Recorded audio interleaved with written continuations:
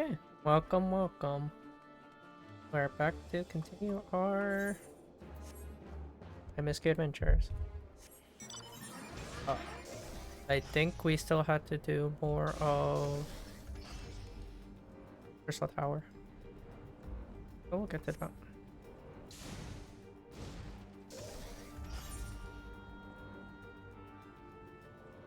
Yeah, World of Darkness.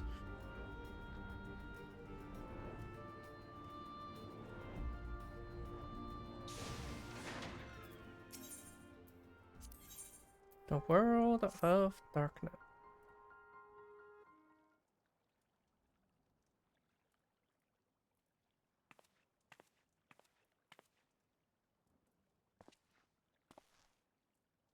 Hikaru, it is good you are come. I have news you must be made aware of. Alas, none of it bodes well for us, nor for Une, Doga, and Nero, imprisoned in the Dark Realm.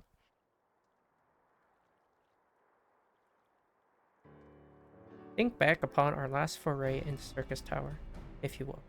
Calamity stirred the place from its long slumber and awoke Emperor's hand. But you, Hikaru, you ensured he was laid to rest permanently. Yet the Emperor had sealed a binding covenant with a terrible void set known as a Cloud of Darkness. Even as Doga and Yune labored to annul this contract, the entity reached through a rift and dragged a pair of them and Nero out of our realm. Since that day, Noah has devoted itself to rescuing Yune, Doga, and Nero from beyond the rift. Our research, however, has exposed a far more dire problem. The Crystal Tower still acts upon Emperor Zan's orders, and collects energy to open another void gate even as we speak. Indeed, the place nigh hums with energy. We have done all we can to stop the Imperial Edict, but to no avail. Just as the gate would open only for Une and Doga, so too will the tower heed only those with the royal blood of Aleg. This is a most galling design. Granted, this was not always so vexatious, according to the Allegan tombstone Nero presented us. During the golden age of Aleg, the royalty had some means of bestowing their blood upon others. If they hadn't such a technology, Amon and his underlings could never have controlled the Crystal Tower. We do not have either this art or any with royal blood. Every moment we wait, a vast rift with which outer darkness can enter our realm threatens to open. Such a disaster cannot be allowed to come to pass. We must seal the Crystal Tower and annul Zan's covenant with the Dark Realm. If only breaking the ladder would suffice. But then what of the energy building in the Crystal Tower? Without suppression, that power could discharge and cause a calamity like to the one that destroyed Aleg. In truth, we have more than just 3 lost compatriots to worry about. If we do not act, our very world will fall before the might of this threat. We know but one way out of this predicament. Rescue those who can control the tower from beyond the Dark Realm, and seal the rift shut after them. And mercifully, not all our news is quite so bleak. It's true we cannot stop Void Gate from manifesting within the tower, but this can be to our benefit. We can use Circus's power for our own purposes, and create a portal to carry us into the Dark Realm. We can't just go into the Dark Realm like that. We have heard this is possible from a man of the Thaumaturge's Guild, well versed in otherworldly matters, and with Master Garland working to create said portal, the final preparations are well underway. And here comes the man himself.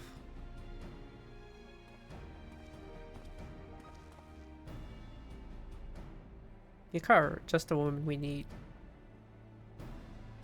Yes, our fellowship is indeed complete, and all parties privy to our strategy. Oh, I skipped up accent. Quite well, the device is nearly ready. Though attaching the damn wool thing to Circus Tower took every ounce of ingenuity the Ironwork has got, but should produce the energy we need. With just a little more fine-tuning, we can open a rift. I'm here to request your presence at the tower. I'll leave Biggs and Wedge at the 8 Sentinels as guides. And do hurry, Hikaru. I'm sure you wouldn't miss another chance to save the world, would you? I mean, we don't got much of a choice. Well, Sid certainly seems to have a firm hand on the helm, so we make our way to the Crystal Tower.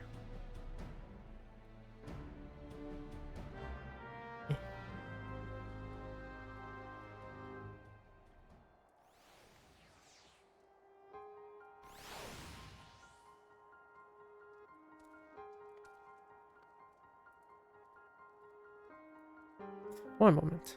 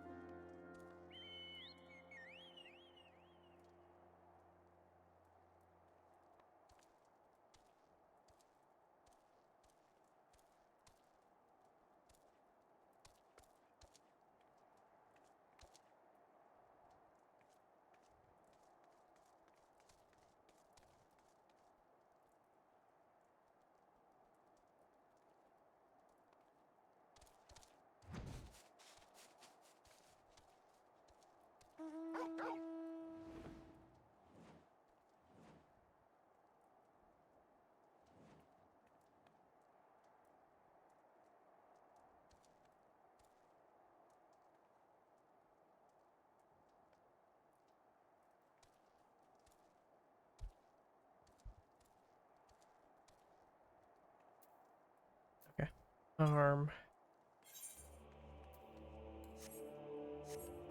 Let us continue.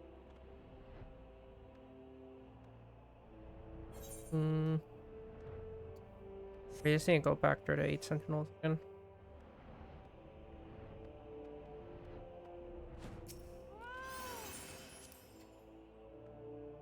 I find it funny that we can just look past the gate, but we can't use our mount past the gate. The gate is there when we see it. Oh, I don't really get it.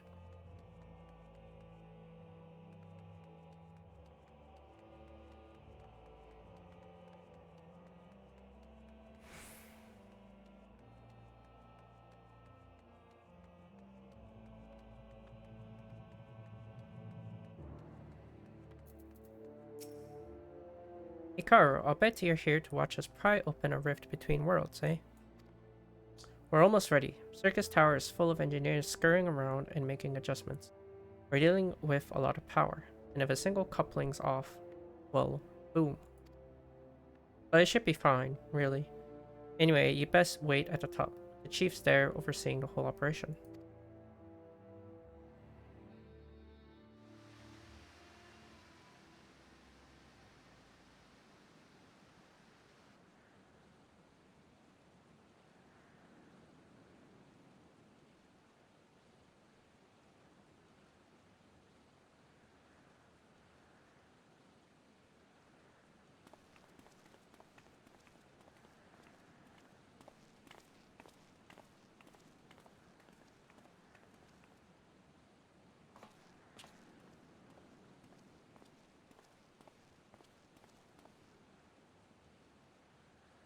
My friends, you've arrived. I'm just waiting for my engineers to give the signal. Then we'll see if we can't open a gateway to another world. Is there something amiss, Graha? Emperor Zan's throne. How the mighty have fallen, eh? Once it stood as a symbol of Alex's art and power. Now it's nothing more than an empty chair.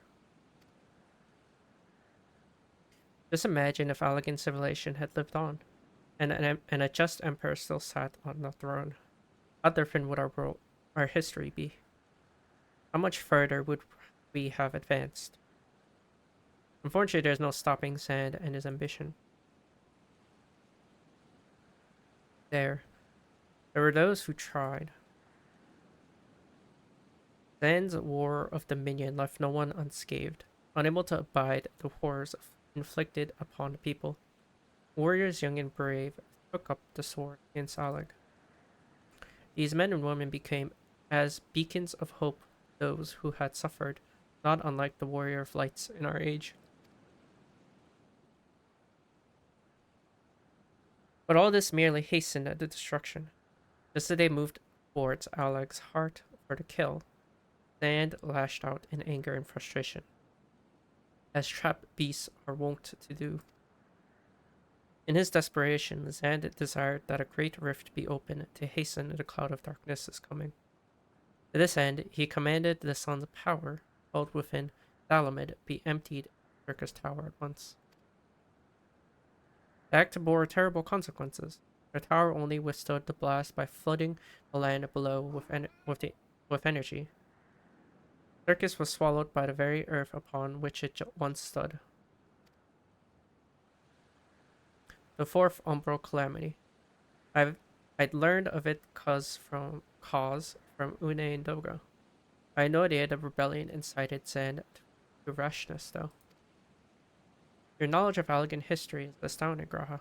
Why a man could study for 2 lifetimes and only learn half of what you know.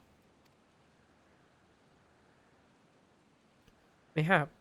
It's strange, though. I cannot seem to remember where I learned such things.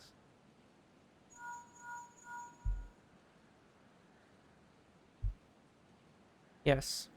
Biggs, are you ready? Ready and raring to open up that void cave, Chief. I reckon when this machine's up and running, she'll be able to float 5 airships the size of the Agrius. Just give us the word and we'll start channeling the energy into the tower. Good, then let's get started.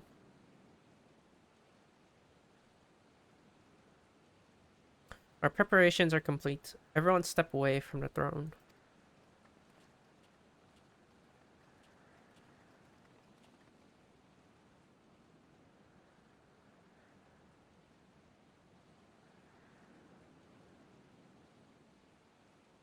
Alright, let's see what this machine can do. Now, Biggs.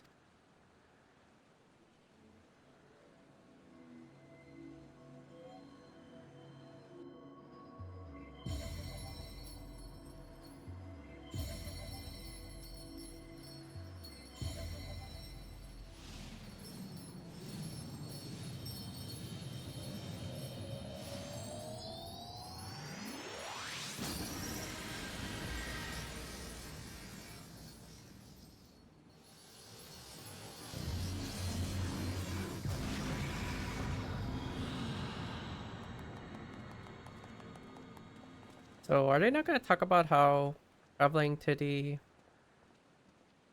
void is not very safe for us to do as humans? Did I just get a glimpse over it? Does that not matter here? A rift to the world of darkness, as Janae called it. Splendid work, Master Garland. We can't break out the mead just yet. The tough part's still ahead. We've broken into the dark realm, but the gate's not all that stable. It won't stay open forever, and only a few can use it. I, for one, will remain here to ensure the void gate stays open. As will the sons of Saint Koinarch. This rift is our sole path to salvation. If it closes, we are all truly lost. Which leaves Hikaru, my friend. It is a heavy burden I must task you with, but there is none more able. Pray lead the adventurers beyond the rift. I do not know what awaits you, save the cloud of darkness and our 3 comrades.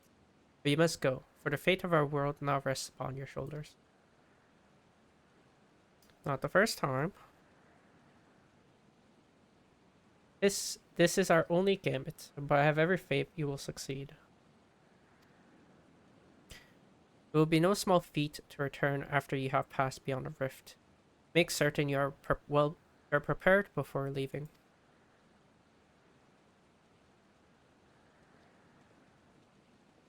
We're always tasked with trying to save the world.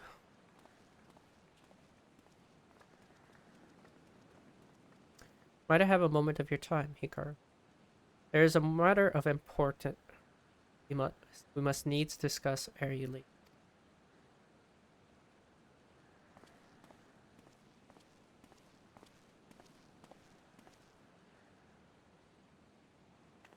Well, we can't talk here.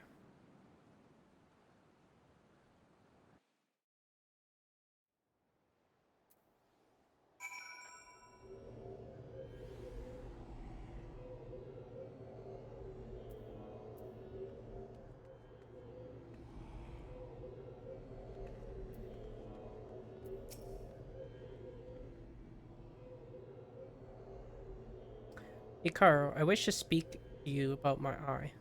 You are no doubt aware 'tis a trait seen only amongst Allegan. Long have I pondered why such is my inheritance. The sanguine hue must have some bearing upon my destiny. This much Toga himself admitted. But what? In truth, the more I learn about the Crystal Tower, the less I am myself. Somehow meeting those two clones has wrought great change in me. I'm consumed with remembering something. Something ancient, but ever so important. And my father's words echo in my mind. The self-same one his father told him. The truth of our eye rests with Alag. Mayhap that I wish to remember, and these words are related. Mayhap not. But I know I must learn the truth that history hides from me. I would see this journey, our journey, through to the very end with mine own two eyes. I implore you, allow me to join you beyond the rift. You have my thanks, my friend. Now, let us venture into the world of darkness to save our comrades and our realm.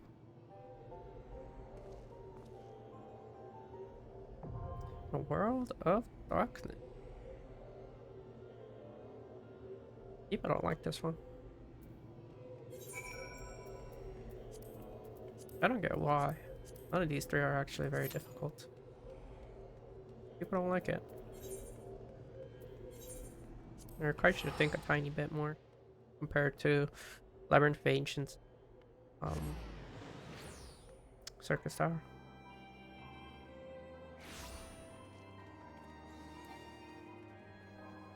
Not even like that much more thought required. I don't personally get why people such a disdain for this fight. Well, I'm assuming it's the same reason people don't like Evilly Straight Cider. Because it's a tiny bit harder. Which it is. I can't deny that it is.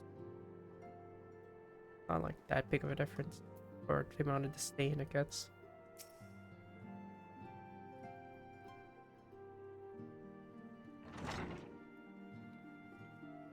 Alright.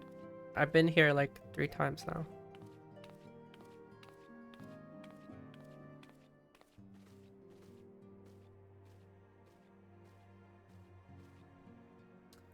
Well, it is certainly spacious.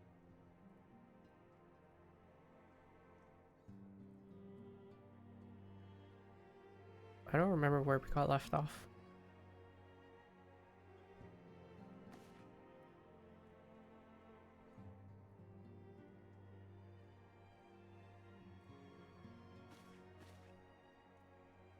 Today marks a new beginning for the signs of the 7th dawn. For today we declare our independence. We shall henceforth be beholden to no nation, but serve all of Eorzea's people, proudly and openly. But that does not mean that we will sever our ties to the Eorzean alliance. On the contrary, the antecedent and I shall endeavor to strengthen them. Rest assured, however, that we shall not permit political consideration to influence our decisions. Our identity remains unchanged, as does our cause. We are the signs of the seventh dawn, and our single purpose is to safeguard the future of Eorzea.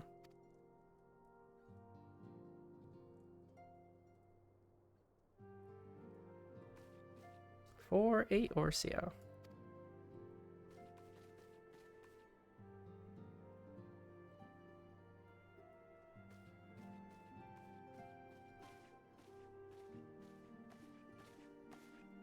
A moment of your time, Hikaru. I would speak of Elidibus. Pardon the intrusion, my lady, but the matter which bringeth me will admit no delay. Mine every attempt to contact the students of Baldesion have been met with silence. No one will respond.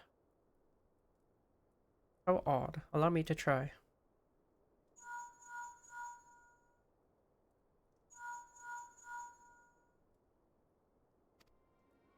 Oopsie. They have never yet, my lady. I fear we must assume the word. No. No, I will not believe it. An outpost perhaps, but not their headquarters. Their wards are beyond circumvention. Had they come under attack, they would most certainly have raised the alarm. None could penetrate their sanctum unnoticed. But for those who lack the gift and knowledge, both. Oh no. Contact their agents in the field at once. If aught has befallen the students of Baldesion, they may know of it. Though the thought of it pains me, until such time we have evidence to the contrary, we can but assume the worst. Accordingly, we must needs seek another source of information on Elidibus. It is possible that others in the homeland are possessed of such knowledge. Be fairly warned, however. They are unlike to yield it unconditionally. Do what you must.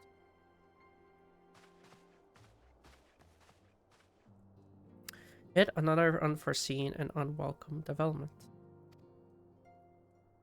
What could be next? A visit from crimson-clad Ashen, perhaps, or Worker, or Puce. And which of our allies will then fall silent? For a time, I thought we had gained the upper hand. When you shattered the crystal of darkness and cast out La Habrea, I dared to hope that we have found a way to rid ourselves of the Acid menace.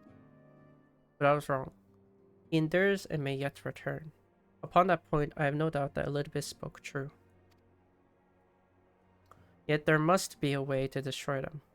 Utterly a way to spare this world their unholy machinations. I dare not consider the alternative. There are forces at work we do not understand, Hikaru. I discern them all around, in disturbances too great and too numerous to be dismissed as a mere coincidence. Doubtless the paragons are involved, but how and to what end is far from clear. I know not what will come, but I do know that we will rise and meet it as one. My stalwart hero, your face is a picture of resolve. I will know that you will be ready when the time comes. With luck, however, that will not be for a while yet. Pray return to your private affairs with my blessing. Should anything arise, you will be informed.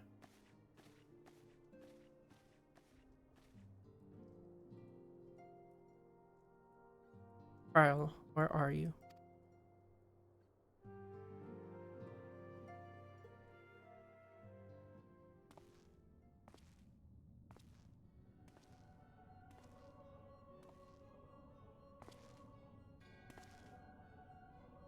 Your intercession was not foretold. Intercession.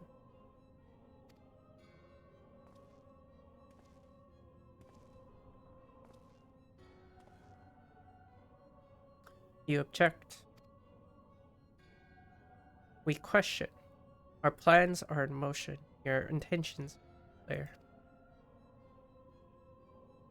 They survived the seventh ardor and are stronger now. Gift. Does that not intrigue you?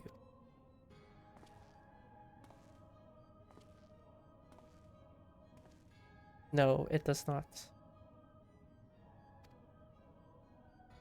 Serve as you will, so too shall I. We labor not at cross purposes. The wisdom of his plan shall become apparent in time, when the veil is lifted from their eye, and at long last they see.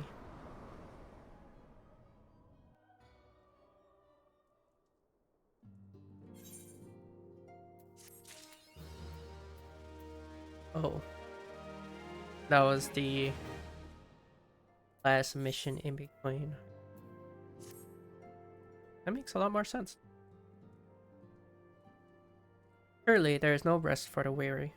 Scarce had I begun to make myself at home when I received a request for assistance from Amachina and Sons Mineral Concern. It would appear their storehouse in Horizon has been the target of a series of covert robberies. Minor as they seemed in isolation, the occasional discrepancy in the manifests were long dismissed as clerical errors. It was only during the concern's annual audit that a pattern became apparent. Significant quantity of crystals, and only crystals, were missing. I need hardly tell you what that may imply. Nope. Minfilia, we'll be back.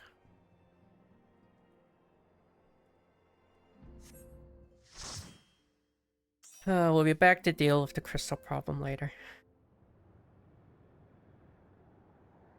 We have the World of Darkness to do. In which... I still don't understand how we're able to enter this world with no text to our being.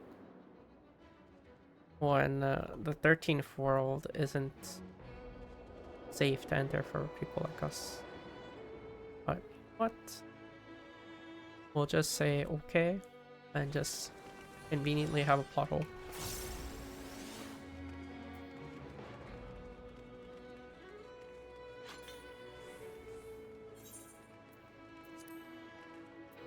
This. Wow.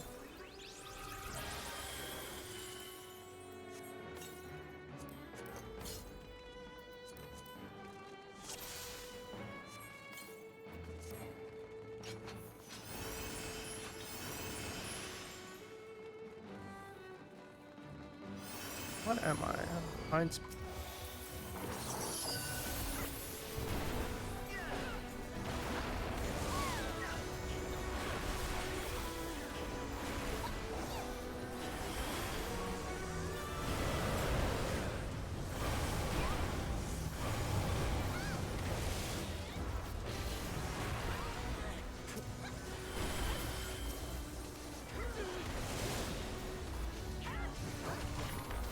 Willing to buy an interact.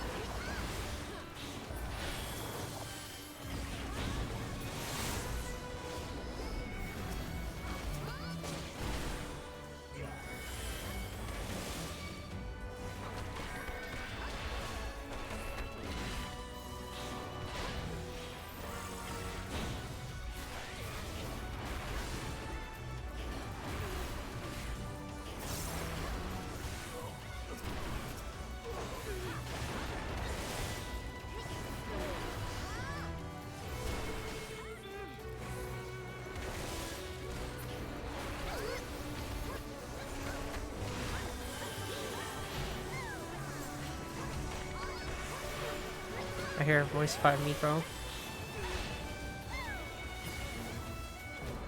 That's like 5 Miko.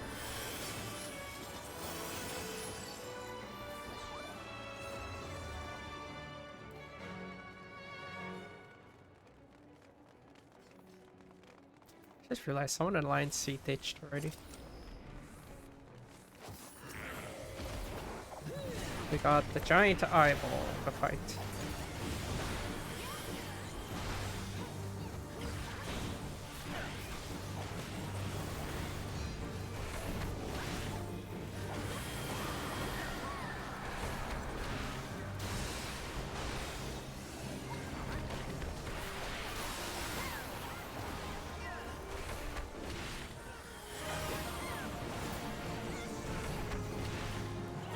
Level 100 player.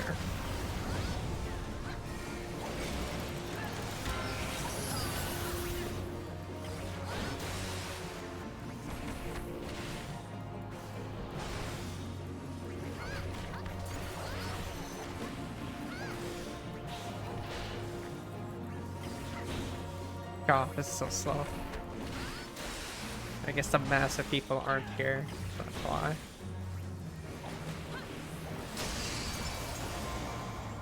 What the fuck?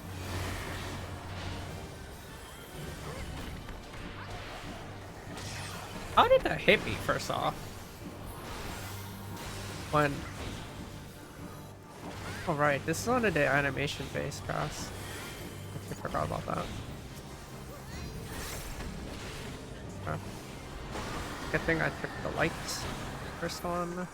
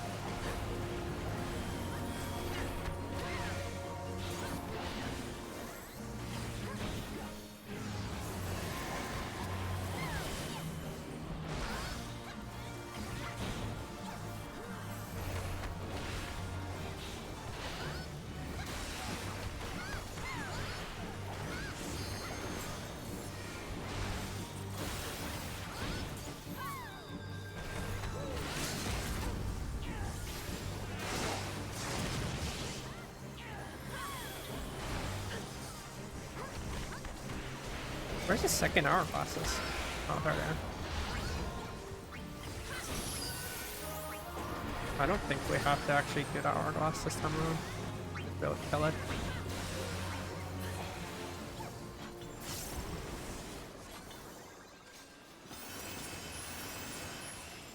Anything usable for me? Are those better than my red mate? They actually are. Those.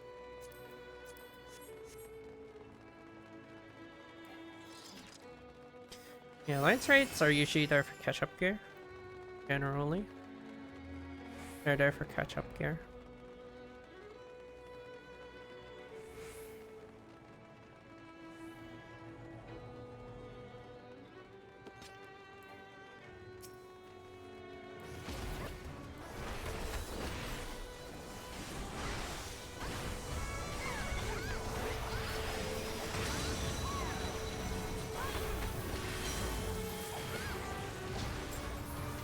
Anything like that, he can interrupt.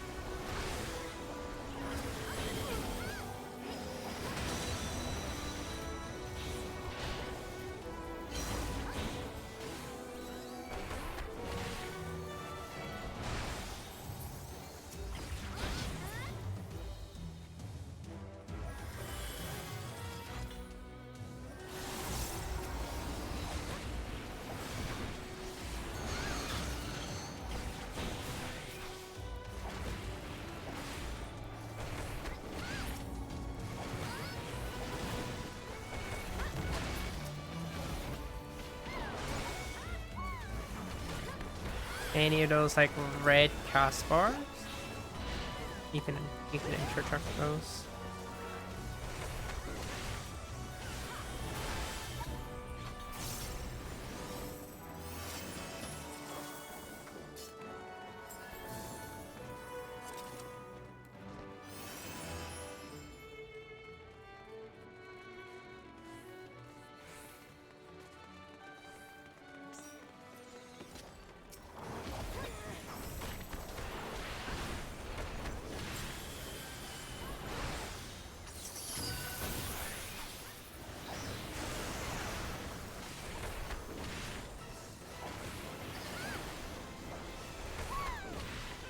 Ow.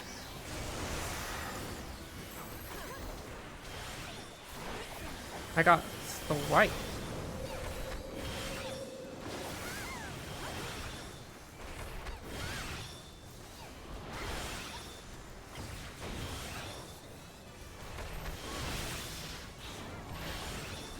So far away.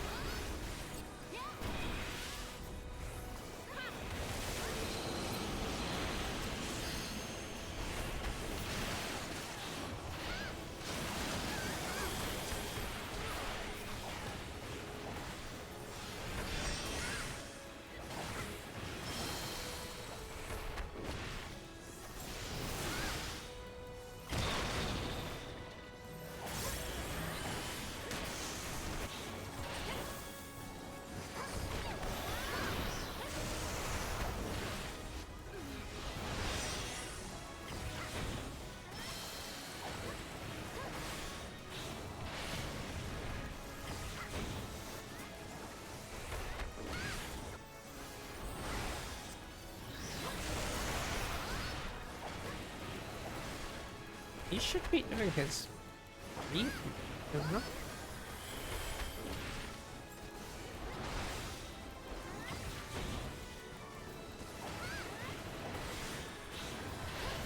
Oh, there it is.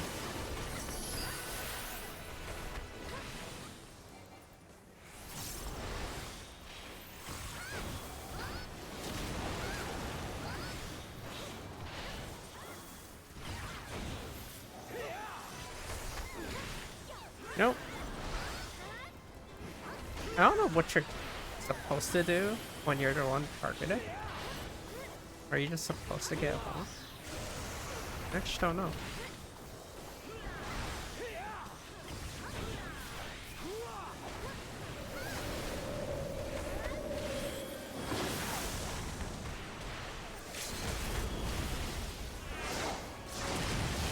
We used LB1 when we were right at LB2.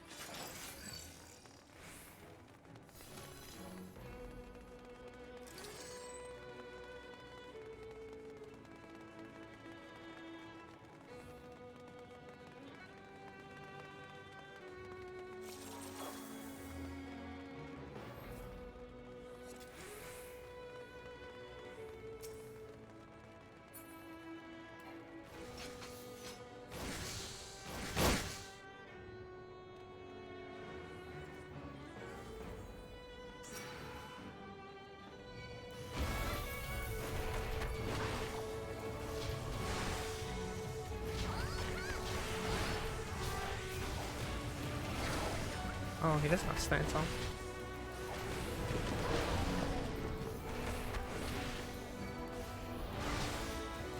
So it doesn't really matter.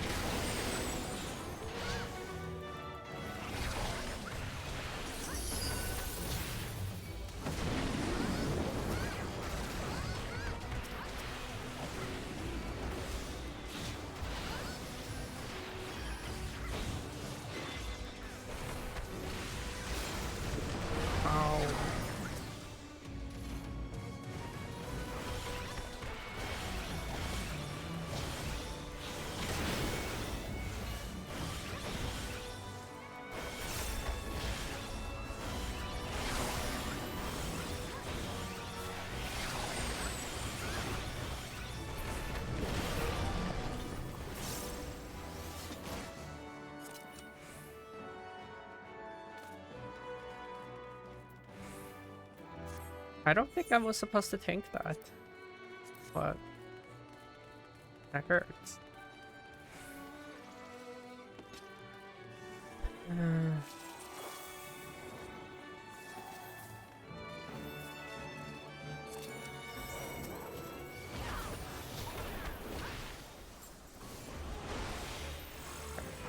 Okay, I need this guy to make up his mind. Jesus.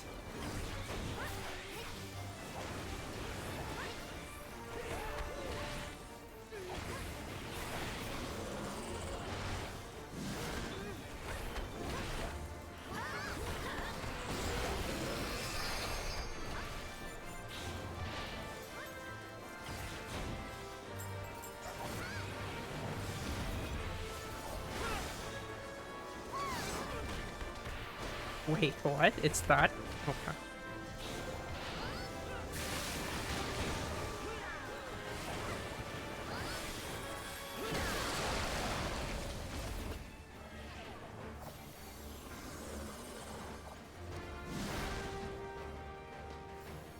Okay, I need this guy to... Come on, eat. Thanks.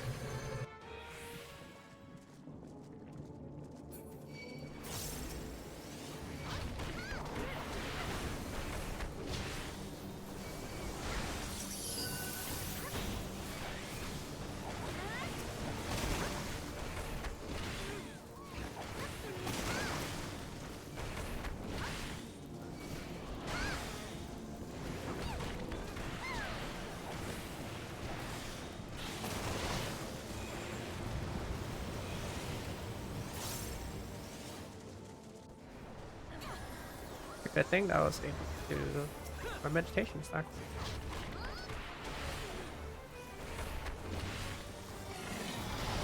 What the hell? Who? Okay. Oh, unfettered have that. Whatever.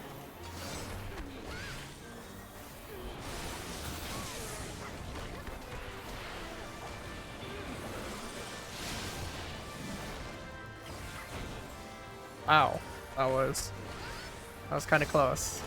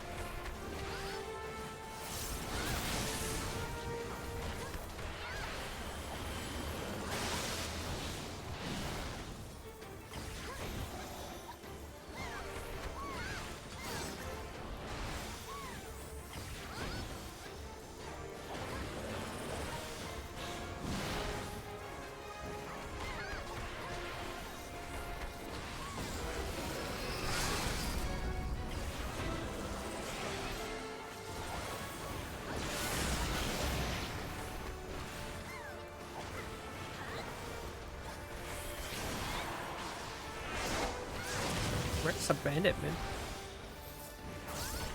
Oh, I guess that's here.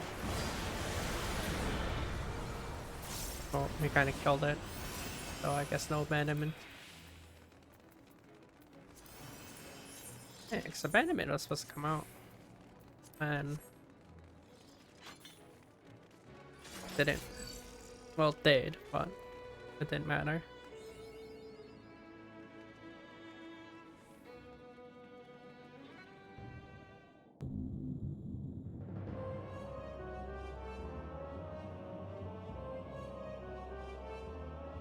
Out of darkness. Who disturbs the gloom? Mortals from the realm of light. Oh. Okay.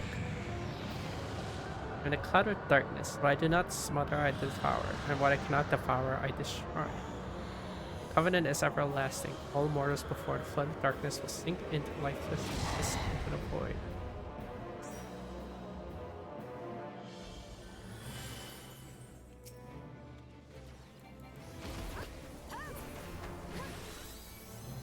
Ready, jump.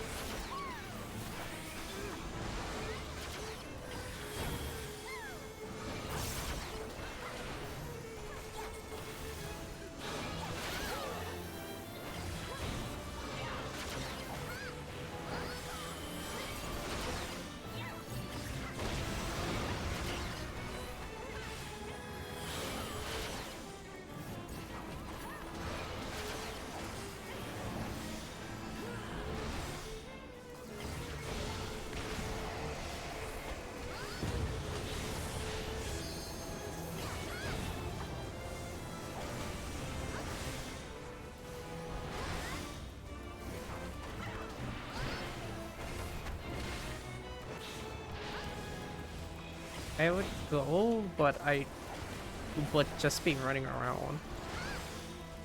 They're killing those things instantly.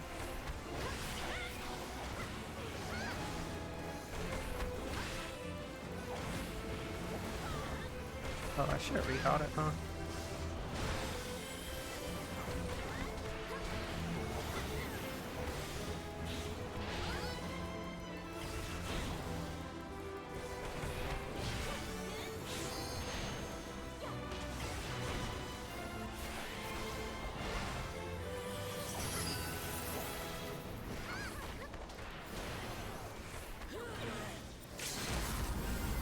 I'm just gonna use open too.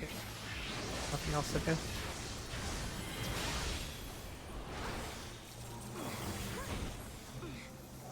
We're never gonna build OP3.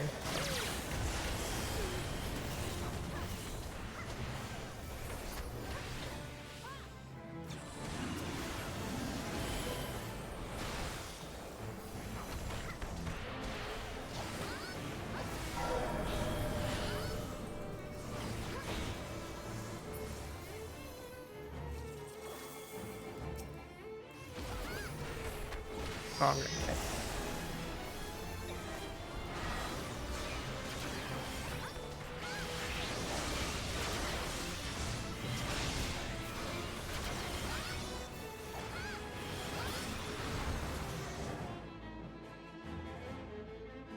I think this has just gone faster since the start of the expansion.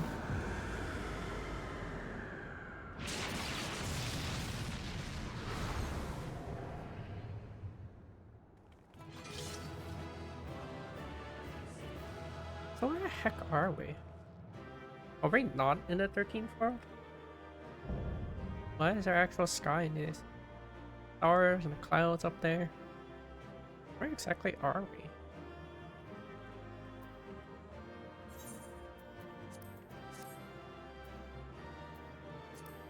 20 that, read that. Upgrade the casting gear. Tracking gear I do need.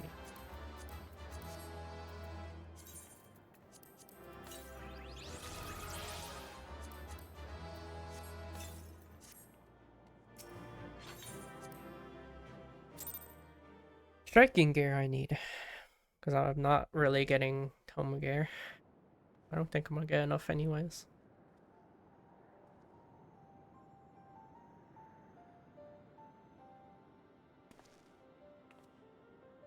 Where in the seven hells are they? Without them to stem the energy in the tower, our defeat of the cloud aids us cause time. Or cause a little. Doga, Une, can you hear me? Nero.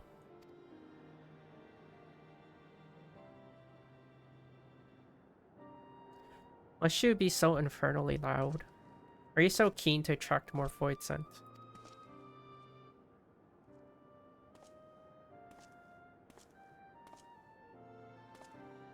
Though, I don't blame you for missing my company. I think the 12. Are you alright?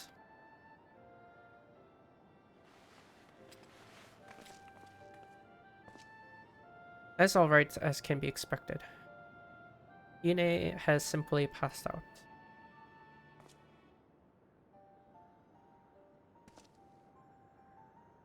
Nero, by the gods, what happened to you? Alas, his wounds were too deep, and allowed this foul place entry to his body. Now the darkness claws at the aether of his very form. With that we could have protected him. The cloud of darkness was bound by Zan's unholy covenant to bring prosperity to Allegan royalty. The same blood that sealed his contract gave us a measure of protection. I say a measure. For this vow does not protect us from utter void scent. The cloud imprisoned us here precisely to unleash fiends upon us. We would be dead had Nero not defended us so valiantly. Mistake not my actions for kindness.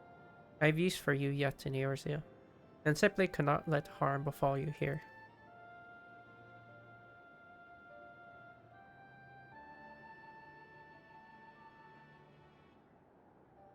What? Where?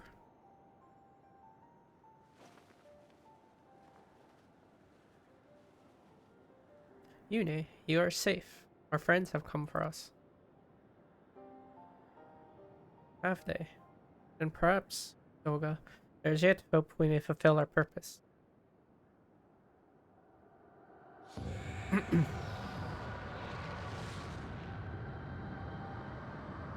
No, we're not. We're definitely in the void. Mortals, ye have dared to challenge me, and now must feel my wrath. Did you think you could destroy me in my realm? Here I am eternal. I will smother your light and entomb your bones amongst my shadows.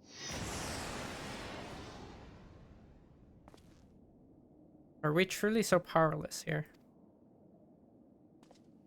As long as we fight the cloud in this realm, I fear so.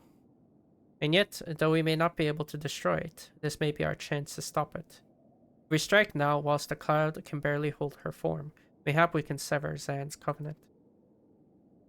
Yes, and raise the bridge between Crystal Tower and this foul place once and for all. Hikaru, Graha, he must flee. You and Doga mean to stay here? This madness. You must return with us. No one but you can save the world from the threat of the Crystal Tower.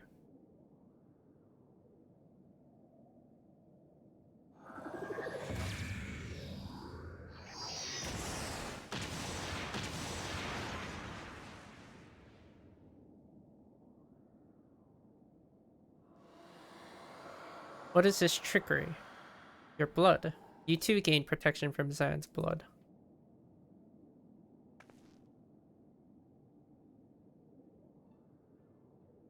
Rahatia, you are possessed of royal blood. This is why the royal eye runs in your line.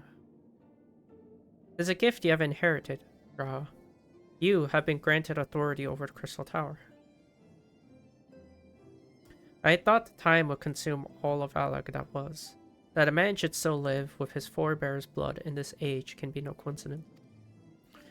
Some person must have planted this gift in your line, and used the highest of Alagan technology to do so. True, the Crystal Tower is not likely to recognize you as Alagan, not as you are now, but your royal eye bespeaks a simple truth. Within you dwells one feeble glitter that will illuminate all, the light of hope. But how shall I use this light? Pray tell me.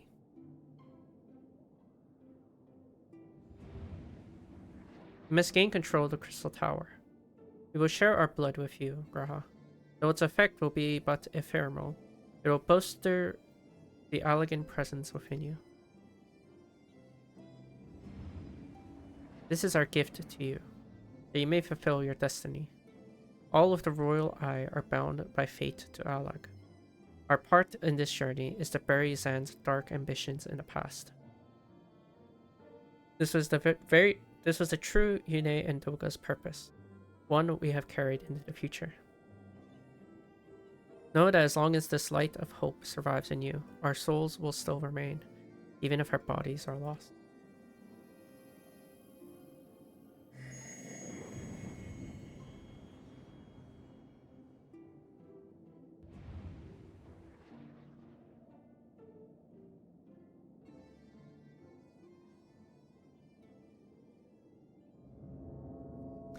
How nice of the cloud to just sit there AFK.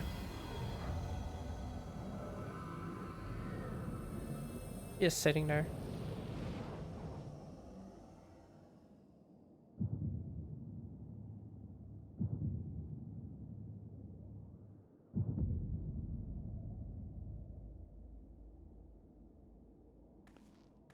He may leave us as well, Nero.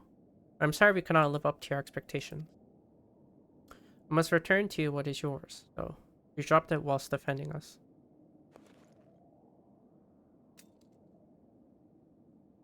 What you seek by this instrument may not be possible, Nero. But do not give up. There are many other paths that await you.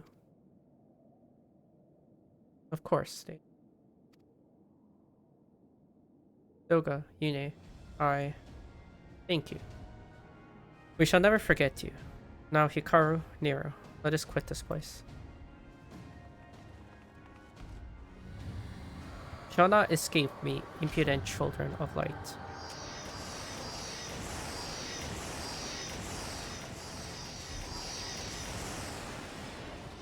Yes, terrible I am.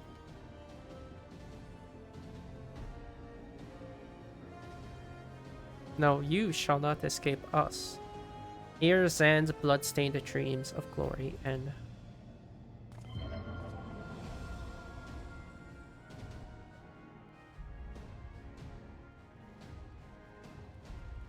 We have a long run, huh? There, the glint of light. That's not a glint. Oh, my eyes. It grows faint. Then the bridge between realms grows fragile by the Covenant's annulment. If that light dies, we are stranded here. Hurry.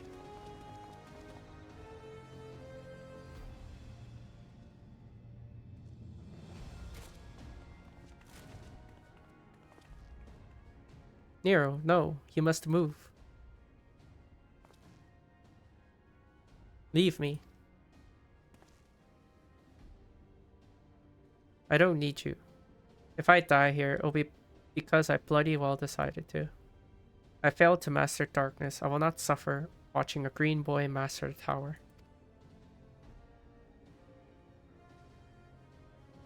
Do what you will with it, but remember me, son of Alag. I am Nero Toskeva, the man who will yet outdo Alag and Garland. That was what you hoped to do. May the Crystal Tower again be a beacon of hope for mankind. Go, damn you.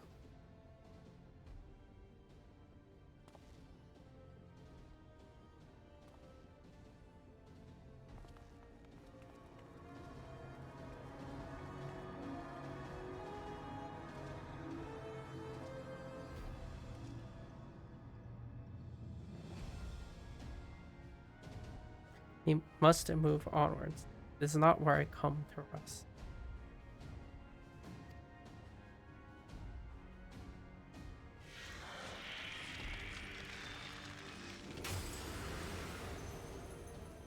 But how did...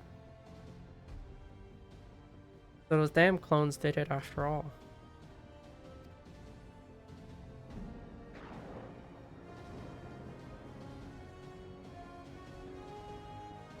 Now, onwards.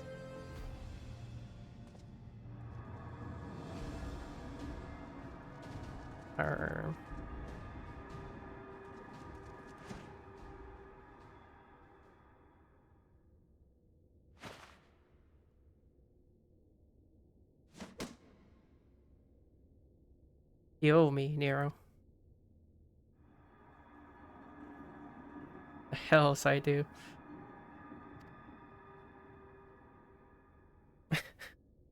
I find it funny Garland's the one that saved them.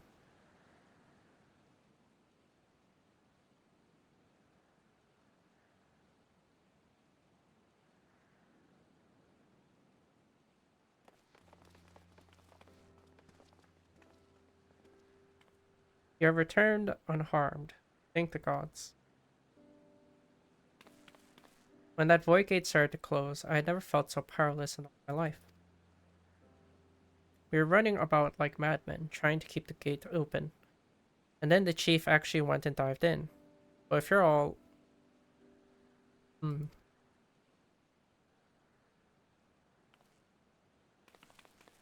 Where are Yune and Doga? They're not...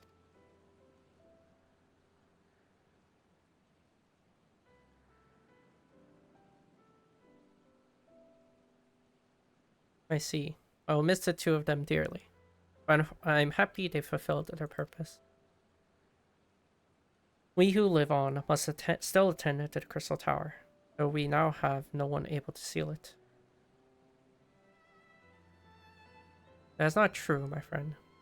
Yune and Doga have entrusted me with their blood. I can now control the Crystal Tower. Raha. Yes, I can see it in your eyes. Good. Then let's put an end to this and seal away the tower. I understand your instinct, bros, but please, give us a moment to rest. I am weary to the bone, and Nero and Hikaru are both emerged from long battle. Of course, you have the right of it. We shall leave this place for a spell and repair the Saint Koinak's shrine.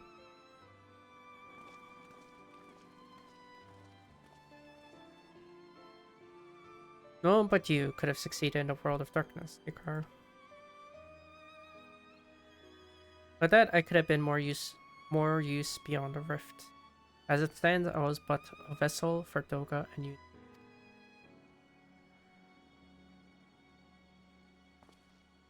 Have I remembered what I wished to?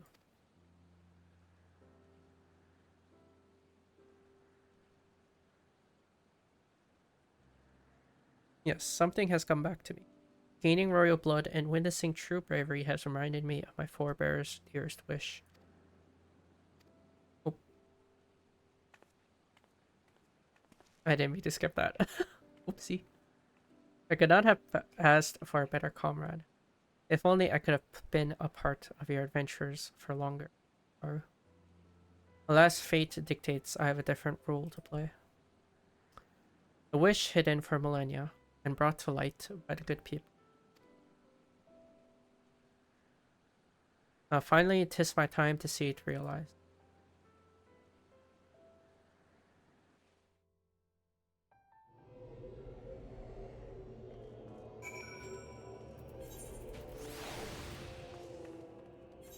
I wonder It's probably faster for me to walk than teleport and fly. Probably.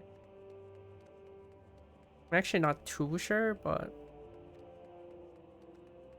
imagine it'd be slower. That doesn't make too much sense to me.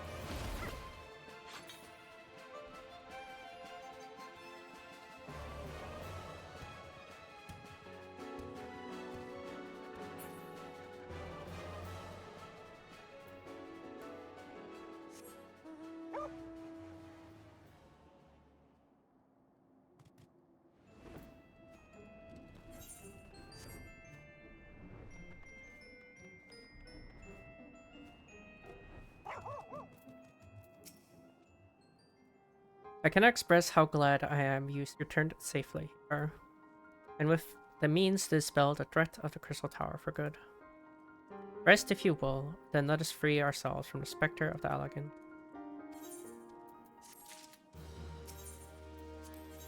The Light of Hope. I trust you have rested, my friend.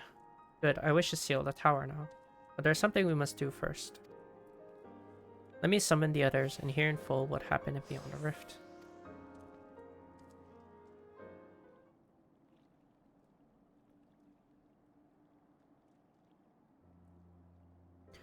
So the elegant eye that runs in Graha's line does mean the royal blood flows in his veins. I suppose it is not odd to think his forebears gained it via ancient technology, but who imbued his family with the blood and for what purpose? Mayhap all this was fate, from discovering the tower to Graha gaining Une and Toga's blood. Has Graha said anything? For that matter, where is Graha? And what of Nero? I'm not sure about our resident historian, but Nero left the tower with me. Where he's vanished to since, I cannot say. But knowing him as I do believe he'll scheme against us for the time being, though he is still Nero.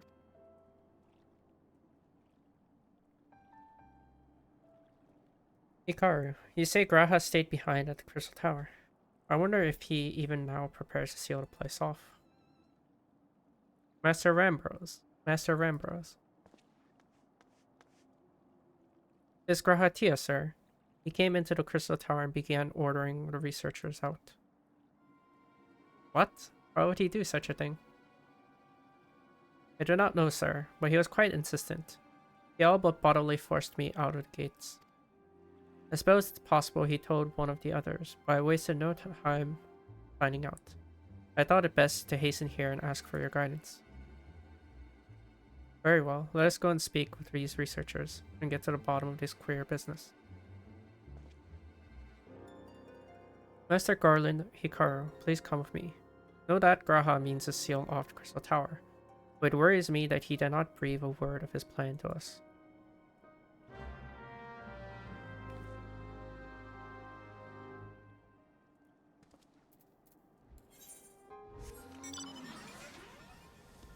Ah, first chaser jump scare. Big mount. I love the mount. That's a huge mount.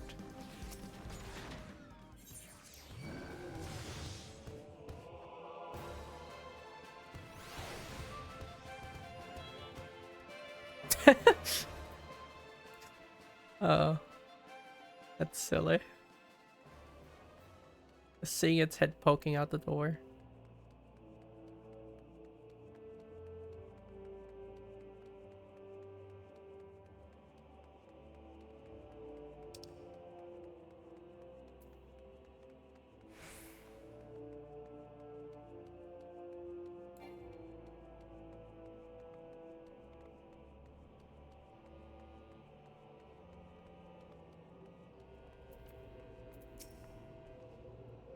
What in the world was Graha thinking, demanding we leave the tower? No doubt you want to know why. I wish I knew that myself. Of course he would tell me nothing, but he will be honest with you, miss. I am certain of it.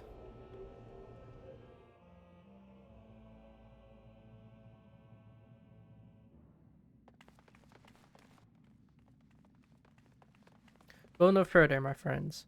The doors will close ere long.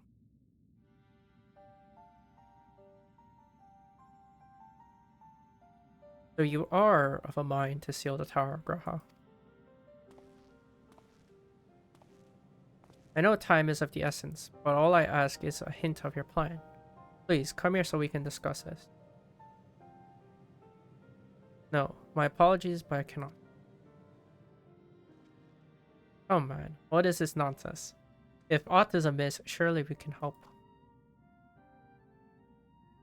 Not this time, my friend. Just as Yune and Doga fulfilled their destiny, so too must I fulfill mine. My blood has awakened me to this fact.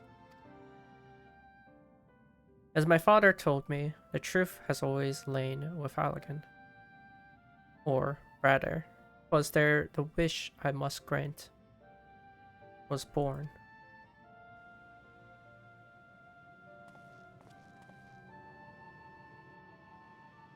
You see, not all of the world perished in Zan's calamity. Survivors stood amidst the ruins of Allag, looking to the Crystal Tower, but was nowhere to be seen. Yet they hoped its spires would again dominate the land, and prayed that the Crystal Tower would be a beacon of hope to people everywhere. Word of this soon reached the only member of Allag's royalty, outlived empire, the Princess Selena. Selena was moved by the people's dearest wish. She used the very best of Allag's technology to give her blood and memories to he whom she trusted the most. That man was my forebearer. For millennia we waited. Allag's art and ingenuity faded. Our royal blood grew thin. Before the last drop could vanish from the realm, the memory of all this returned to me. And now I must fulfill the wish of the ancients. The tower will shine forth as a new beacon of hope. Graha, the crystal's tower strength poses too great a threat to Eorzea now. We would need technology as advanced as Allag to use it correctly. As things stand, we could barely understand the tower's workings. Else, we may never fully comprehend them. It is as you say, Sid. We could wait for someone someday to reach the same heights of Allag. But by then, we would have lost the royal blood and the means to control the tower. What if I do as Amon did, and put the tower into a deep sleep? What? You cannot mean that. I am deadly serious, Sid. The tower may only be used once men rival the Allagans in knowledge. I will slumber within Circus Tower until then, to greet those with the means to open the gates. Then I will guide them, and thus will the tower shine forth as a beacon of hope it was meant to be. It is the only way to make the wishes of the ancients come true.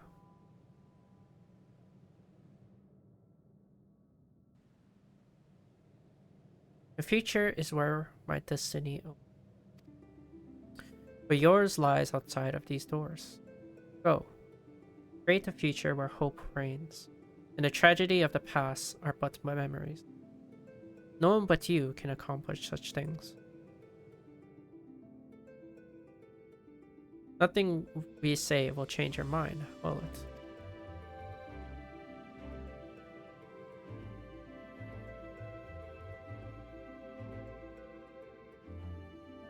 Onwards to a brighter future. It won't be easy, of course, but that's exactly why we'll do it. We'll catch up with Allag. Just you wait. We'll cover all that lost ground before you even know it. Well said, Wedge. It'll only be a few years before you come knocking, Ra. And you're in for a rude awakening. You shall be witness to Noah's accomplishment. Pray keep alive our success, and forgive us our failures. And may we meet again, my friend.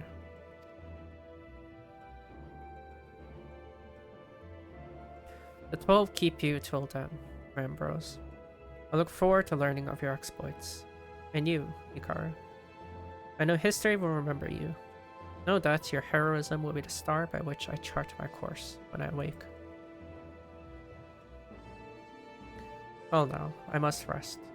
Recalling so much has put me in the mood for sleep. Farewell, my friends. I eagerly await a future born of your courage and the ancient.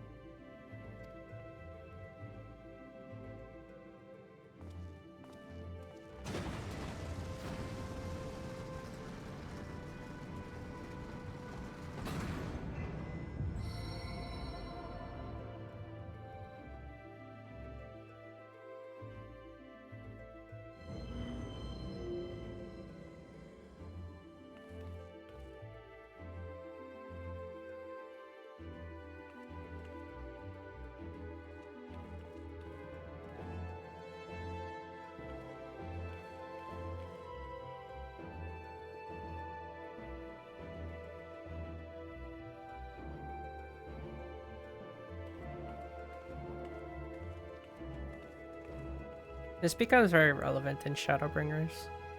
Hence why it's a required side story. It's a very relevant piece in Shadowbringers. That's not for a bit.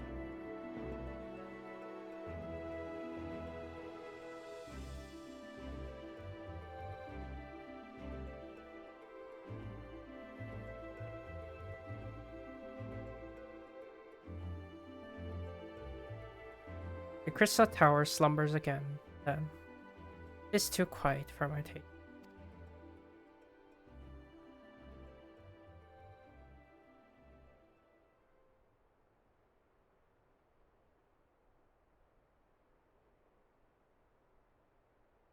Goodbye, Sid. I must put all this at my back. Possibility beckons, and I am bound to follow.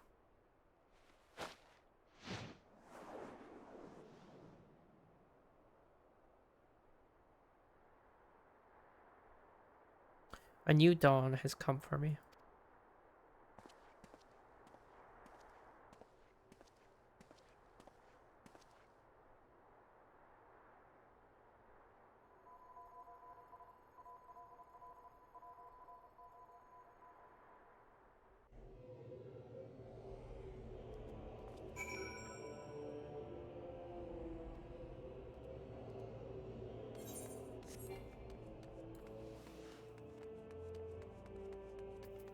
Oh, I can't do my drop quite. Oh, interesting. Guess we'll just.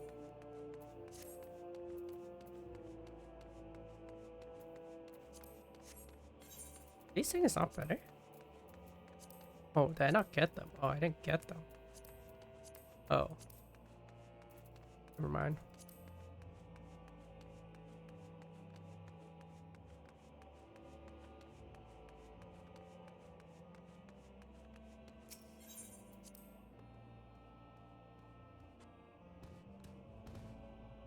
I thought I got the piece.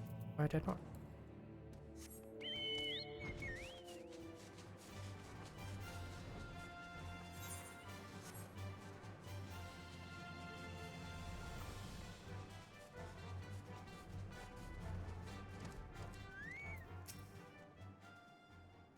You have just missed Sid, Hikaru. There's much that needs his attention if he is to fulfill Graha's wishes. But this is not the end of Noah. No matter how lonely Saint Konak's find has become our friend's departure. We must all walk in different directions now. Remember that we labor for a brighter future, lit by Graha's beacon. Stealing the Crystal Tower was but the first step. Farewell, my friend. May our paths cross again.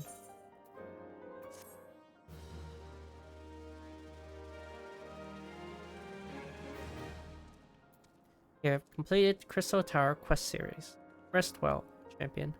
for the main scenario and many other adventures.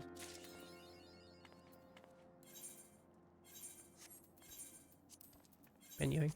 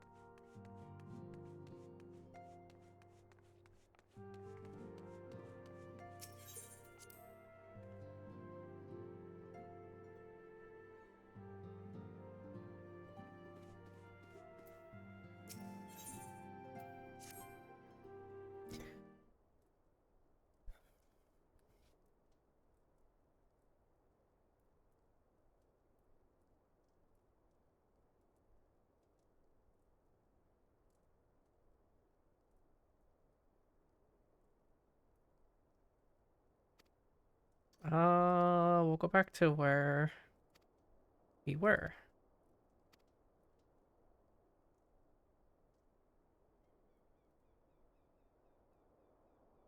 Right here. The Brass Blades charged with investigating the thefts believe that someone within the concern is selling the crystals for profit. Alas, they have as yet been unable to identify a likely suspect. And the concern's proprietors have grown frustrated by their lack of progress. Needless to say, I would not have agreed to intervene had the stolen goods been of merely monetary value. If there is even a possibility that the theft acts not out of self-interest, but in service to a primal, we can ill afford to wait for the blades to realize their mistake. Pray depart for Horizon at your earliest convenience.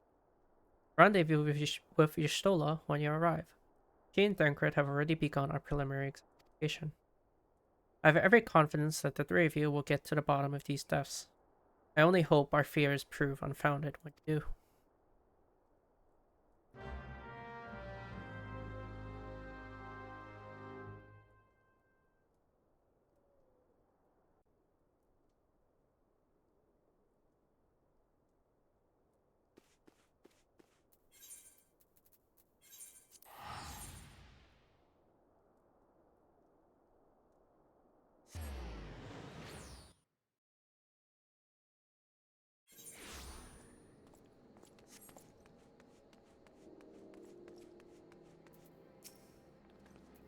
Ah, Hikaru. Your assistance is most welcome. I've already spoke at length with the Brass Blades of the Rose, albeit to little avail. It would seem that the thieves took great pains to conceal their activities. I could go into further detail, but your time might be better spent in conversations with Fufulupa. He is the officer charged with the leading investigation, and I would only be repeating that which he related to me. If aught eluded my attention, mayhap it will not elude yours.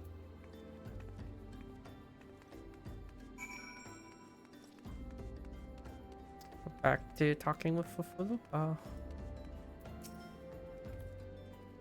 The little Lelafel. Back in the first ride. Hikaru, what a pleasure to see you again. Y'shtola said to expect you. Terrible business, these thefts. We have yet to confirm the quantity of crystals stolen, but I dare say it may be greater than... but never mind that. I have news to share. A short while ago, the driver of a heavily laden carriage refused to halt for inspection and broke through one of our checkpoints on the Royal Allegan Sunway. The cart bolted off towards Eastern Thanalan, where, thank the gods, I hear that our colleagues were able to apprehend them without further incident. A speeding carriage would seem a curious choice for thieves of such proven cunning. Yet the Amalja do have a foothold in Eastern Thanalan. And what of their cargo? Did they carry the crystals we seek? We should receiving a report any moment now, but I failed to see what else it could. Did you miss me, friends? I am back, but I fear I'm bearing disappointing news. Or on second thought, perhaps it's good news after all. Tancred, wherever have you been off to? I figured you had everything under control here, so I took a brief excursion to the east to check up on our Amalja friends. And wouldn't you believe it, I happened upon a runaway carriage on the way. And even was I able to do my small part to help my friends in the Brass Blades intercept it. In all my years, I have never seen such a prodigious quantity of psalmists. The Blades were calling it one of the greatest hauls they've ever seen. The stolen crystals, on the other hand, were nowhere to be found. Is that so? Alas, I suppose we have no choice but to resume our search elsewhere.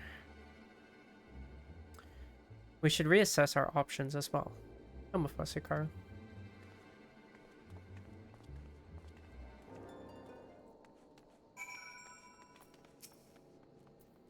Against all expectation, it would seem Amalja are innocent of this particular spate of crimes. By all indications, they have yet to replenish the stores of crystals exhausted during their last attempt to summon a Ifrit.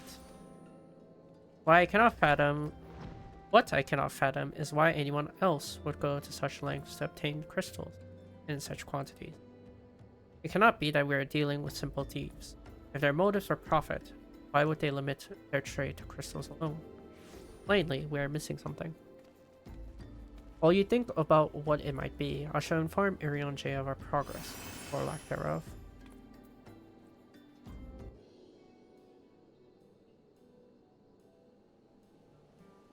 Now then.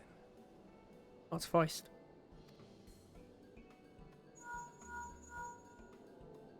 Tis I.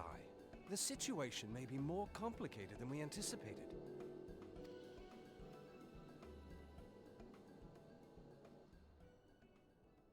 Please tell me it's more than just 2 lines. Indeed, I shall remain watchful. Ere thou goest, another matter requireth thine attention. A young maiden, full eager to... Wherefore inquirest thou of her fairness? Oh, very well. Be she damsel or devil, I shall direct her steps to Revenant's Toll. Save thine insinuations for one given to such impropriety. Thou shalt not find me amenable.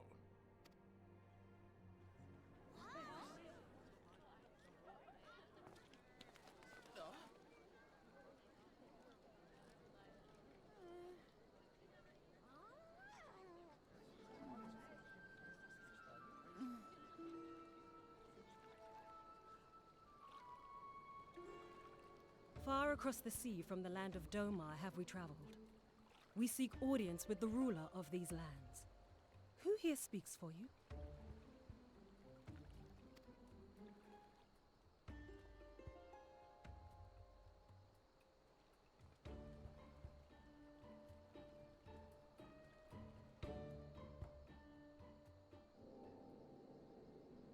Doma.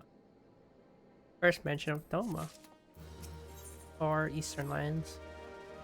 Any bright ideas? A solitary flash of insight? No. Well then, for want of better suggestion, I say we try picking Fufulupa's brain again. Who knows, if we work together, we may yet find something use nestled away within.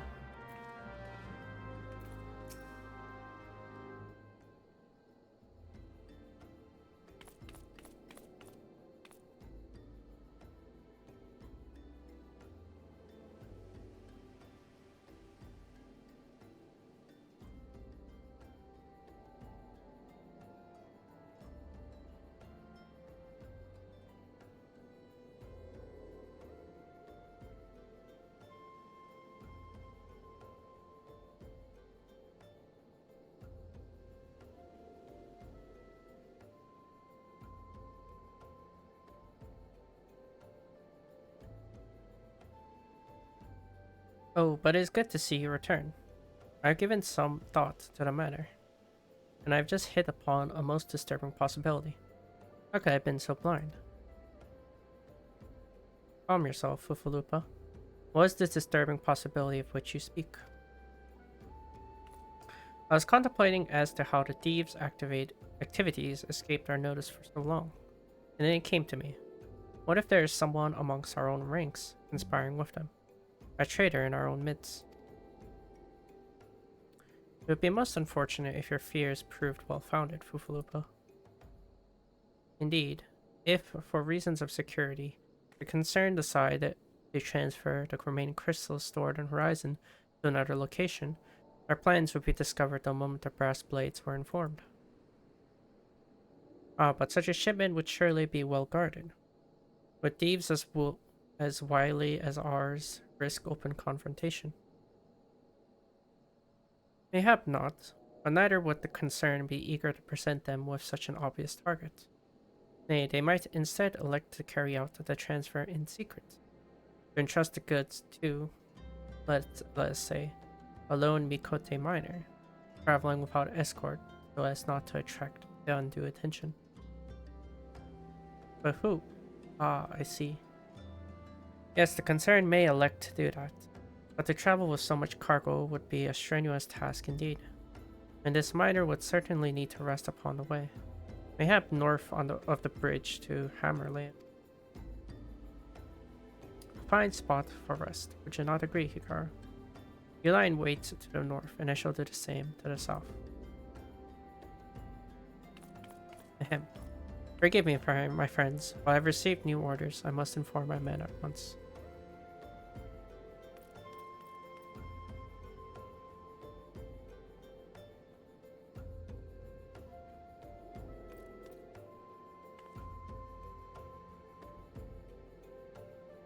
Call me a cynic, but I would be surprised if these thieves lay down their arms and surrender.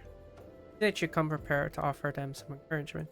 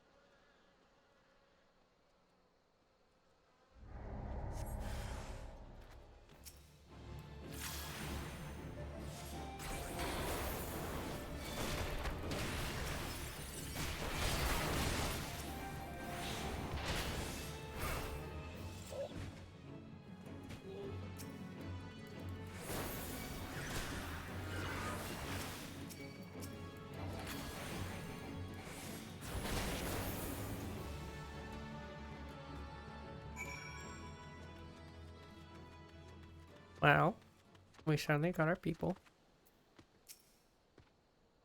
And mining gear. Stubborn to the last, as expected. You are unharmed.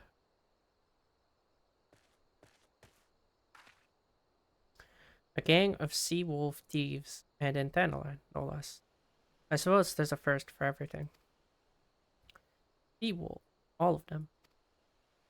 Aye, and all with the same taste and facial tattoos. Blue, in case you're wondering. Our thieves are a long way from home.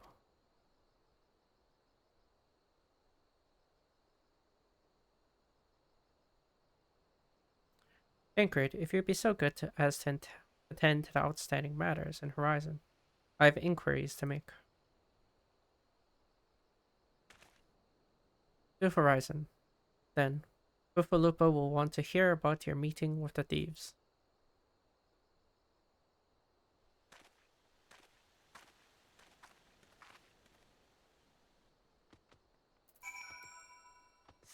Where'd she get clothes like that, though?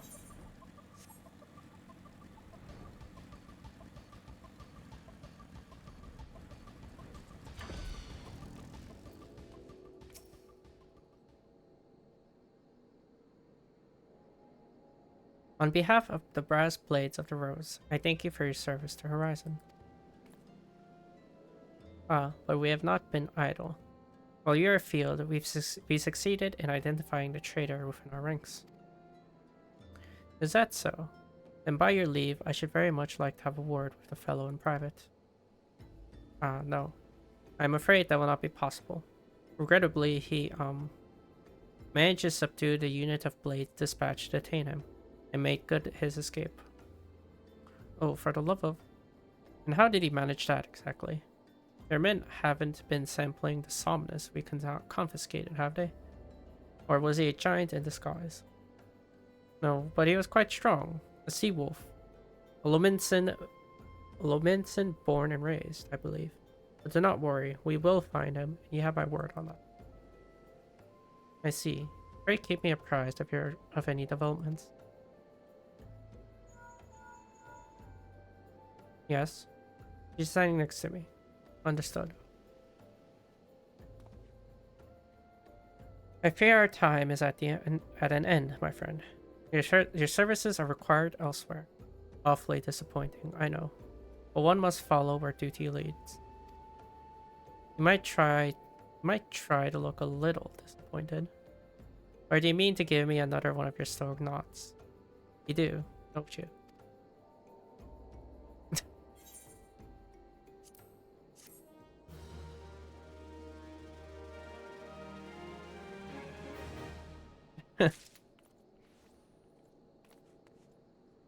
All we do is nod.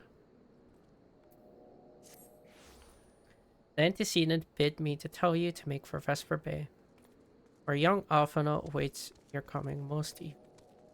It was he who requested your assistance. Some commotion or incident, I'm not privy to the details. While you do whatever it is that Alphana has planned for you, I shall endeavor to track down our traitorous brass blade. And when I do, you may rest assured that we will have our answers.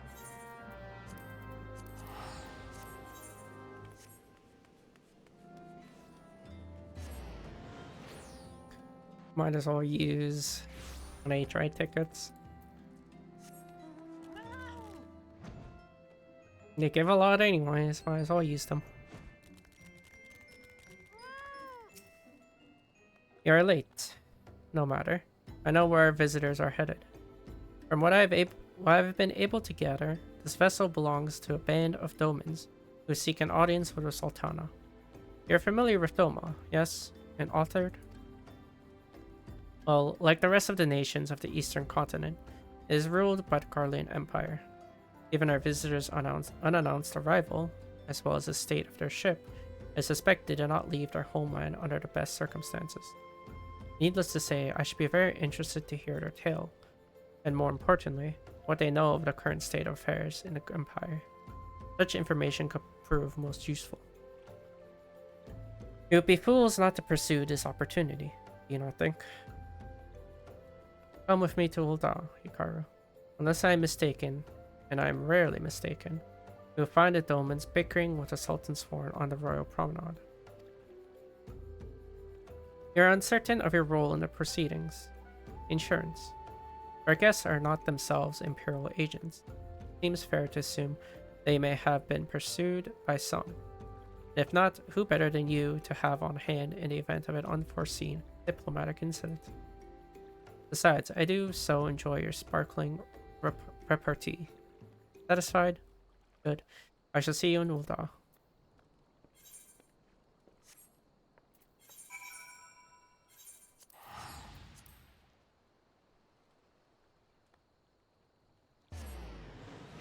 I haven't been here in a bit.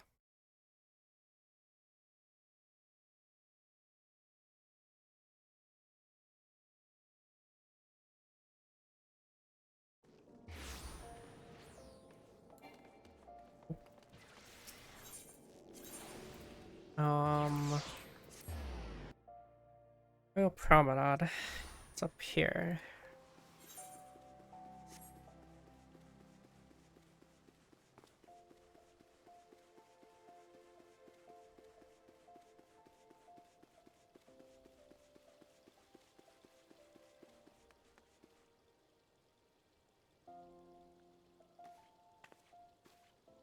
It matters not how many times you ask. Without the necessary permissions, none shall pass. Pray understand, good sir. We have not the leisure to lodge a formal petition. Time is of the essence. All I ask is that you summon your superior. Allow me to plead my case. Surely you can grant us that small kindness. Away with you, and darken these doors no longer. I will not ask again. You know not what you do.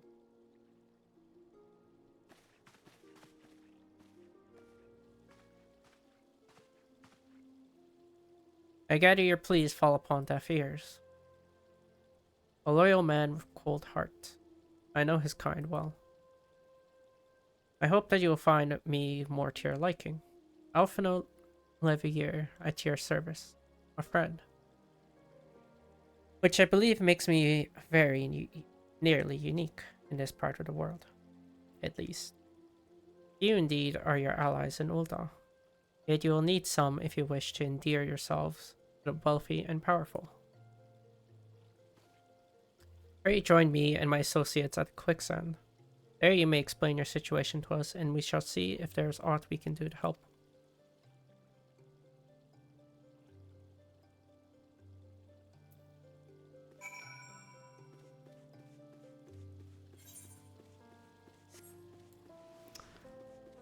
Made me go all the way here to go to the Quicksands. So far.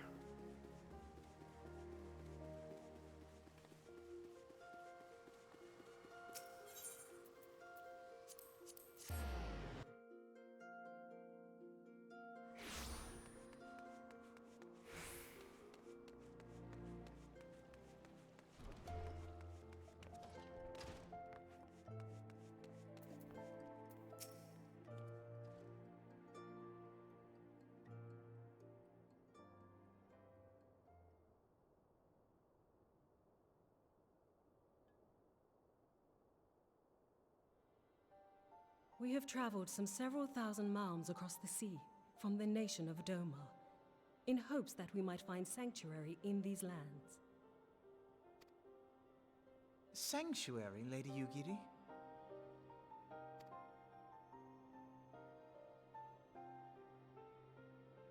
Aye. Lying within Othard, Doma was under the dominion of the Garlean Empire, as I'm sure you are aware.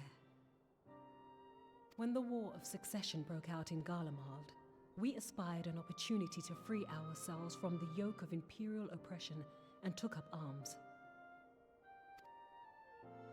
Only to be crushed. And so I gathered what few Domans escaped the reckoning and guided them hither to your shores. A war of succession? Then the Emperor... Forgive me. You said that Doma was under Imperial rule, did you not? Doma is gone. Razed to the ground as an example to the other provinces. 12 have mercy. And your people? On a ship anchored in Vesper Bay, flying borrowed colors. Many were complicit in the rebellion, or akin to those who were. They will not come ashore until I send word that it is safe to do so. I sought an audience with your rulers, but was summarily refused. The lords of Ul'dah are not wont to entertain foreign refugees without suitable encouragement. Mayhap I was foolish to expect otherwise. But our supplies run low and we have young ones in urgent need of care. I have seen the tents outside the gates, however. We are not the first to seek asylum, nor will we be the last. Be that as it may, Ul'dah is no friend to Garlemald. Your tale would stir the hearts of many men and women here. The Sultana and the Syndicate will not be so easily swayed. But I shall see that you are granted an opportunity to plead your case. This is within your power? Well, far be it from me to boast, but I do have the ear of certain influential individuals. I am in your debt. Lady Yugiri, forgive me for observing, but your choice of attire seems like to evoke feelings of mistrust. Men are wont to fear the unfamiliar. We know this from experience. We seek only to spare the people of Ul'dah unnecessary disquiet. I shall defer to your experience, then. I thank you for your understanding. It seems I have urgent business with the Flame General. I leave our guests in your capable hands. What do you want me to do with them?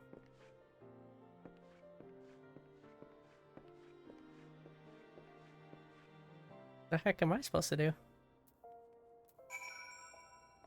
Well, I guess we'll know. We're grateful beyond measure for this kindness. Lady Yukiri labors day and night for the good of our people. She is an inspiration to us all, yet I worry for her health. If I may, madam, as I said earlier, we have been at sea for several moons, and our supplies are all but spent. I have not heart to repeat the tales of our tribulations, nor would it please you to listen to them, I think. Suffice it to say, however, sacrifices have been made. It would shames me to beg for more, when you have already offered us much. So much. Desperation compels me. Good madam, if you or your associates could spare any provisions, anything at all, it will go a long way to lessen the suffering of my people.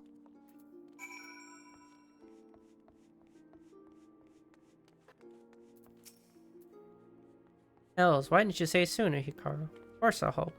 You couldn't have picked a better day to tell the truth. The Wolfie merchant and his entourage were due to have a banquet here on the morrow, see, but just send word they can't come. Meaning I've got a boatload of food and no one's to feed. Best of all, they paid for the lot in advance. Oh.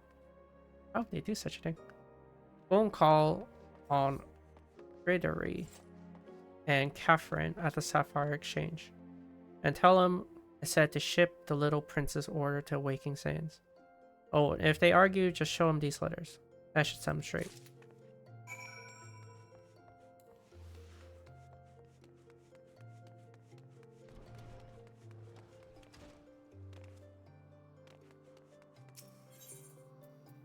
Sapphire Exchange.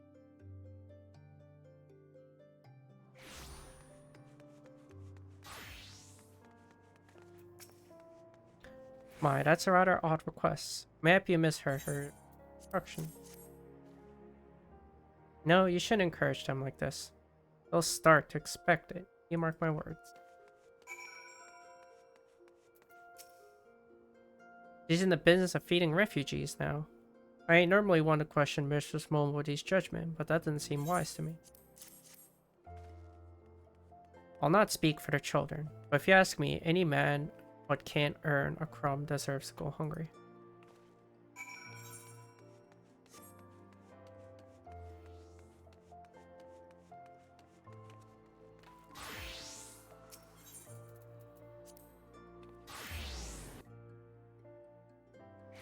I mean, what are they gonna do with the food anyways?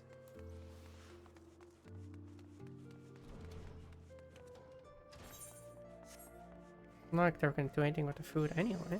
So. They didn't give you any trouble, did they?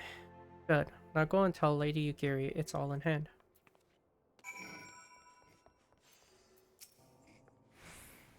I dared not hope for such magnanimity, much less expect it. Mistress Momodi is generous and I shall be sure to thank her most humbly.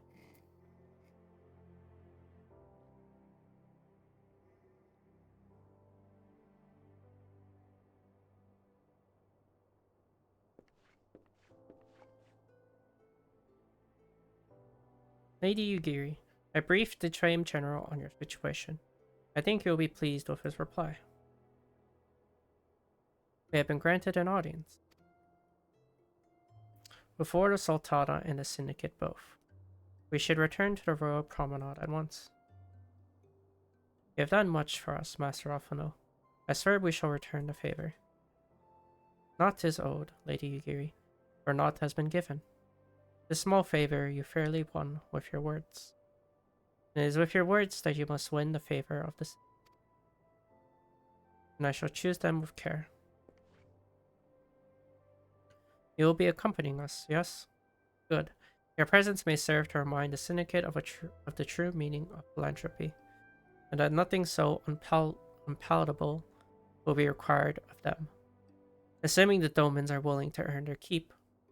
The flame journal awaits us on the royal promenade.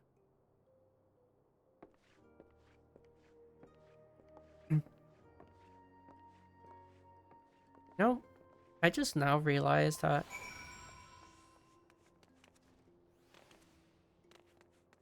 they showed that she was an aura as a tail. I didn't really realize that until just now. When I was first going through this, I was like, wow, it was an aura. What the? Okay. I'll briefly take this time to go get to water. So I'll be right back.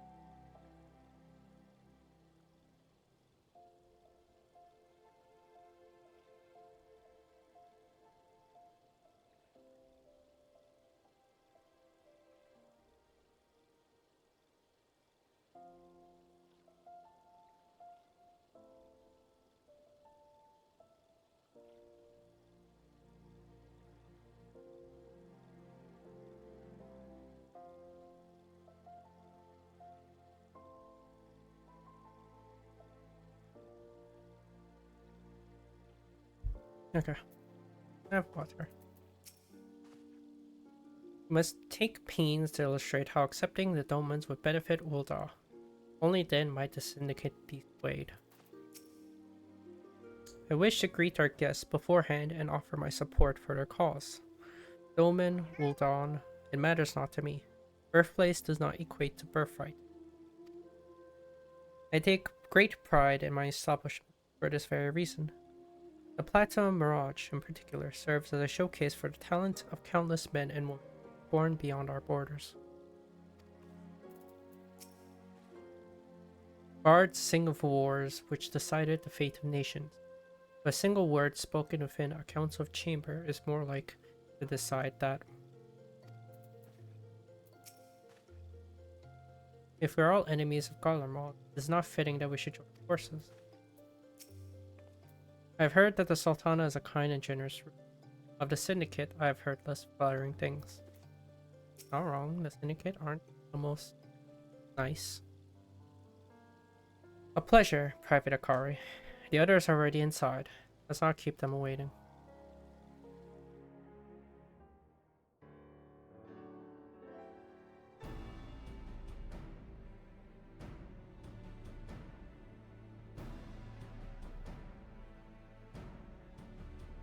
Yugiri of Doma, I'm honored to meet you at last, Your Grace.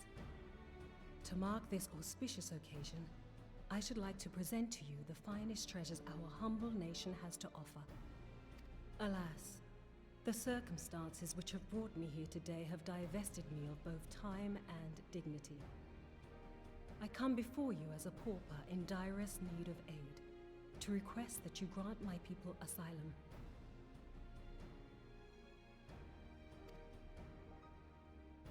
I, Nanamo, 17th in the line of Ul, welcome you to our city.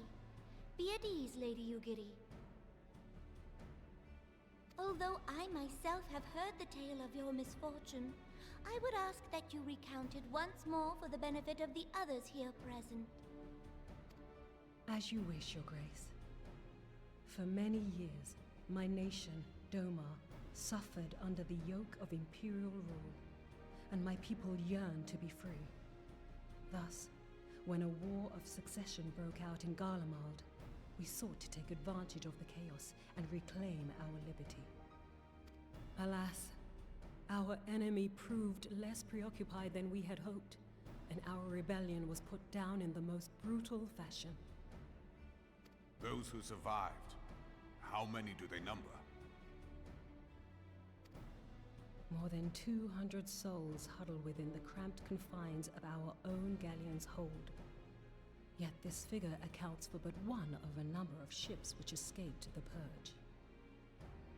It is my hope that you will allow us all to dwell within your walls. Should that prove unfeasible, however, I humbly ask that you accept as many of my people as your resources allow. Pray understand, we do not beg a boon, but propose instead an arrangement. We would serve as soldiers or tradesmen until our debt is repaid. What are the Syndicate's opinions on this matter? I, for one, think it's a marvelous idea. Lady Yugiri and her people strike me as an industrious lot, and there are parts of the city which have yet to be fully restored. If they are willing to work, I see no reason not to let them.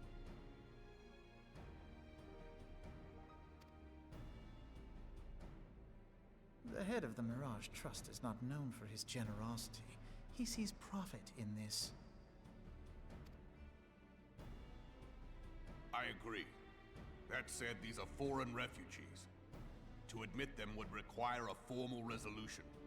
Shall we call a vote?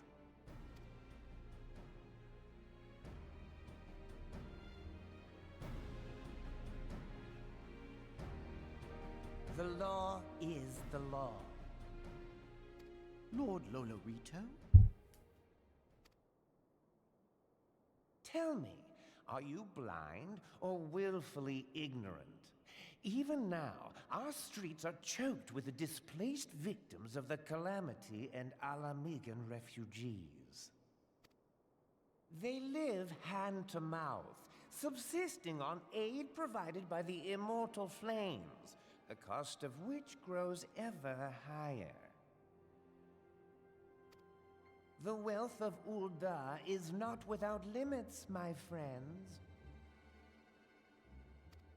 And need I remind you that these refugees are prone to violence and criminal activity?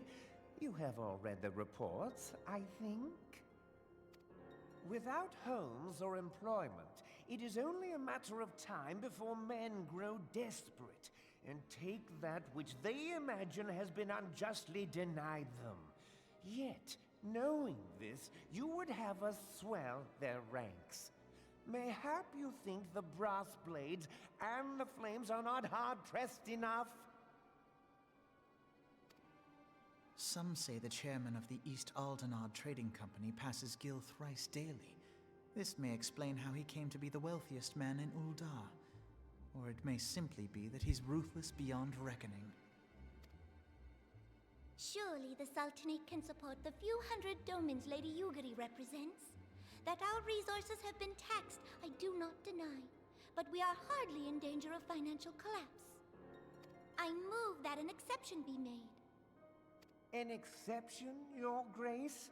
I am suddenly reminded of a similar debate some years ago regarding a number of Alamigan refugees, if memory serves. What were your words that day? Yes. The law is the law, and so our visitors remained in Little Alamigo.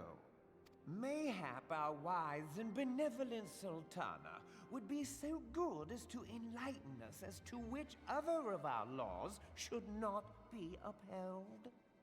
Mind your tongue, Lolorito. My lord, I share your concern for the welfare of our great nation, but we must endeavor to take a longer view. You know as well as I that people can be a resource still more precious than gil.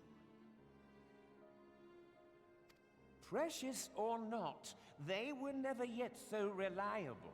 And unlike those who frequent your establishment, I have no desire to gamble with my future.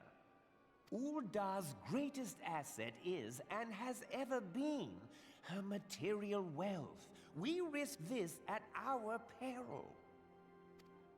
One need only look to Teleji Adeleji's example for evidence of the danger in allowing sentiment to dictate policy. How far the vaunted Mirage have fallen, both in repute and profitability, since he began employing refugees. How I choose to conduct my affairs is not your concern, my lord. A proposal has been tabled. Given its urgency, I move we forego further debate and call a vote. To accept the Doman refugees or not. Those in favor, I bid you remain. Those opposed, I bid you leave.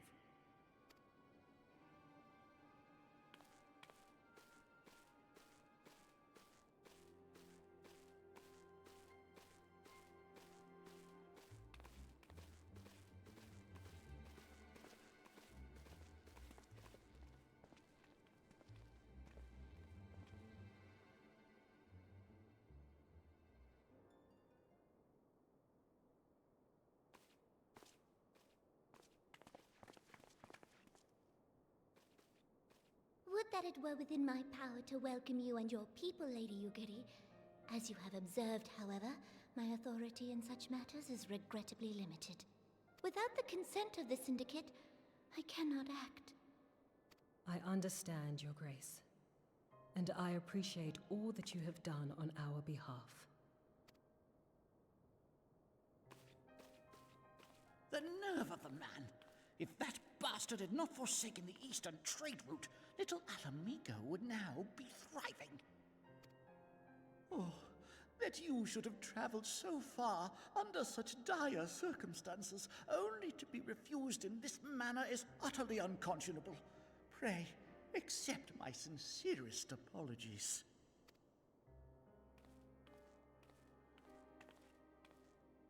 Now that the Empire no longer poses an immediate threat, they see little reason to maintain the pretense of unity.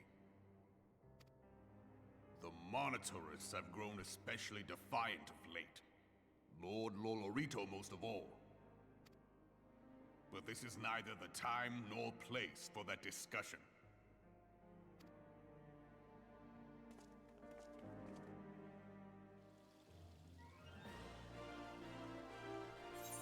A very interesting piece they added there. As you observed, Lolorito is not afraid to speak his mind, nor is he like to change it. Oft have I wondered how a man so skilled at weighing the worth of things should be so incapable of seeing the value in people. I will not waste no more words on him. Not when the Domans are yet in need of aid. Everyone follow me to the Hall of Flames.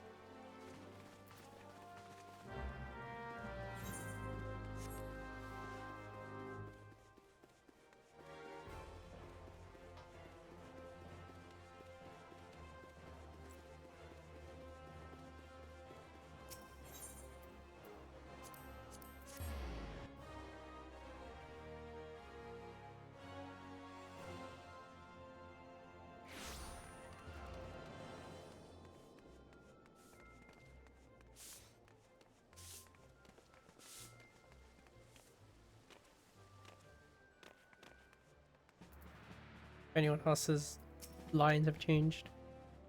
I will not deny that the certain proportions of refugee population have been a burden on the Sultanate. I will take issue with my counterparts' contention that they account for the majority. In this they are plainly mistaken. Even so, we must not think ill of them for wishing to protect our great nation. Perhaps I should have considered the likelihood of failure more deeply beforehand. We do not wish to live by the grace of others. We want to work. We want to contribute. Is there naught we can do to earn approval of these old dons? A galleon is no place for my people, or any people, to call hope. This cannot continue.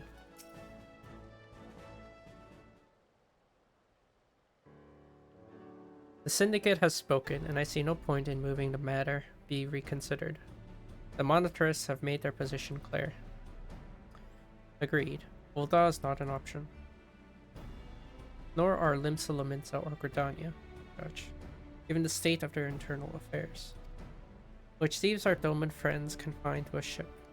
Gods, the thought of them huddled in an airless hold with no hope of better treatment. Would that I had more time to find an alternative, a place not bound by concerns of the nation.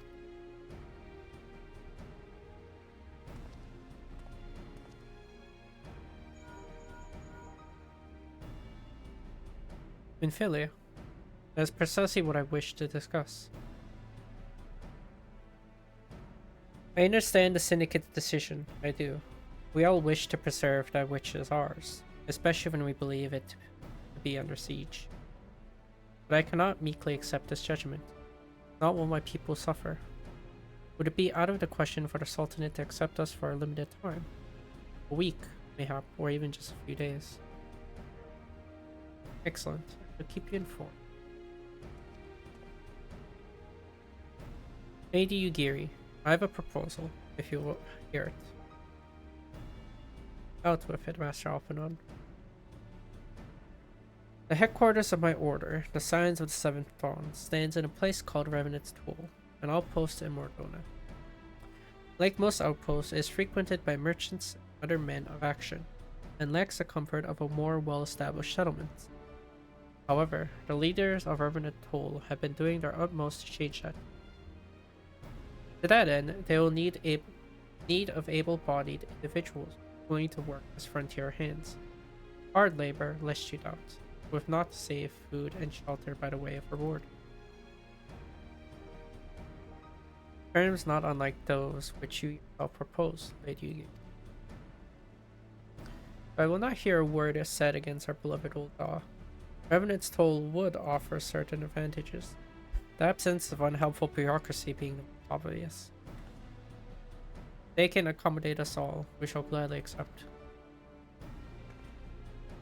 Master Alphano, once again I find myself in your debt. Pray do not thank me, my lady. The life of your people go to is one of hard labor and few comfort, as I told you. And before that, there remains a matter of how they may safely be borne to Revenant's Toll, which would be no small feat, considering the distance and their present condition. Maybe the Old Dawn Adventurers Guild can be. Look for me there, or not, Hikaru.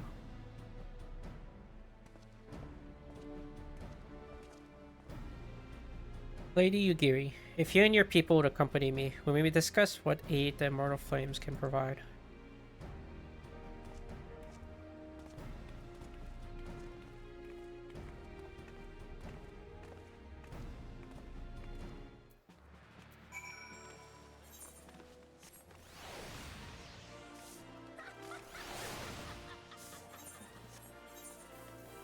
I don't have anything to read.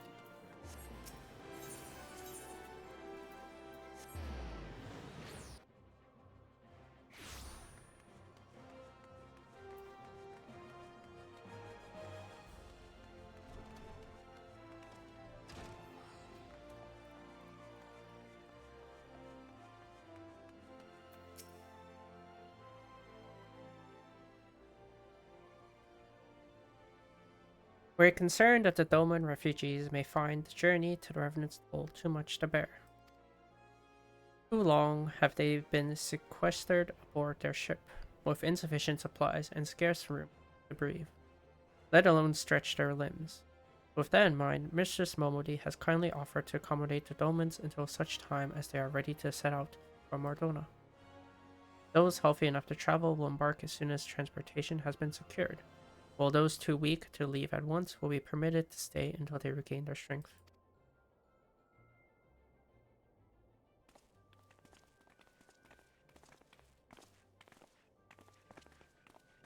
What news? Transportation remains our greatest obstacle, General. Is there aught the Immortal Flames can do? I fear that exceeds our mandate. Where the smaller number, mayhap it will go unnoticed. But the Syndicate will not bear the cost of escorting more than 200 Domans to Mardona. When government fails to act, the responsibility falls to us, private citizens. I will engage the services of the 77 caravans on the Doman's behalf. Very well. We should begin contract negotiations at once. Your generosity is most welcome. After all that has befallen these good people is the least I can do. Come what may, you shall ever have a friend in Ul'dah, Lady Yugi. And you in Revenant's Toll, my lord.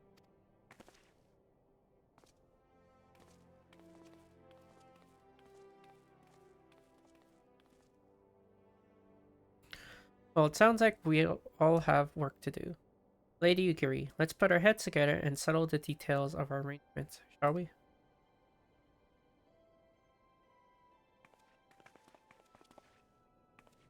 I would entrust the task of escorting our Doman friends to you, after you have rested your own road-weary legs, of course. What say you?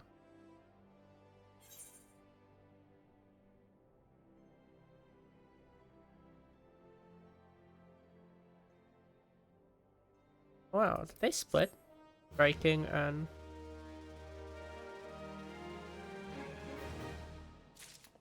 Or maybe not.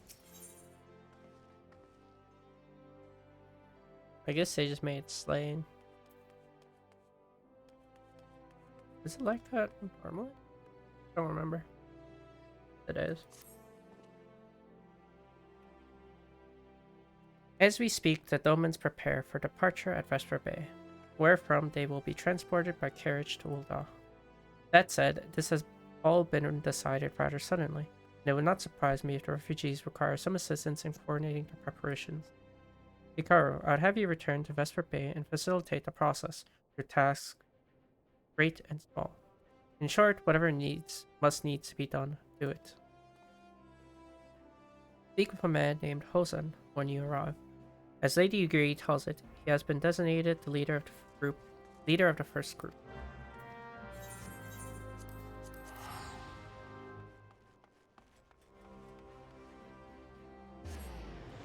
This is the 20 question, if I remember correctly.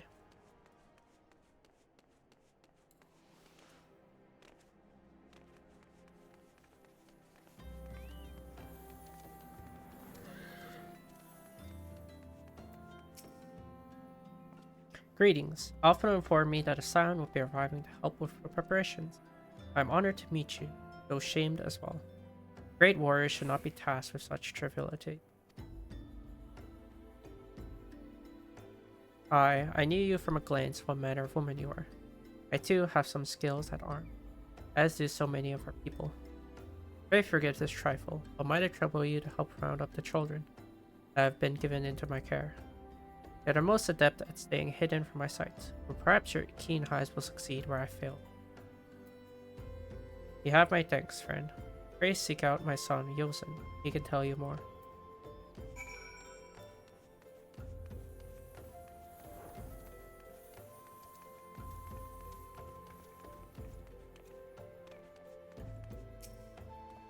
Oh, hello there. I'm Yosen, son of Hosen. Will you be coming with us to Ul'dah? I hear we're traveling by drawn carriage. But don't you think they're queer? Giant birds that people ride like horses? I still want to ride one, but... What's that? You're looking for the others. Don't worry, I already told them to get ready for the carriages. I'll need your help, though. We were just finishing a game of hide and seek. 3 players are still in hiding, and since Lady Yugiri told us to take it really seriously, they won't move until they're found. Vesper Bay isn't that big, so I bet you can find them in no time. Gosh. Hey, you're not Yosen. Who are you? I'm Koharu. Hikaru Akari, eh? I didn't know anyone else was. Wait a minute. You're not one of those, aliens, aren't you? No, scions. Scions. Then you must know Lady Yugiri, right? Isn't she great? She's really good at hide and seek, too. Alright, it's almost time to go. Nice meeting you, Hikaru Akari. Aliens.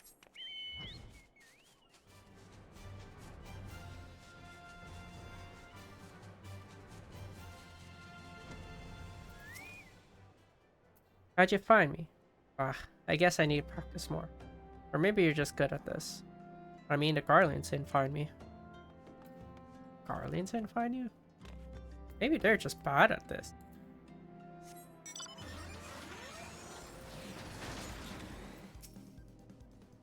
Are you playing? No fair. Yosen didn't say anything about adults. Huh? We get to ride a horse-bird carriage. And then, I don't know. It sounds scary. But if Yosen says it's safe, I'll go.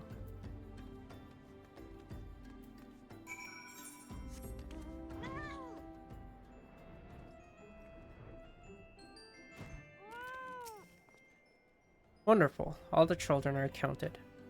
Hide and seek. I see that you are curious. Quite simple, really. Lady Yugiri thought it best that the children know what to do in case the Garlands found us.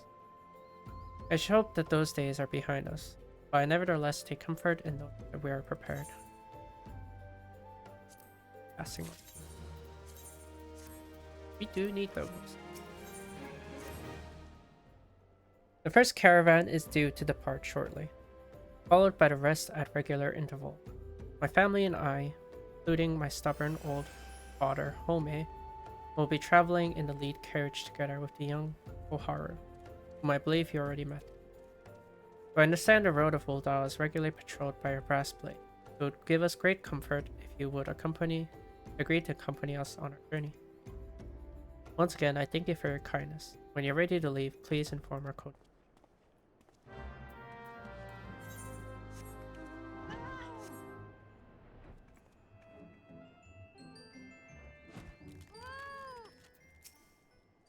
Eager to be off, are you? Aye, well, I was meaning to have a word with you about that. Runner from the blade says we might have a problem. Various looking PCs has been sighted south of the bridge to Hammerlea. Might be someone's eyes are playing tricks on, of course, but didn't pay to gamble in this business. Now, I know you can handle yourself in a fight, but this lot here is another story. I was thinking you might go ahead and have a quick look around. Make sure the area is safe. Like, and if you come across anything dangerous, you know what to do. When you're satisfied the way is clear, meet us outside Horizon. The blades tell me the road there is safe. I reckon we can make it that far on our own. Assuming the self-same bastards don't try to rob us, that is.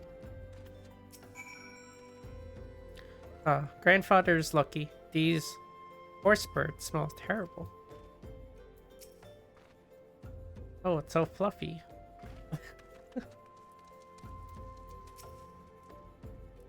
These reports of great beasts on the road. Ulda are most troubling. Fascinating creatures. Whence did they come? It's like a question. I don't know where chocobos come from. Where do chocobos come from? Are they just like a Eorzean native?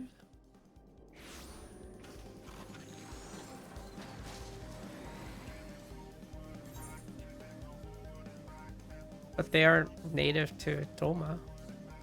So it's not native to Eastern. Very interesting question. Now that he asked that. I never bothered to give it thoughts.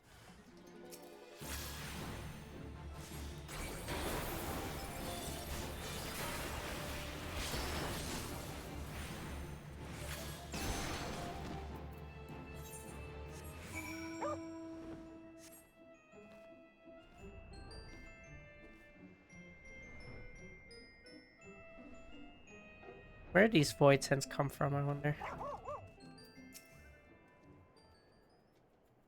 Pleases me to see you well. Let the coachman know we can continue on with Ulda.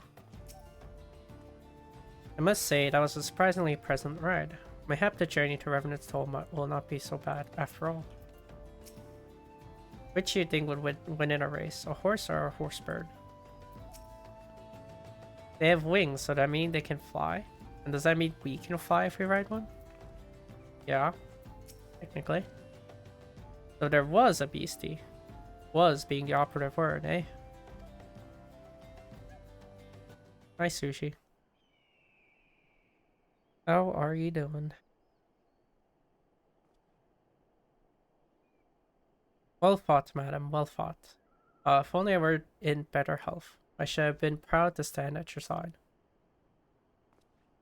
Pay my son no mind. He forgets that his responsibilities preclude acts of daring do.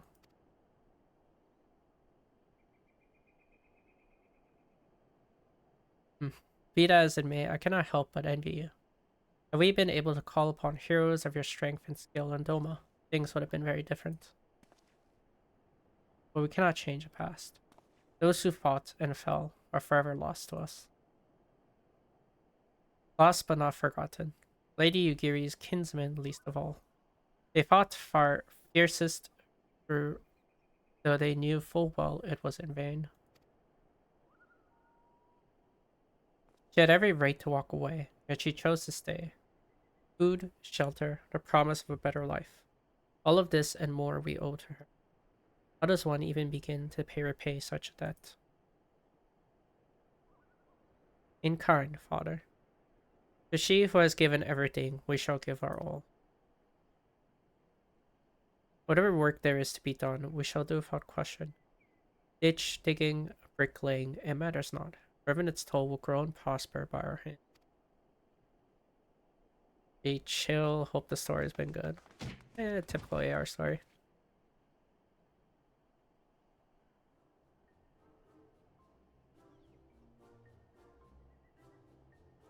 Hey, Miss Hikaru, Kohara and I want to know why you became an adventurer.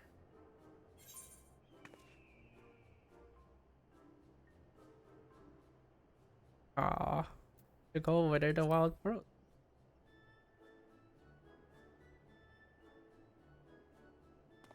So you like roses? I think I understand. I mean, they're nice and everything, But don't they grow in a lot of places? It's my turn now. Excuse me, Miss Hikaru. I've got a question. What's Revenant Toll like? Is it pretty?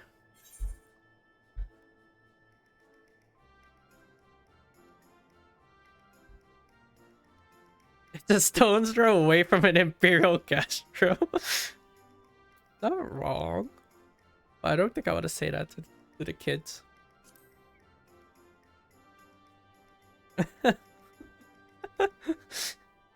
Oh my god. I mean, there are a lot of people there who are just as strong as you. Oh, I cannot wait. Well. No. There's only one as strong in the story anyways. Enough, Koharu. It's my turn again. Miss Hikaru, when I'm older, I want to be as strong as you. What do I have to do? Buy weapons and armor from Rowena.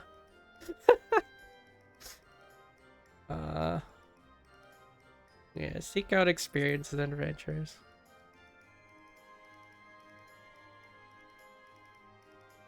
Of course, to be a better adventurer, you need to go adventuring. Alright. That's enough questions for Miss Hikaru. That's not fair. Why does Yozen get to ask 2 questions? I want to know about adventuring just as much as he does. Just one more, please. Do you think I could be an adventurer like you one day? Thank God I don't have to choose. Really? Then I will. Thanks for your advice, Miss Hikaru. I won't forget it.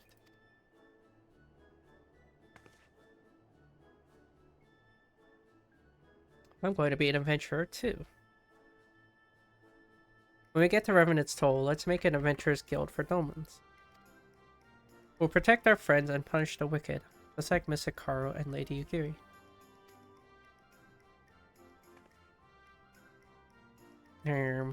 Very idealistic views. I guess they're children. We can talk more about it in the carriage on the way. Will you be joining us? I don't have a choice.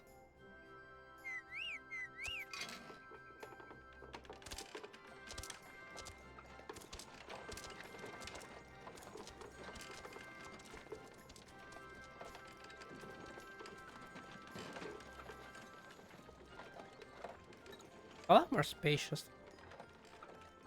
Thought it'd be.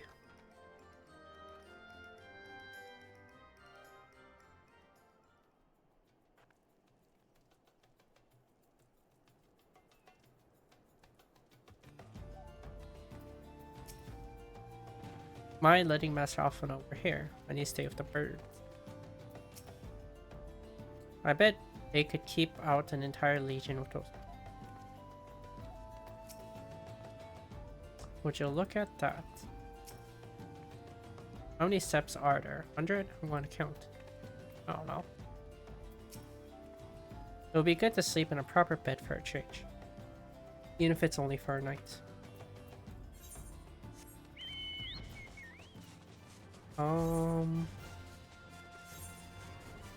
Let's hit him.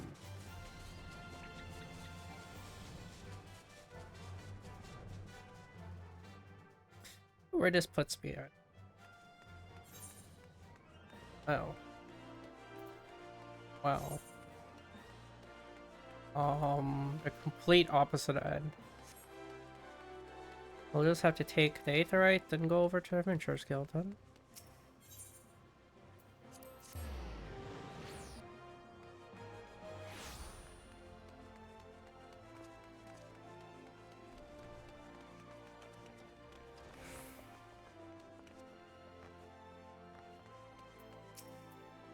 Hikaru. I take it the first group has arrived. Excellent. They're aught else. Oh no, I have matters well in hand here. You and Lady Yugiri should travel to Revenant's forthwith.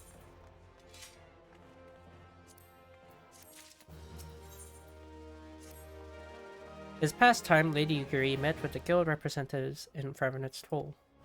Since I do not foresee any further matters arising here in Danaline, which might require your personal attention, I'll instead have you serve as an escort to the Doman delegation for the duration of the journey. Speak first with Slaffborn upon your arrival. He is the first with whom the Domans will be working most closely, I should think. Afterwards, introduce Lady Yukiri to Minfilia and the guild emissary. If both meetings go well, the resulting tie should stand the Domans in good stead for that which is to come. Safe travels, Hikaru.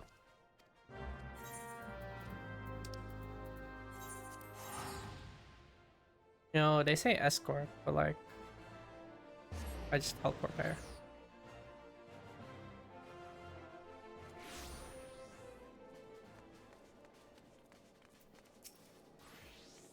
So not much escorting that I'm doing, really.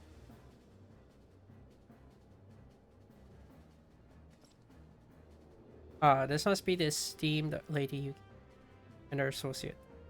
I greet you all as friends. Bid you welcome to the Toll. I hope you do not find our dear of fineries off-putting. Poor though we may seem, we have a wealth of spirit and camaraderie to spare. You see, race and creed don't enter into it here.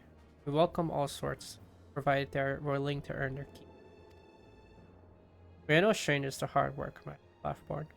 You may rest assured that we will carry out our orders with. Well, not for a moment that I doubt your commitment, my lady. Pray understand, I give the same speech to all arrivals. You need bow your head or call me master either. We're both frontier hands, as far as I'm concerned. As you wish, Laughborn. May this meeting mark the beginning of a long, fruitful relationship.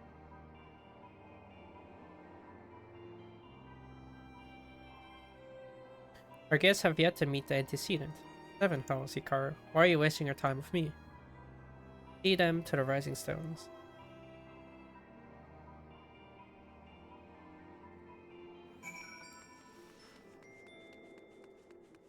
Oh, wait, I have to speak with you. To whom much is given, much is expected. Forgive me, I require a moment to compose my thoughts before meeting with your leader. We shall join you in the rising stones anon.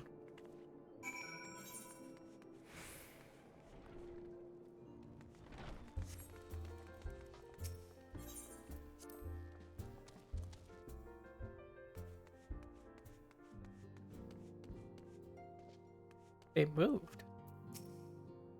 As is the case with other distant lands, I've heard rumors of mysterious magics. I dare not lend credence to these tales, but cannot help but hope that some are true. Eorze may be a land of many cultures and creeds, but I nevertheless suspect that Domans will struggle to adapt. I wonder what herbs and spices they use in Doma. Maybe there's something I could add to my special tonic.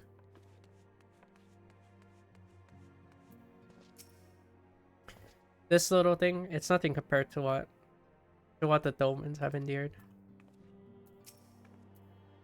So many youths these days fail to understand that it is incumbent on everyone to help those in need. That's why it's so wonderful when young men like Hoary Boulder rise to the occasion. Did they really sail that half-rotted ship all the way from Offord? Isn't that dangerous? What if it had sprung a leak? Oh. Damned if they stay, damned if they didn't, right? Oh. I like that choice.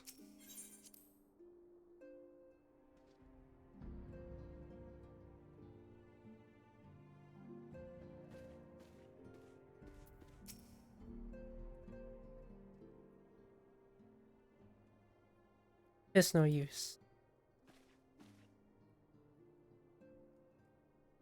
Our attempts to reach the students of Baldesion continue to meet with failure. Ryanje has explored other avenues of inquiry, but they too have yielded naught. We will persevere. Yet within our hearts the truth is clear. We are but awaiting confirmation of that which we are. How fare the Domans? I'm given to understand you were kept quite busy in Vesper Bay.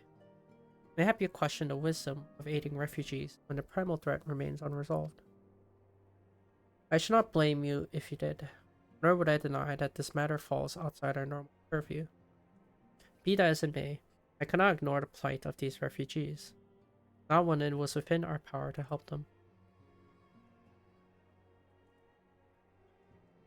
Lady Ugiri is here. Please show her in. I should be very much like to meet her.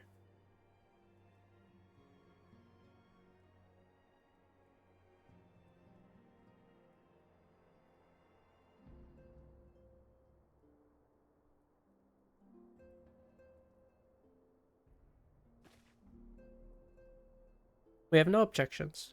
Pray do so with our blessing. The answer pleases me beyond words, mother. Are you quite certain?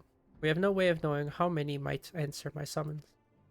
In the event that Revenant Soul cannot accommodate us all, we would need to find an alternate solution. Should that come to pass, we will find it together.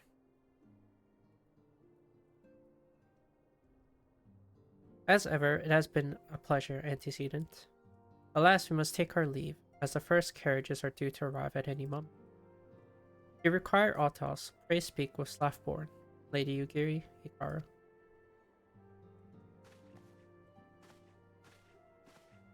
Where do they even stay, now that I think about it? Remnants Toll don't really have houses or anything like that. But where do they even go and stay? I'm amazed that none here knew of the War of Succession until we arrived. Have you truly heard naught of what has transpired? Mayhap I worry overmuch. With so many able-bodied adventurers about, what peace could pose a threat? I dare not give myself to hope in full, but for the first time in many moons, I am willing to do so. Lamin and I will make all the necessary preparations to ensure that our Doman friends feel at home upon their arrival. Though I must admit that I am so troubled about the matter of the missing crystals.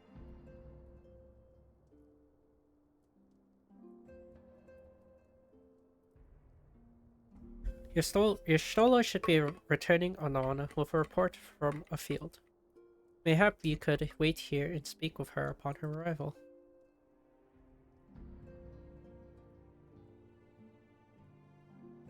Tancred's here.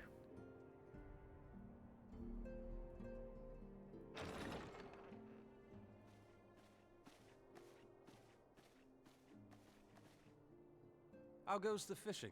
Caught anything slippery? Aye. Our suspicions were well founded.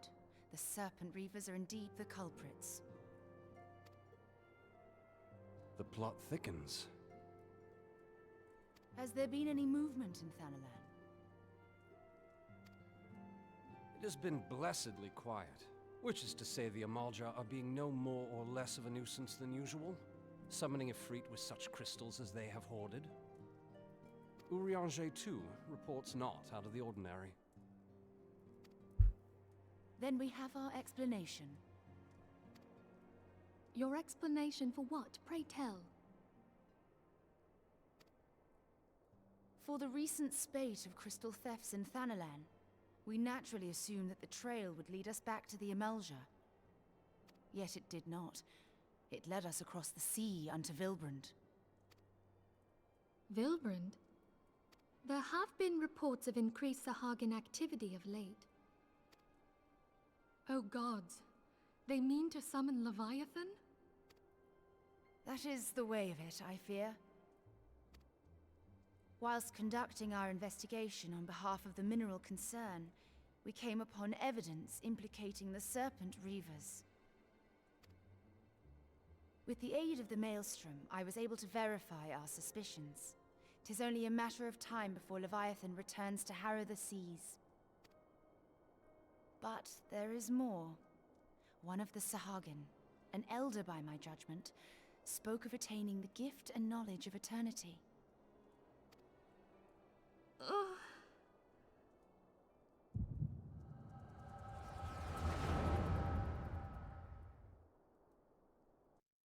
Is the echo like AoE? Such a disturbance in the ether. If I did not know better, I should think this device defective.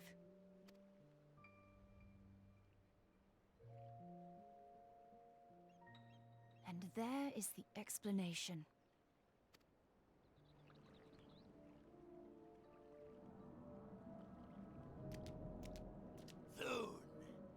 Soon it shall begin. Our Lord shall rise midst surging waves to wash away the finless ones. And I shall be granted the gift and knowledge of eternity, and with the emissary stand equal.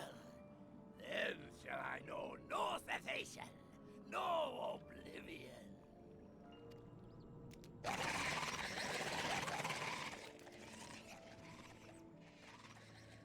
Whence comes this promise of immortality?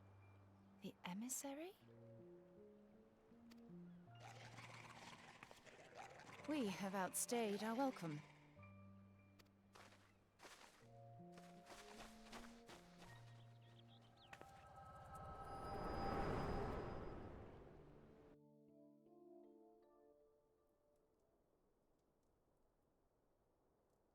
The gift and knowledge. Are the two of you quite well? You shared that vision, did you not? Yeah, that echoes AoE apparently. Even before the Sahagin made mention of the emissary, I recognized Elidibus's words. He is behind this. But surely it is not within his power to grant the echo. My lady, unless we act swiftly, Leviathan will rise again. The Admiral has already requested that we intervene to prevent this. Failing that, we are to attend to the Primal's extermination. She will have our full cooperation. Let us make haste to Limsa Lominsa. I mean to play a part in this mission. Tataru, pray, take charge in my absence. My lady, are you sure this is wise? I am aware of the risks, but there is something I must see with mine own eyes. The true nature of the echo. Very well. I shall not stand in your way. On the condition that you permit me to accompany you as bodyguard. Your company is ever welcome, Thancred. I take it something ill is afoot. Aye, a Primal is about to be loosed upon Eorzea. A primal? A godlike being whose very existence is a bane upon the land. We scions of the Seventh Dawn are sworn to put an end to their kind.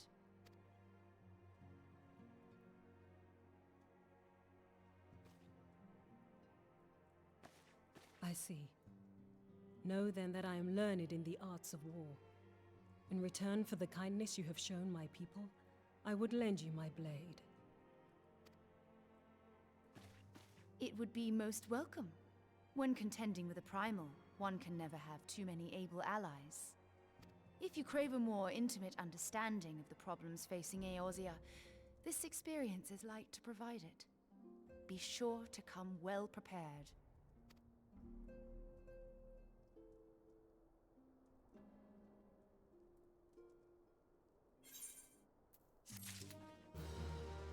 I guess the East really don't have primals. So, not out of the question, doesn't know what a primal is. Plainly, should the worst come to pass, and Leviathan is summoned, our only recourse will be to face him in battle. Given past experiences, you may very well think that eventuality inevitable. Yet so long as there is a chance that the Primal's return might be prevented, we must needs spend all our efforts toward achieving that goal. Before we do aught else, let us hasten to Limsa Lominsa and meet the Admiral. She will not have been idle in the intervening time, and will doubtless have valuable information to share.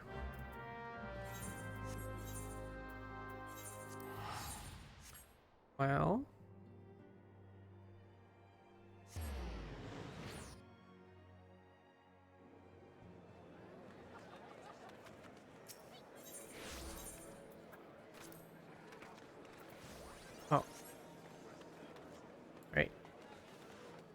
you just go up the lift.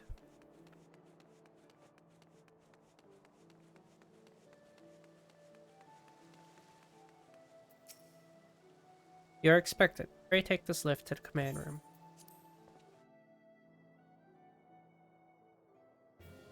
Catch just a lift up in the corner.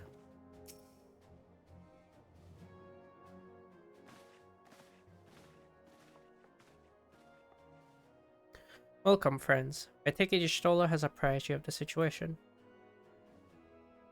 Let's waste no time then. According to our best intelligence, the Sahagin had not crystals enough to summon their god. Alas, we did not count on the Serpent Reavers venturing as far as Danoland to supplement their cache. For our short-sightedness, we are faced with the grim prospect of Leviathan's imminent return. Needless to say, I am not inclined to let the fishback have their way. Even as we speak, the Maelstrom makes ready to launch a large-scale operation to thwart the summoning, and we would welcome the Scion's support in this endeavor. But if gods forbid our efforts should come to naught, I will need to trouble you for more than mere support, much as I did when Titan last walked these lines.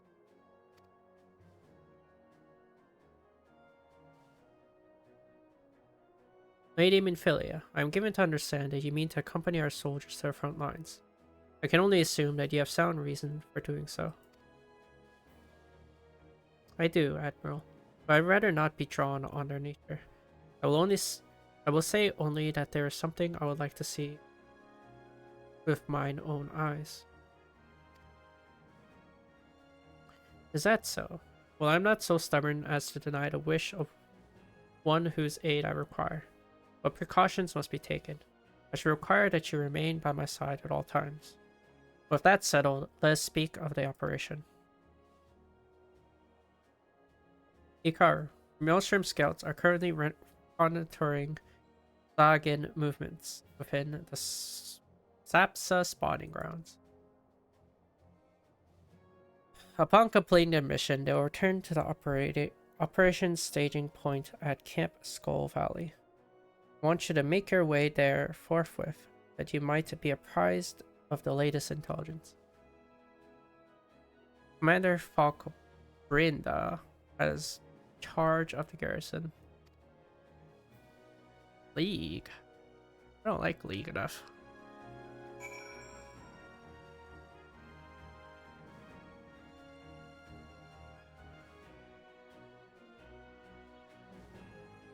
I don't like League, man. You said Valorant had been worked down, but I don't like League, man. I genuinely don't like that game. There may not be a better chance to learn the true nature of the Echo. I cannot well allow the opportunity to pass me by. In case I wasn't clear, time is short, Hikaru. Make haste to Camp Skull Valley. Request the latest intelligence from Commander Falk Brinda. Brinda? Whatever. Falk Brinda. Thanks, Sako. Good luck with your mental illness. aka League.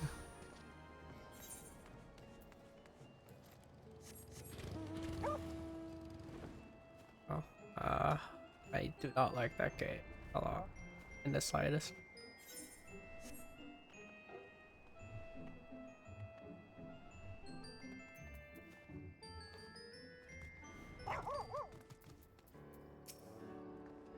Hello, hard name. I've been expecting you, sign of the 7th Dawn. On behalf of the men and women here, I thank you for your cooperation. The safety of our citizen is paramount. With your aid, we will prevent Leviathan's return. Fasting. As you may already know, Maelstrom scouts have been dispatched to reconnoiter the Sapsa spawning grounds. Though it pains me to admit, the Maelstrom has never faced a foe the likes of this before. We must proceed with all due caution. Amongst other things, they have orders to determine where Leviathan might emerge, assuming it comes to that. And yet their return is long overdue. I fear that may have befallen them. For better or worse, we must ascertain their fate. It is not too much to ask. I would have you aid us in the search. 5 scouts ventured into Sapsa all told. Here, take this flask of restorative to tend to those who may have been wounded. Though it pains me to even consider the notion, if they have perished, circumstances permitting, I ask that you recover their bodies. By no means venture too deep into enemy territory, however. We can ill afford to lose you at this juncture. I don't think we'd ever be killed there. Of late, this area has played host to many bloody skirmishes between Lominson and Sahajan forces. A soldier of the Maelstrom has kindly furnished me with all the information on the enemy. Armed with this knowledge, I promise you that my presence will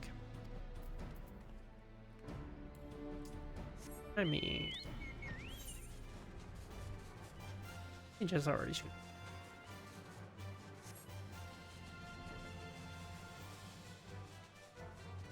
Who doesn't like trick attack?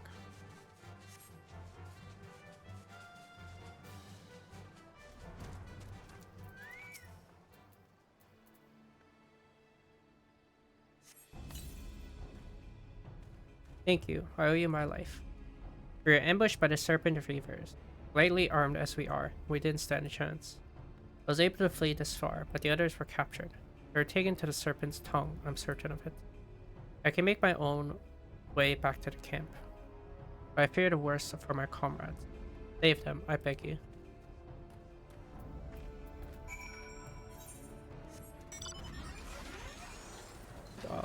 Where? Oh, it's still alive.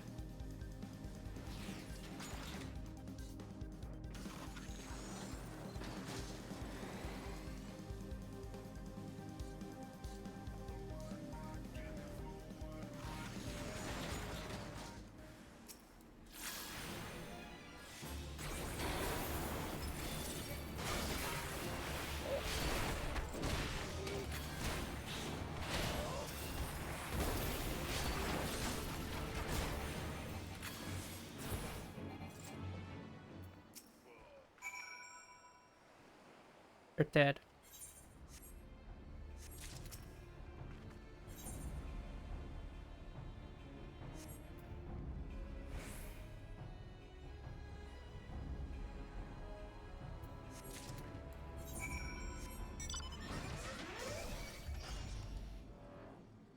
So I can fly over this mountain, right?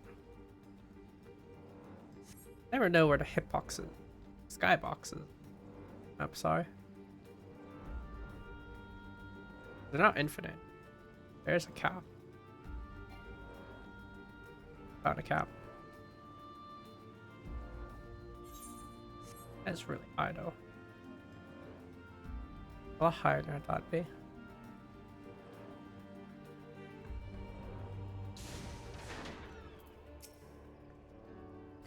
You returned. Thank the navigator.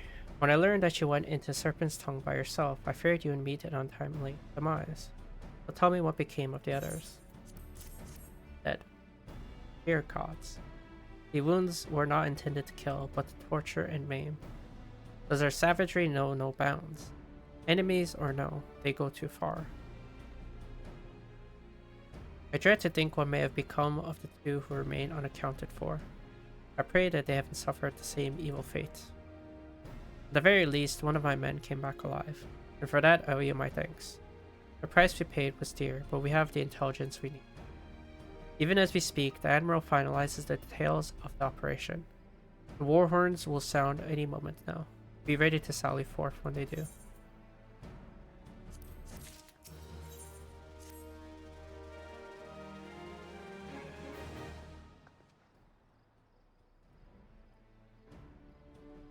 Thrice damned fishback bastards. I'll kill them slowly and then chase their rotten souls through all 7 hells.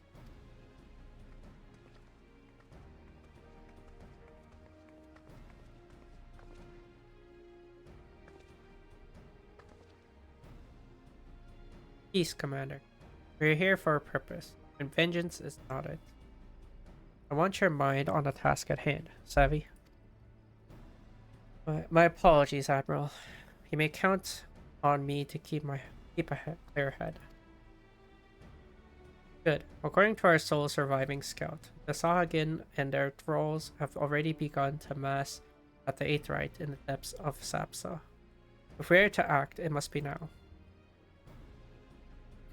The men are ready. We but await your orders, Admiral. As predicted, the Sahagin have tightened security in and around the grounds. A frontal assault is like to be met with fierce resistance. But we are not so artless as that, Commander. We shall divide our forces and strike them hard and fast at key locations. Remember, our ultimate objective is to take the Sapsa Aetheryte and eliminate the Sahagin priest presiding over the summoning. We're not here to kill them all.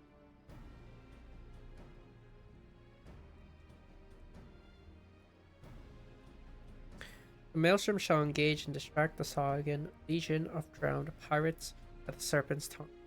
Commander, you have charge over this effort. Being mindful that the lay of the land there is devilish for attacking forces. Let the foreign levy spearhead the assault, and have subsequent units fan out to cover their flanks.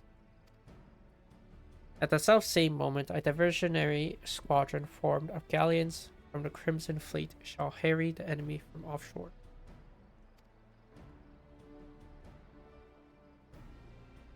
In likewise, the Scion shall form smaller units in hopes of confusing the Sahagin defense efforts. Ikar and Y'shtola, you two are to make your way to the site of the summoning ritual. The Admiral's diversion should serve to thin the enemy's defenses, rendering your path less perilous. A small party, I believe, should be able to win through without drawing unwarranted attention. Dankrin Yugiri, your mission is to lure as many Sahagin as possible out of the spawning ground. Having done so, take to your heels and circle round to join the infiltration unit of Y'shtola and Hikar. When all has been set in motion, I myself shall cut a path to the Aetheryte, accompanied by Lady Minfilia, as was agreed. Well, don't let me keep you, friends. The battle.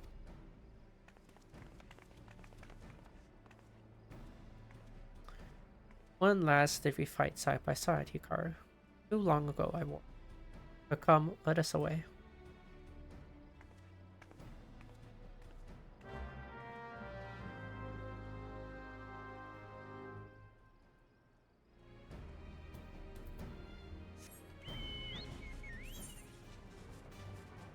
Where am I going? Okay. Sure.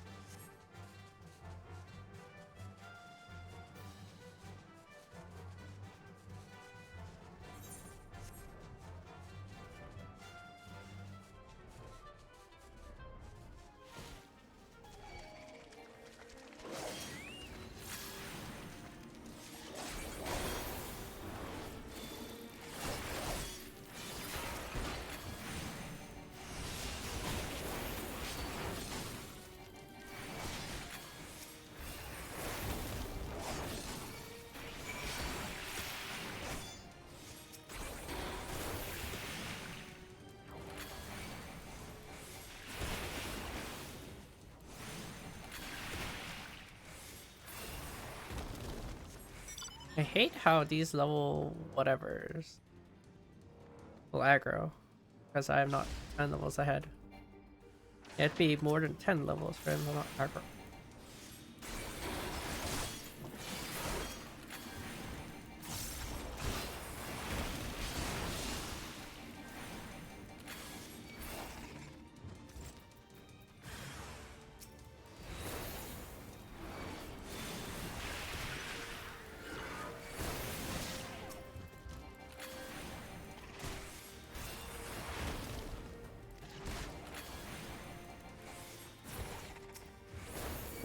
Whoops.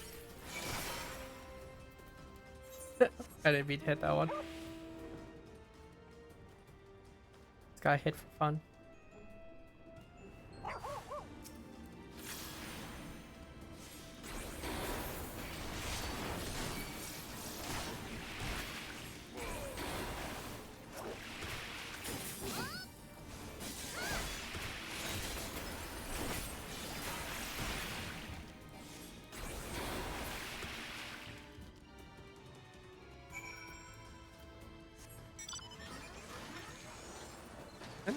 Entree.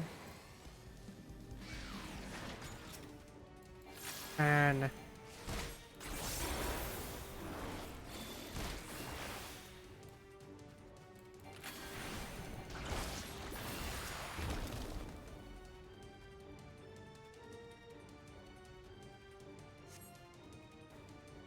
pray do not concern yourself. Close but a glancing move. Come, the Aetherite is close at hand. Let us press on.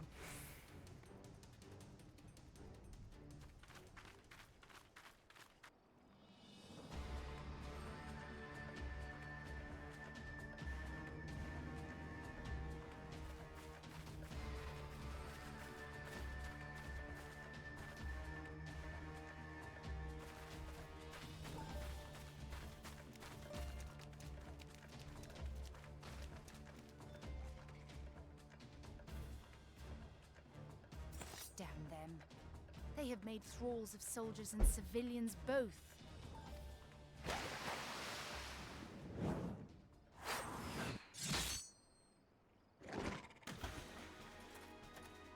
Did I miss much?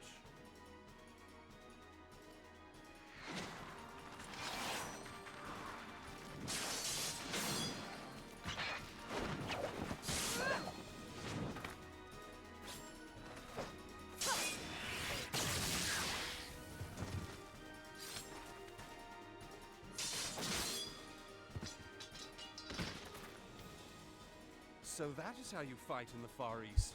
Mental note, pick no quarrel with Domans. But seriously, if I am to keep up, I must needs forsake elegance for efficiency.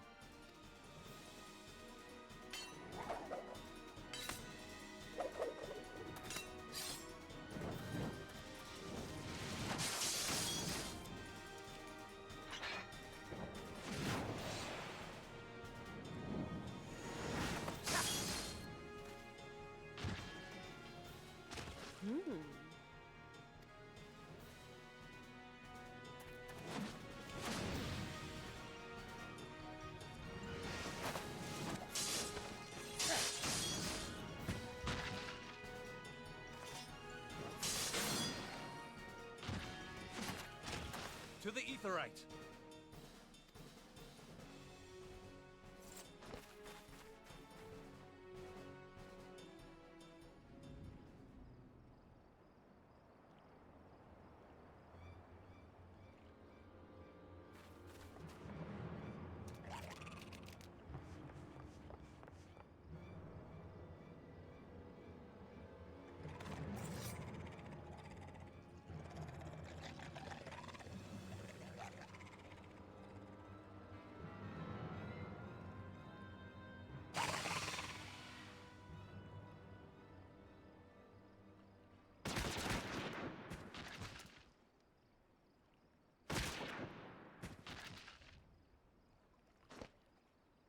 You'll forgive me my lateness.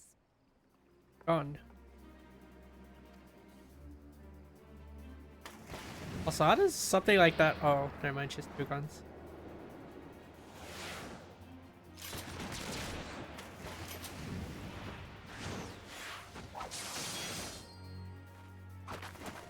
I say, she should not have that many bullets. There's two in a chamber. He shot three of them. I've been something of a liability of late, I know. 'Tis high time I set about making amends.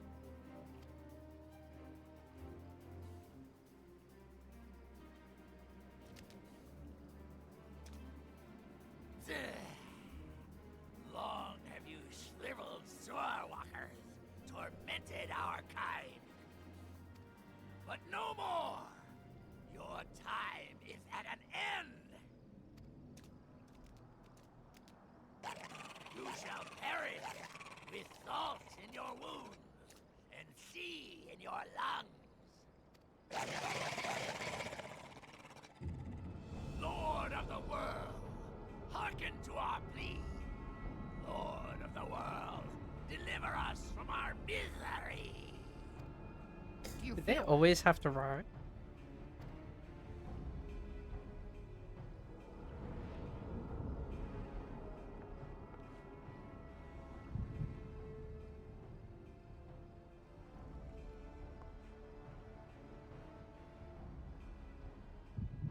I know this sensation. It's the echo. What?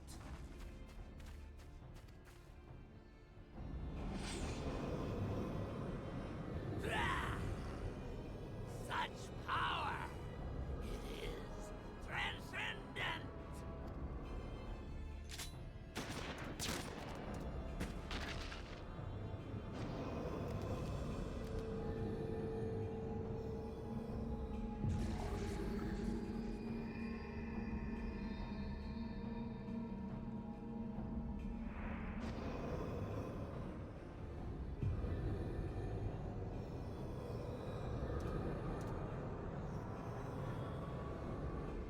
Seven hells!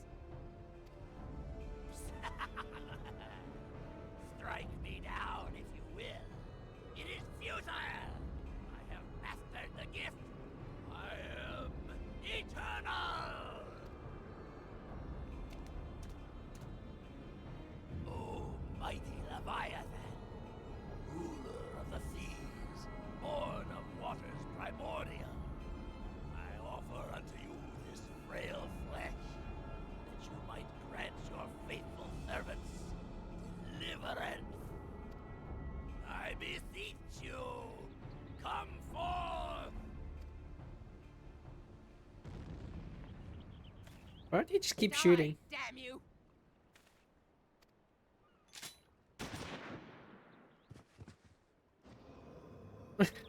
You'll run out of bodies eventually, right?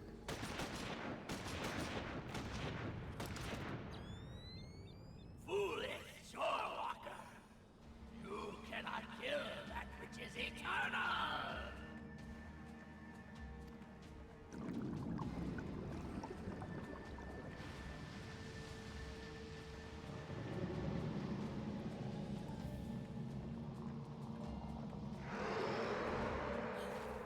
Heavens forfend.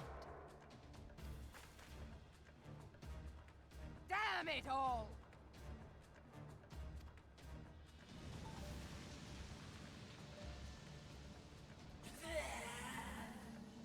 My being ebbs away.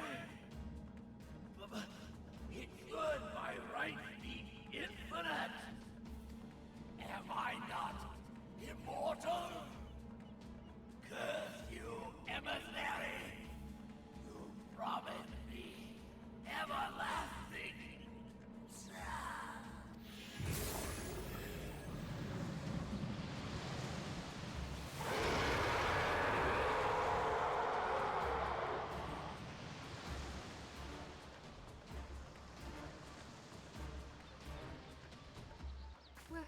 Where did he go?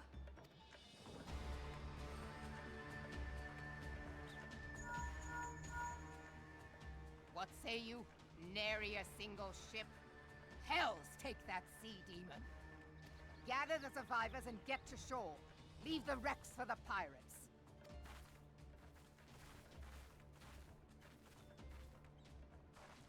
Leviathan wastes no time. The diversionary squadron is lost. For a mercy, 'twould seem the Primal now makes for open sea.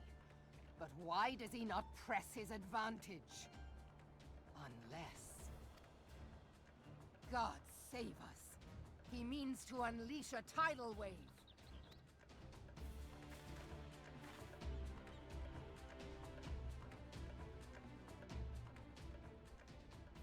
You'd think if she just shot all the bodies earlier. Surely he had nowhere else to go, right? The gods of this realm are vengeful beings. It's little wonder that the Guardians fear their kind, so... We meet Leviathan on open sea, put ourselves at the Primal's mercy. We must think of a way to face him on equal.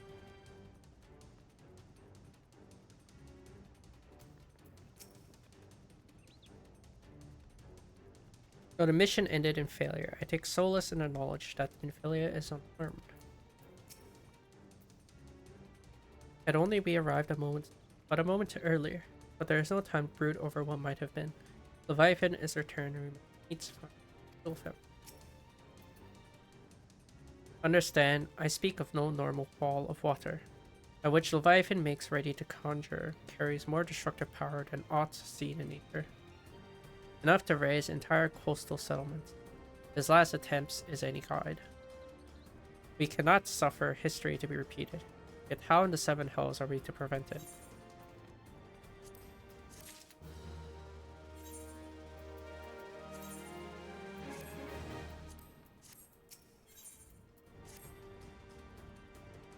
Though our plight cries out for action, we must take thought.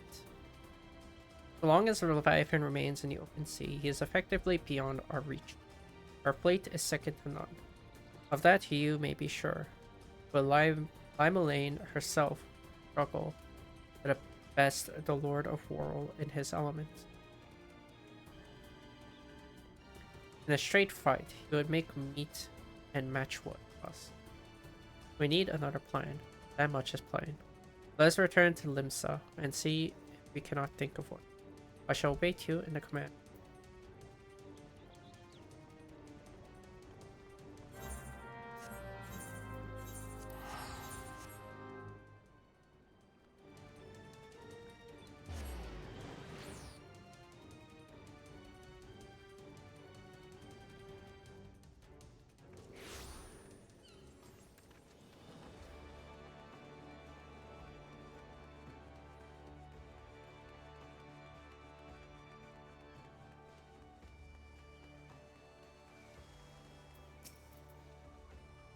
You're expected in the command room. Pray do not keep Admiral waiting.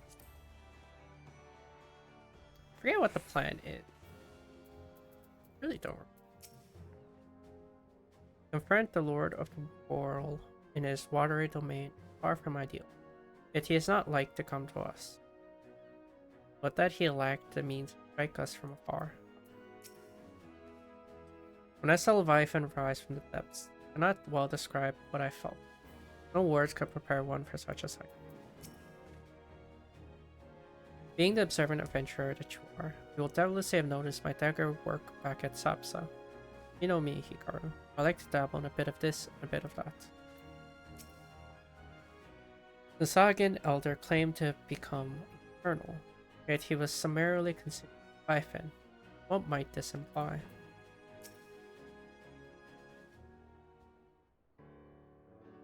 There used to be a hamlet beyond South Tidegate in western Lanosha. Hearthstone, it was called.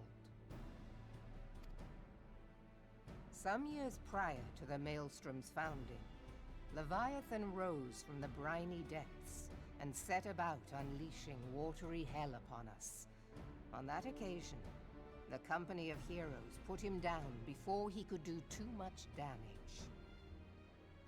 But when the bastard came next, this time in the wake of the calamity, we were not so fortunate. Weary of ravaging our shoreline, he summoned a tidal wave which fair leveled Hearthstone and washed the soil away for good measure. The area was subsequently occupied by the Sahagin.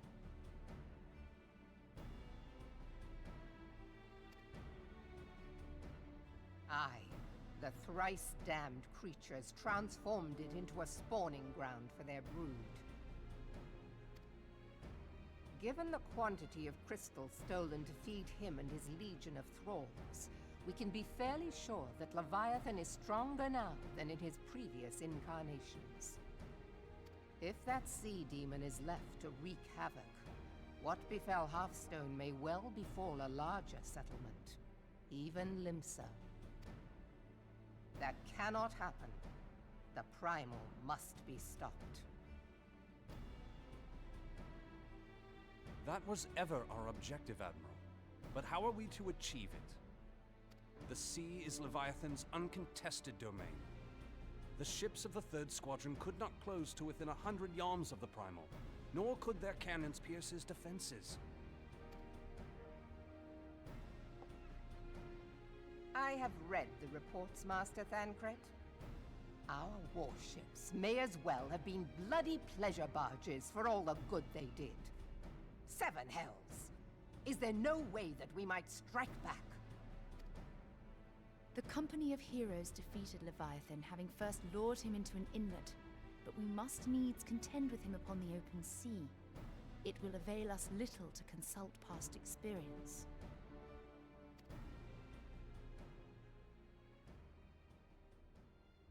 Admiral, if I may. Speak freely, Marshal. By all accounts, Leviathan's most formidable weapon is the very sea itself. Waves and whirlpools, tides and currents, all these things are his to command. The key to victory, I believe, lies in disarming our foe. This, in effect, is what the company of heroes achieved with their ruse. We cannot lure Leviathan from the sea a second time. But what if we could weaken his hold upon the element of water? I have heard of devices capable of such wonders. They draw upon the power of corrupted crystals, I am told.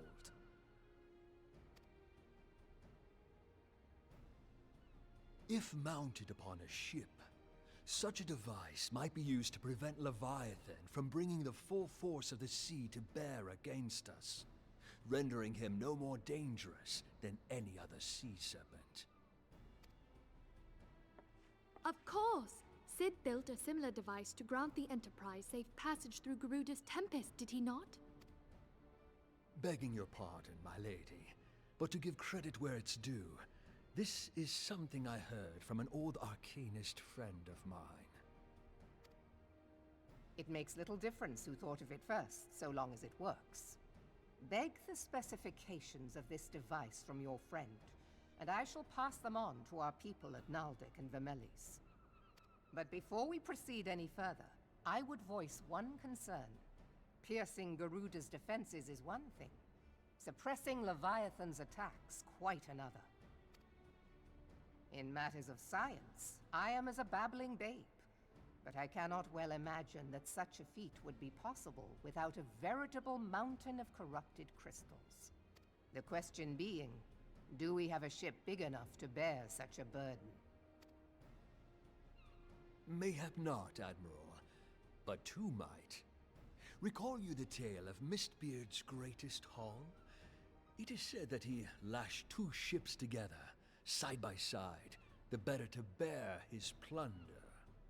By your leave, we might attempt to repeat the trick. The gods know it would be quicker than building a new vessel. Mistbeard did this. Truly, Marshal, upon the subject of the Pirate King, you are as a scholar. Now, from what I have gleaned of these matters, the device will need to be in close and constant proximity to the target. To wit, we must lash our twin vessel to Leviathan. This in itself will be no small feat. Ramming speed will be required, but given the weight of the cargo, that will only be attainable with the aid of a towing vessel.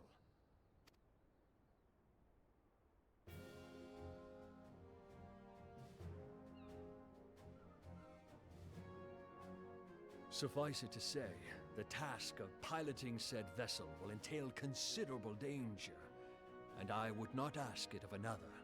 I volunteer myself. 'Twill be dangerous for all involved, but we have no better recourse. Very well.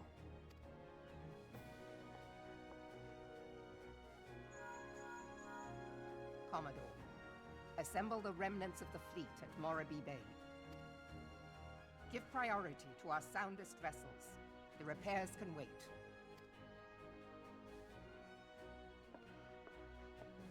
Storm Marshal Slafierson, command of the operation is yours. I want that twin vessel ready to sail post-haste.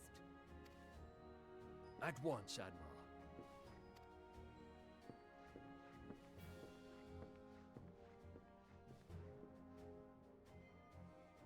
And then there is the small matter of slaying the beast. The fate of Limsa Lominsa rests upon your shoulders once again. Go well, warrior of light.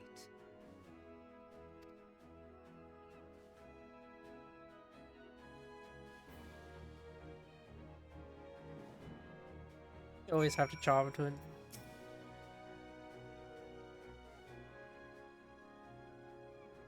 Beings held as gods also exist you call the Far East.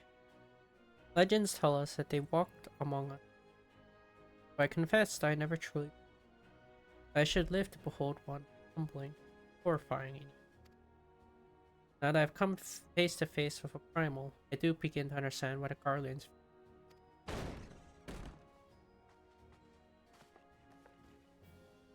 What is it? A message, Admiral. I judged it best that it was delivered upon. I'm listening.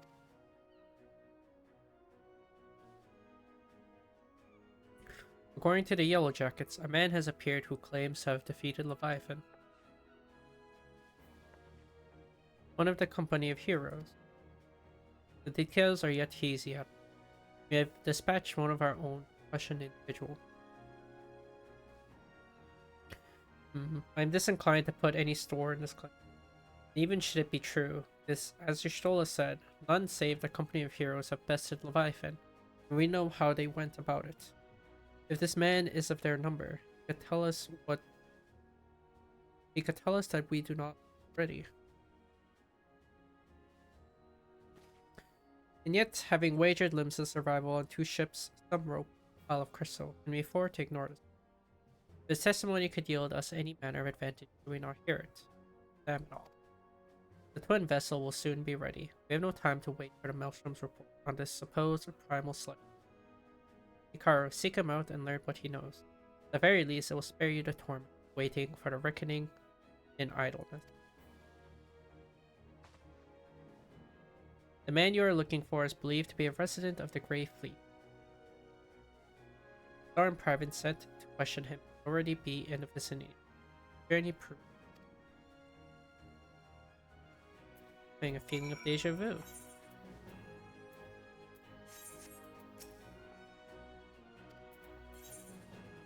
Thought she would have something different to say, because you know.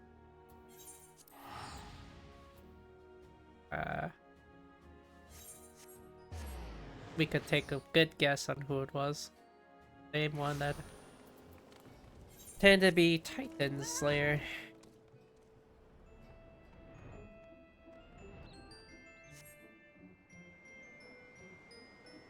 I probably should have gone a different right?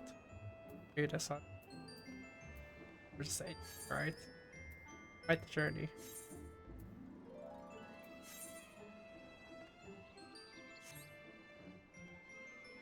Too late now for regrets.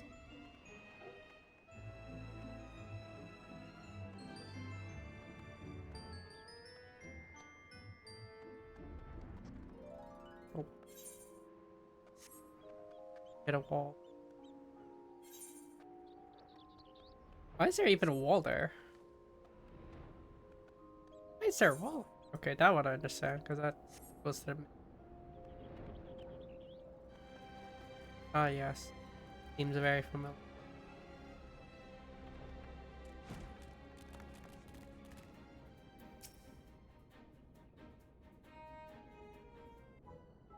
Now look here, you. You'll have your bloody story right after you carry those sacks of grains over the mill.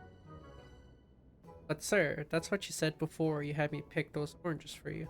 Before I mucked out chocobo stables. Before I rolled that millstone over to the mill. And also before.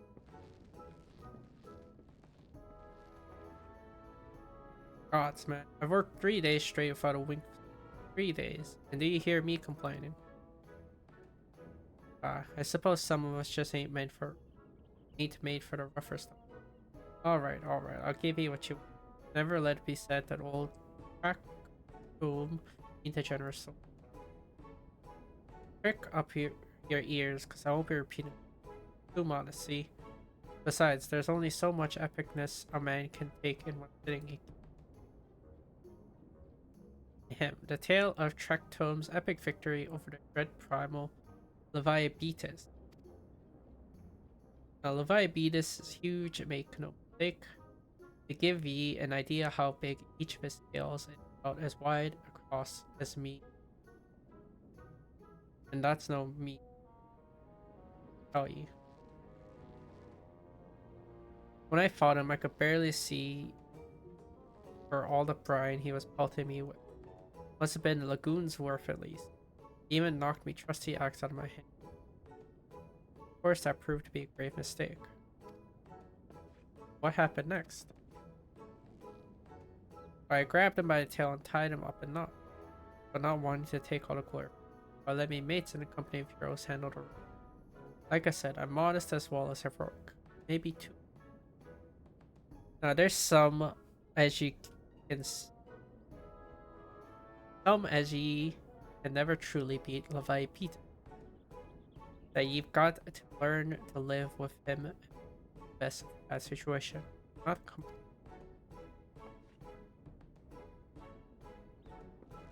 it's you. I'm sorry, I didn't mean it. I was just enjoying the attention. I take back everything I said. I was never part of the company of heroes. I'm no marauder. I'm actually a complete coward. I'm nothing. I'm Chocobo though. No, I'm the maggots you find wriggling Chocobo. I have to fly to woman to tumble and that don't happen much.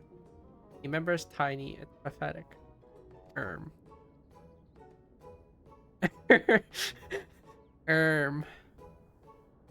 I sure as hell did fight Leviathan, but I have seen him with my own eye. It was a fair years back when I was working as a baker's hand. I was shirking me duties one day, loitering about the harbor when I saw it. A great big massive sea serpent some miles off the coast. A fleet of galleons making straight for it, cannons firing. I was so bloody scared I sewed myself right there and then.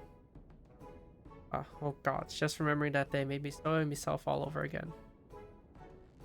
Hey wait, if you're asking after Leviathan, it means you're planning to fight him, aren't you? Well, take care, he really is terrible. Dreadful, I tell ye. If you're not careful, you'll end up in his gullet or at the bottom of the sea. Why, you worthless lying whoreson. I can't believe you made me handle Chocobo.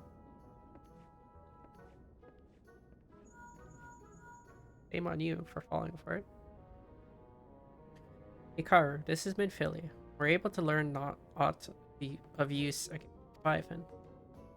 I beg pardon. Leviathan. I see. That is unfortunate. At any rate, I have tidings for you. The twin vessel is now complete. We await you at Morbid Dry Docks. Pray make your way here as soon. Leviathan. Why does this guy never know how to pronounce names? Reminds me of sushi. It does. I never pronounce names.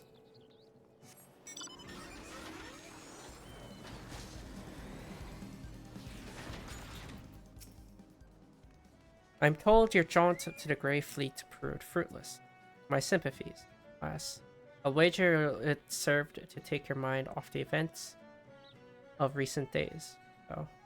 But enough that nonsense. The moment of truth is upon us. Twin vessel, the war leader, I call her, is complete. And she surpasses all my expectations. In addition to her prodigious onage, she has been fitted with a platform. You and yours might maneuver freely in battle. I would mention also that she is nigh unsinkable, but I am not one to tempt fate. The World Eater and her crew stand ready, friend. Just give the word, and we shall bear you to Leviathan.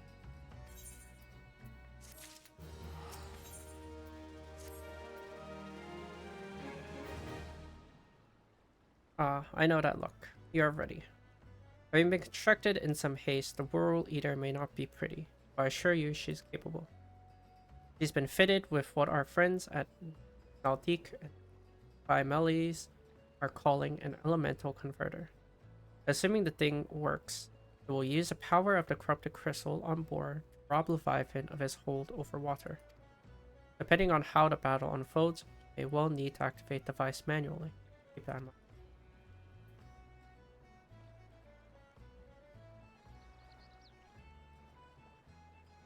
It is expected that the Sagan and their thralls will attempt to come to Leviathan's defense. According to the Maelstrom, we will once again employ diversions. Anchored in Y'shtola, I would have you assist in this effort. It is to fulfill its purpose, your diversionary forces must not want for number. By your leave, I too volunteer my blade. We would welcome it. Having seen you fight in Stapsa, I dare say the fishbacks will find your presence highly diverting. Anchored in Y'shtola, if you would join the 3rd Levy and Lady Ugiri the 5th.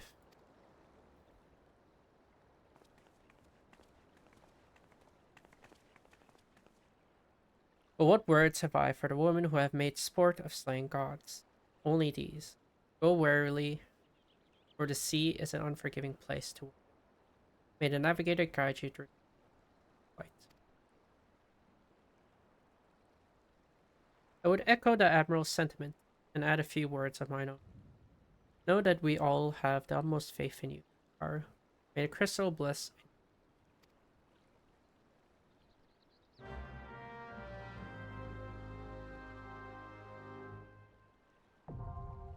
Oh, time for fight Leviathan. Orally. Cannot be done with trust. Quite cute.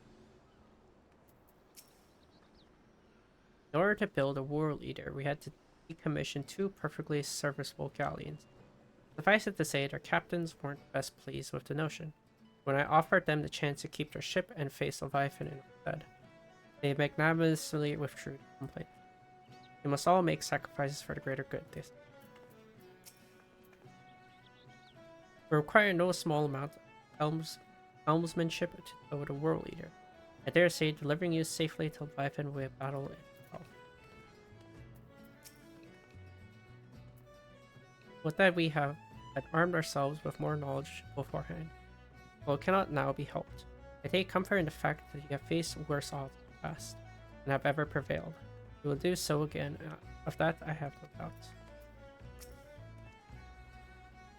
To complete the twin vessel in so short a time, and with limited materials, the people of Naldik and Vimeles have won an admirer in me. When first Master Einzar proposed the twin vessel, I must confess that I had my doubts. Only now the World Eater is complete do I see the elegance of this. Time to Leviathan.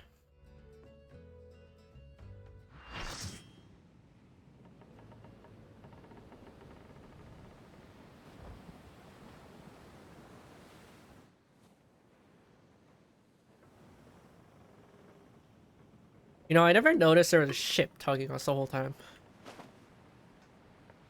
Never once have I actually noticed that there was a ship the whole time tugging us.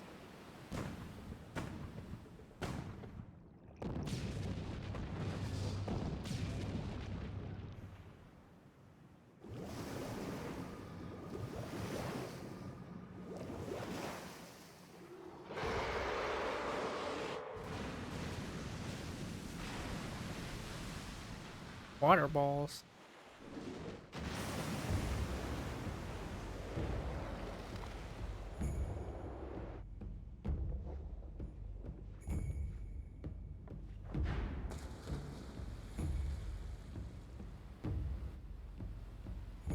Oh, never mind. The ship no longer tugs us. See? Okay, now this makes more sense why I've never noticed that there's a ship. Because it's not tugging us anymore.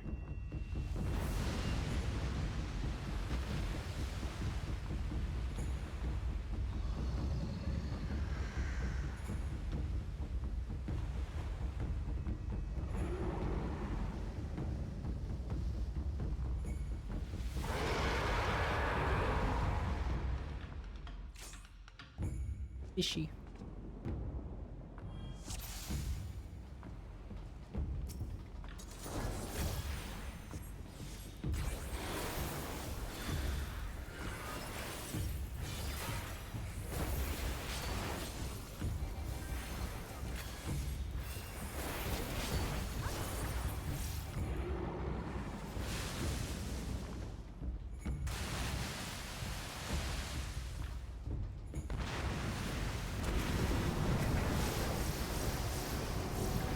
God.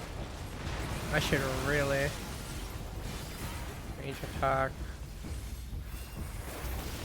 Magic. Oh, okay.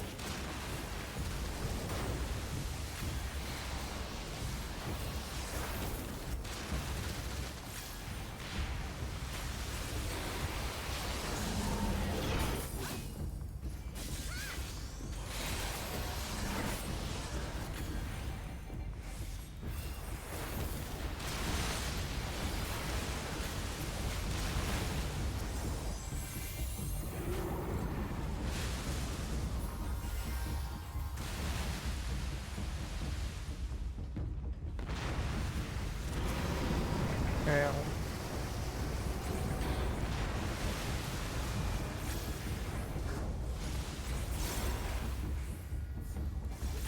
I can't hit it.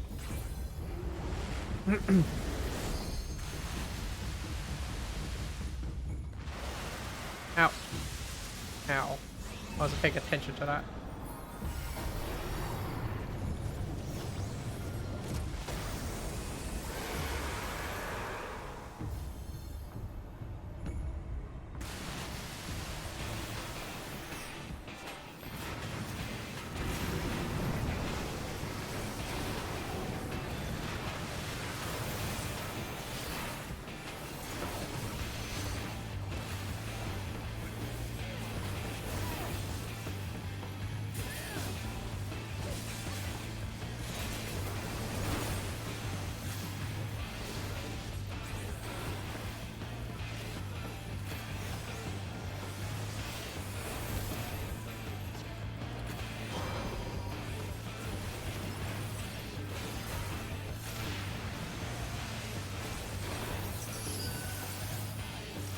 An Astro. Completely forgot we had an Astro.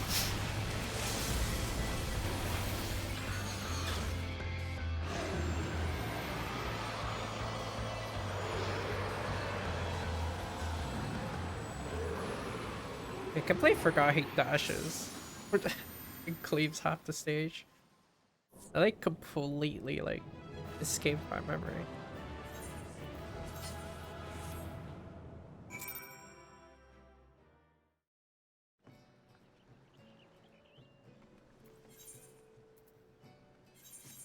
Damn it.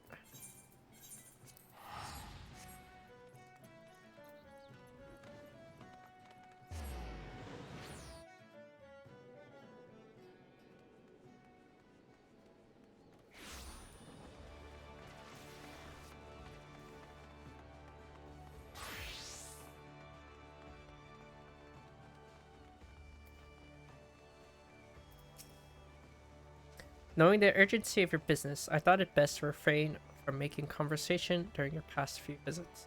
But today I will permit myself a few words. I feel truly privileged to have had the honor of admitting a hero such as you. You are an inspiration to us all, madam. And on that note, the Admiral awaits you in the command room. Why'd he wink? A number of things did not go exactly to plan, I will admit. Leviathan denied us the luxury of ramming him, for one. But let's not quibble over the manner of the victory, eh? If Limsa is safe and we are yet undrowned, I conclude that it has been a good day.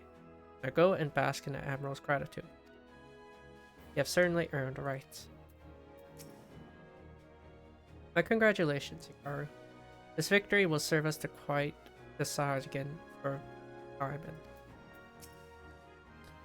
That such beings can be defeated runs contrary to all I know.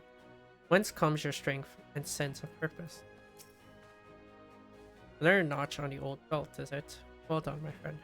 Were I a god, I dare say I would tremble at you. So often you achieve the impossible that I fear my words of congratulations will begin to sound repetitive, if indeed they have not already. With this in mind, I shall only say that I am glad of your safe return.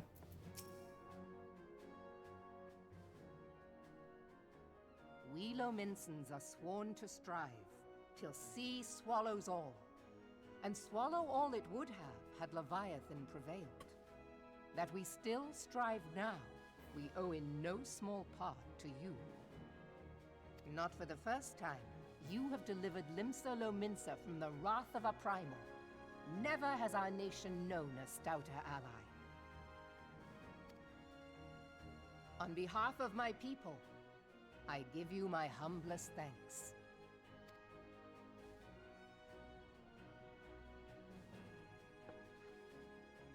'Tis meet that I give thanks to old Mistbeard, too, for his fine solution. Whatever else he may have been, 'tis clear he was a resourceful soul. Would that I had a man like him in my service.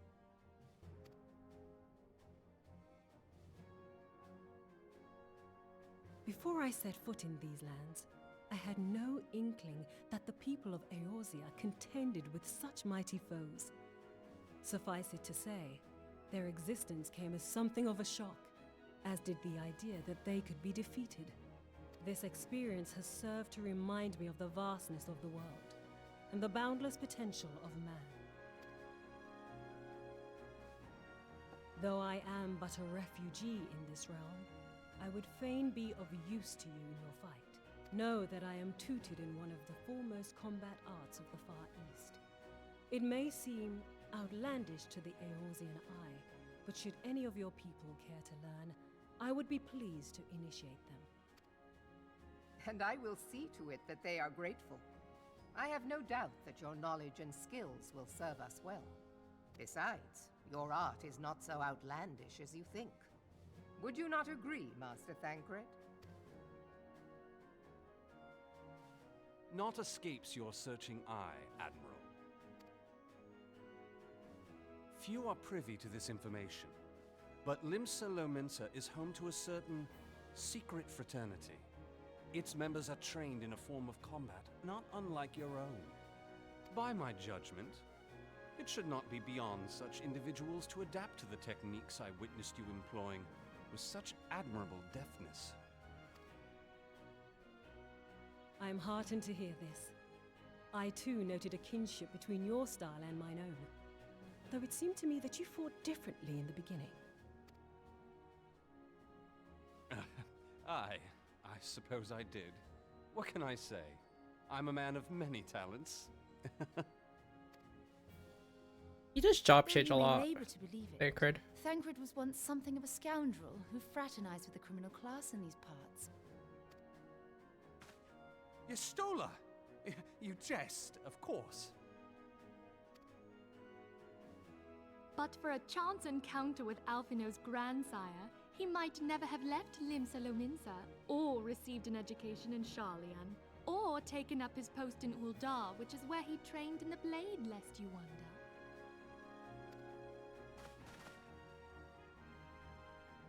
Minfilia, please! Everyone's just talking on grid. It would seem there is more to you than meets the eye, Master Thancred. Lady Yugiri, I am told that you and yours came to Eorzea seeking permanent resettlement, and that many domins have since been engaged as frontier hands at Revenant's Toll. Moderna is many things, but a place of refuge it is not. Know that I would like nothing better than to furnish your people with a new home here on Lominsan soil. Alas, racked by instability as we are, our nation is in no fit state to take you in. Yet I'll not have it said that we turned a blind eye to your suffering. Until such time as we can do more, I pledge to send provisions. We are in your debt, Admiral. I realize that it scarce qualifies as repayment, but if it please you, I shall set about sharing my martial knowledge with your people at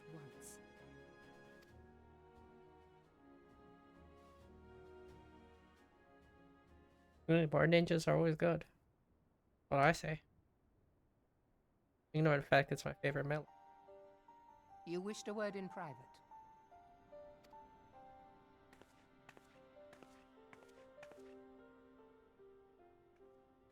The better not to spoil the festive mood. History repeats itself, Admiral. As the kobolds did before them, the Sahagin resorted to summoning their god over a territorial feud. They acted in self-preservation. It may be that the Sahagin initiated this particular clash, but how it begins does not interest me so much as how it ends.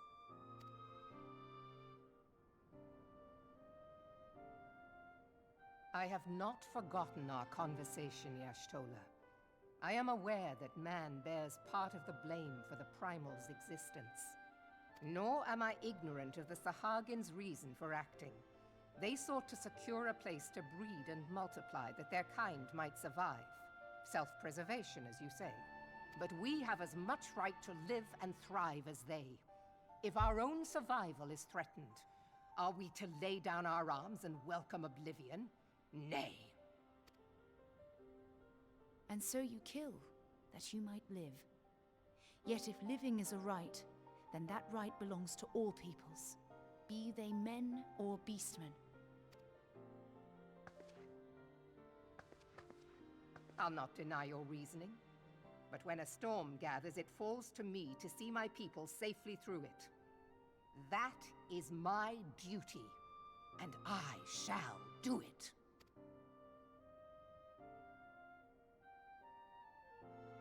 As must we all, Admiral. Stay the course, then, but know that it will lead to no good end.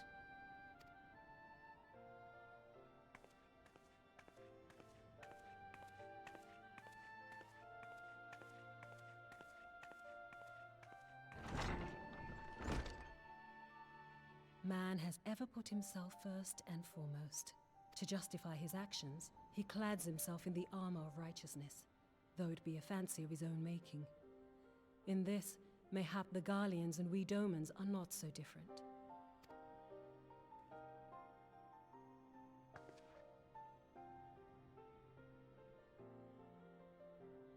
Eorzea has become as a raging sea. If we are to keep our heads above the waves, we cannot scruple to drown the man next to us. When hopes of coexistence founder, strength must determine who has the greater right to live.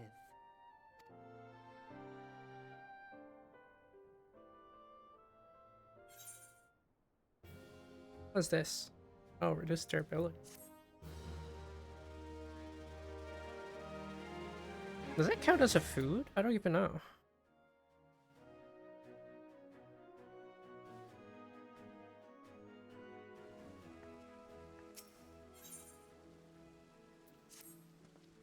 The Admiral has informed me of the enragement. I have in my keeping a letter of introduction. To the south stands a gate leading to a pier for a smaller fishing vessel. Look for an inconspicuous Huron man there and present the letter to him. He serves as a gatekeeper of sorts. Now before you go, I'm obliged to remind you that the members of the Ahem fraternity to which you would be introduced abide in the shadows of women's in society. They value their independence more highly than pirates, and are united by a bold bond stronger than mithril. To it, they are invariable, wary of new faces. Though it be penned by the Admiral herself, mere words of parchment will get you only so far into their confidence. You must work for every ounce of trust they place in you. But here's the letter. Go to the aforementioned place and show it to the aforementioned man. Oh, and good luck.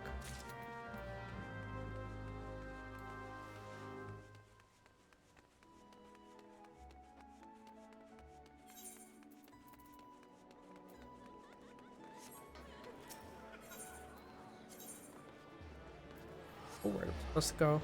Fisherman's Guild? Where is this guy?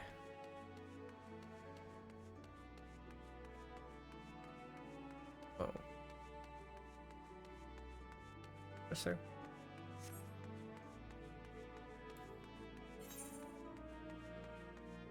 Okay. I mean, this path will get me there. Right there. Can I jump this? Really, I could jump this. Okay, cool. Hello, inconspicuous man. Got business with me, adventurer.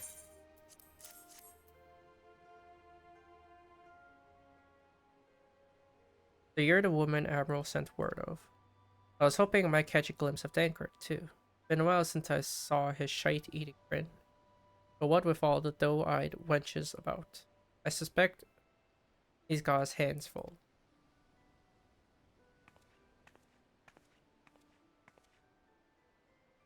Ah, you must be the Far Easterner. What Merlwib says wants to train with us. Welcome to Linsa, milady. I am Yugiri of Doma.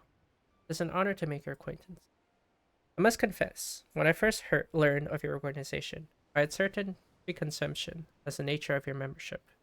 It would seem I was mistaken. You're not the first person to say that, lass. Lims is a city of pirate, to be sure. And pirates don't give two farts about keeping a spotless reputation. They hardly need a secret society to do their dirty work. Might be as my people and I keep to the shadows. But we've got nothing to be ashamed of. It's simply better for business that we remain unseen. And so you have developed fighting techniques suited to the purpose. I see. Know that the practitioners of my art, too, are denizens of shadow. It's in stealth that our strength lies. There's much we might learn from one another, I think. Then what in the seven hells are we waiting for? You come with us, you Gary of Do What's It? We can get acquainted in more private circles. Ah, that didn't come out right, did it? Lady Hikaru, I shall remain with these people for a time. I might study their ways. I am loath to be separated from my countrymen. I take solace in the knowledge that they are in the best of hands. You have been a true friend to us Domans. No word would suffice to express my gratitude. Ere long, I hope to begin imparting my martial knowledge to the people of Eorzea. When the time comes, it will be my honor to welcome you.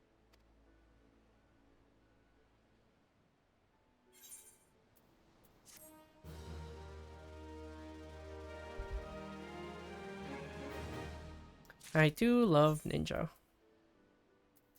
My favorite melee, as I mentioned before. Level 90 eye level. I don't even think that's better for my monk. No, it is not.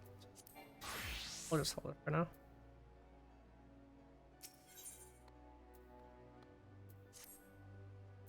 Much and more has occurred since first I beheld Eorzea from the galleon's deck.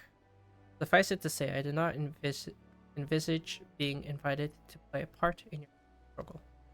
But forgive me, I have kept you over long. Doubtless you have pressing business of your own. Rest assured that I no longer require an escort. When next you meet Lady Minfilia, pray relay to her my humblest thanks. What that I could do so in person, but I must needs fulfill my promise. Till we meet again, Warrior of Light. I need to use a washroom. I'll be right back.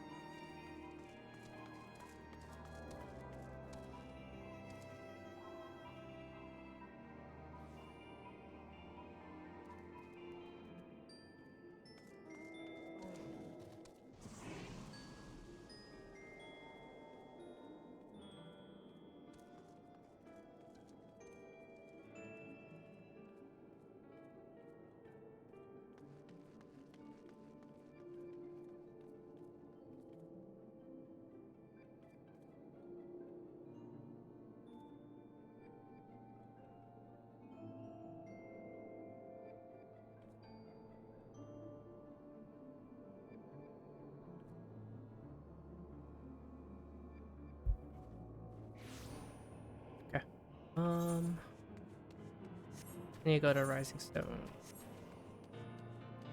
Oh.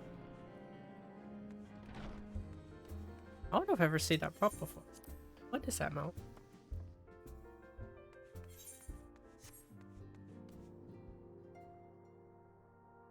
Oh, there's a lot more omens.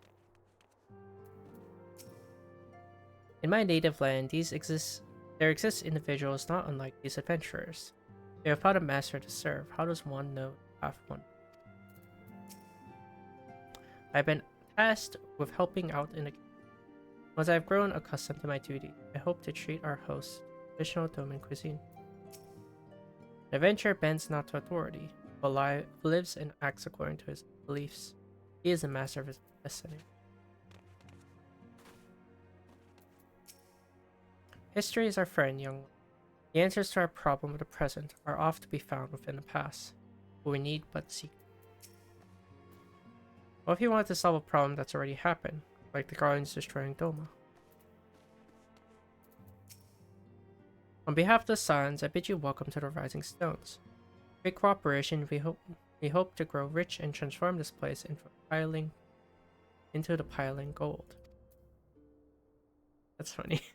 Oh, Hikaru, forgive me, but I must see to the Doman's need. The Rising Stones, what a peculiar name for a sanctuary. Some 15 years ago, a mission took me to Ulda. It was then that I first chanced gaze upon your beauty. I was utterly transfixed. I dared not blink, lest I deprive myself of even a split second of your. You do flatter me. I do believe you had a bit too much.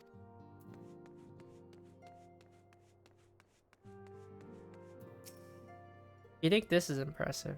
In Doma, we trained to run in the treetops. What in the seven hells are you doing up there? Get down here before you fall and break your neck. Don't mind Papalim. He's making a fuss over. Gilzen's sense of balance is amazing for a boy his age. I wonder how he got so good. Some of the Domans want to learn how to fight. It's fallen to me to oversee their training. First, I need to find suitable equipment for everyone.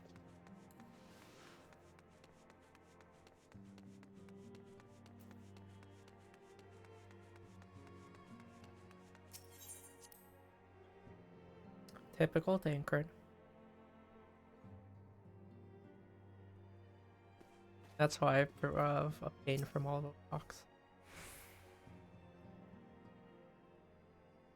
I have been reflecting upon the events which took place during our visit to Vilbrand. If you have a moment, I would share my conclusions with you. Please, bear with me. When the Sahagin Elder summoned Leviathan, he employed the power we have come to know as the Echo. Though I cannot well explain the how of it, it would seem he became immortal in so doing. When the Admiral subsequently slew him, his spirit emerged from his lifeless flesh, a consciousness shorn of physical form. Thus transfigured, he took up residence in the body of his minion with the ease of a man donning a favorite glove. Just like an Ascian.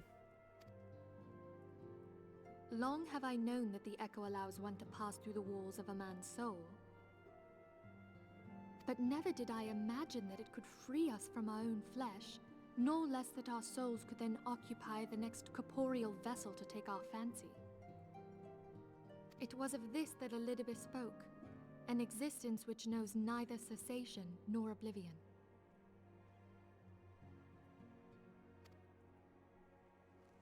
And yet, though the Sahagin had mastered his gift and thereby become immortal, he was by no means invulnerable. As we both bore witness, he was ultimately absorbed into Leviathan. And the import of this observation? If the Ascians' mode of existence is indeed the same, it can be inferred that they too are not invulnerable, that they can be destroyed. There exists a legend which tells of souls who are reborn upon the cusp of each umbral calamity, that they might stay the encroaching darkness. To most, it is but a fairy tale, yet recent events have given me cause to wonder. Could the legend in fact refer to the Echo? Much and more yet remains unknown, but I am confident that all will become clear in time. For the present, however, what matters is that the key to defeating the Ascians may at last be within sight. With Urianger's aid, it is my hope that I shall fathom this matter ere long.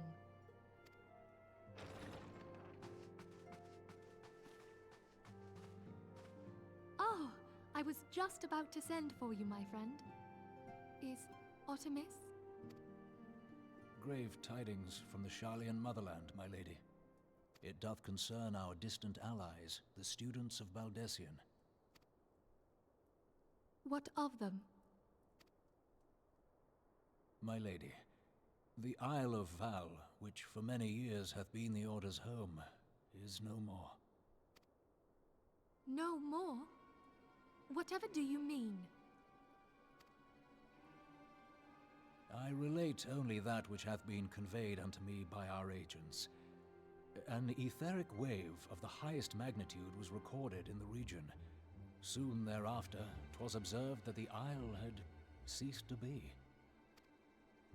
'Tis postulated that a magic was evoked, like in power to Ultima. 12 preserve.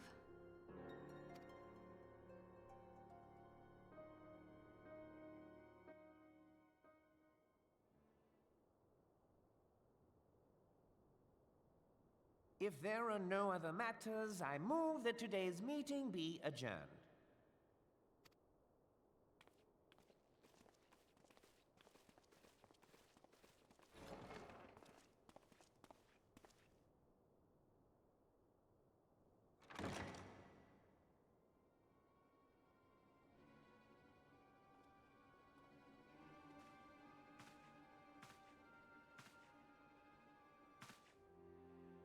It is done, my lord. Forgive my impertinence, my lord, but these orders, I am uncertain as to what end they serve.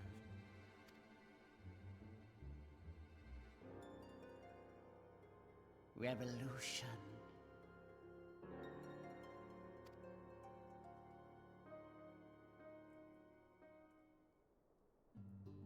Uh-oh.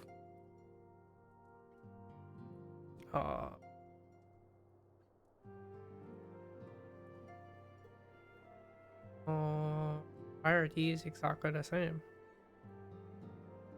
Even subset wise the same.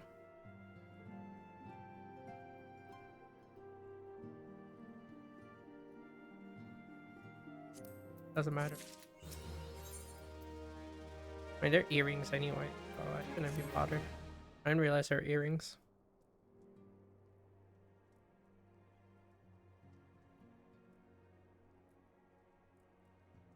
Our friends, the very isle itself, everyone in it. No, it avails us not to speculate. Urianger will send word if there are any developments.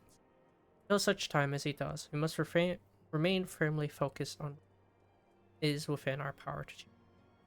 With that in mind, I would speak of a different matter, one closer to home.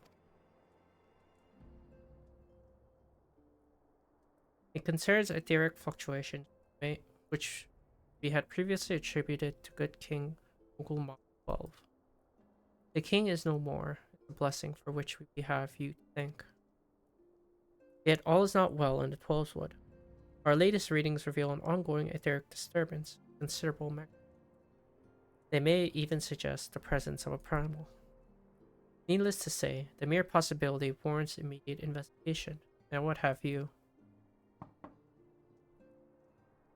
Cecilia, I did not wish to interrupt, but we have a problem. What manner of a problem?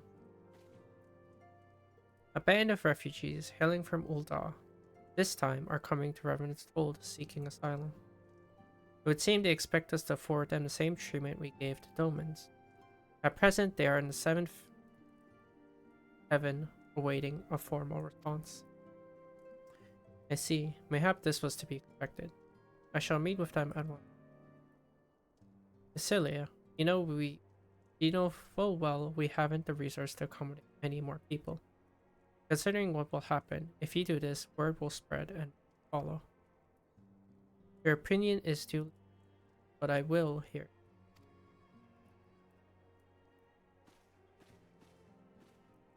Hikaru, I should be grateful for your presence at this meeting.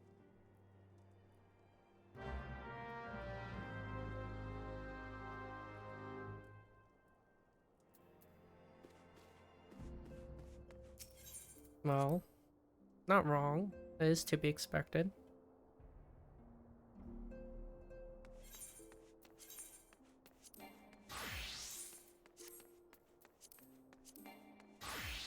Wow. I'm actually overtaken by Red Mage in eye level. Kinda impressive.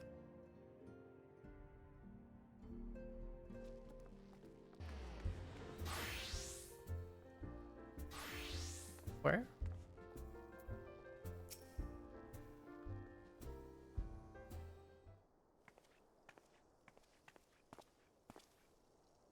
I apologize for keeping you waiting. My name is Minfilia, and I lead the Signs of the Seventh Dawn. 12 be praised. It is you. We're ready and willing to work, same as the Domans. Just give us a task, and we'll see it done. Pray calm yourselves. I appreciate your enthusiasm, but I know naught of your situation. Beg your pardon, student. I ain't so good with words. We've been living off the scraps of Ul'dah for years now, trying to piece together a life to replace the one what God took. They say there's work, but there's aught for an honest man. Not as wouldn't sully his soul sooner than his palms in your own. The flames do what they can for us, of course, but it ain't near enough. And it's only getting worse. When the calamity brought us to our knees, those rich bastards in the cities didn't help us up. They climbed on our backs. I don't pretend to be clever, but even I can see what's coming. I knew we had to run. The only question was where. And then it came to me. Revenant's Toll. I mean, you took them foreigners in, didn't you? So you surely did the same for us. I fear the situation is more complicated. While it is true that we accepted Dolman's petition for aid, that decision was a product of extraordinary circumstances. I sympathize deeply with your plight, but pray understand that it is not possible for an organization of our means to aid all who have been affected by the calamity. And so it is with great regret that I must deny your request. But we've nowhere else to go. You're turning your back on them. I might have a word. Kataru is aught to miss. Ill tidings from Ul'dah, my lady. Alphino has been wounded. What? How? Is it serious? I cannot say for certain, but I fear it might be. According to the flames, the refugees started a riot. They went wild, apparently lashing out at any and everyone. That can't be right. Why would they? They must have been provoked. The demonstration was meant to be peaceful. Seven hells, not a blades have an excuse. They'll round us up and kill anyone who tries to resist. Antecedent, please. You won't help us build a new life. At least help us keep the one we've got. My lady. We're not ones to stand idly by and watch innocents suffer. However, until we know more of the circumstances surrounding this riot, I am not certain what aid, if any, we can provide. The authorities determined that the refugees attacked without provocation. Those responsible have to answer for their actions. How can you be so blind? Find Alphino quickly. If he is in danger or worse, I would have you and none other by his side. Thank you. Pray do not concern yourself with the matter we were discussing earlier. Ida and Papalimo will see to it. Alphino is being treated at the Hourglass. Hurry, Hikaru. Where is the Hourglass?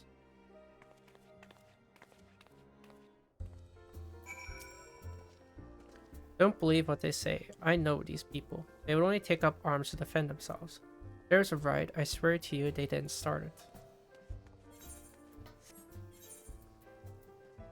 Wait, where the heck is the hourglass? Is that the inn room? Is that what the inn room is called? I actually never known.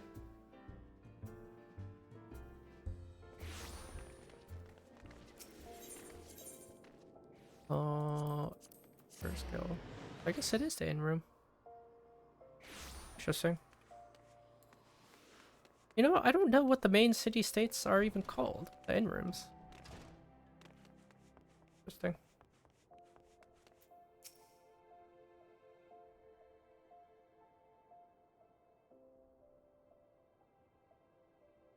Come, you must have gathered by now that Tataru is given to exaggeration.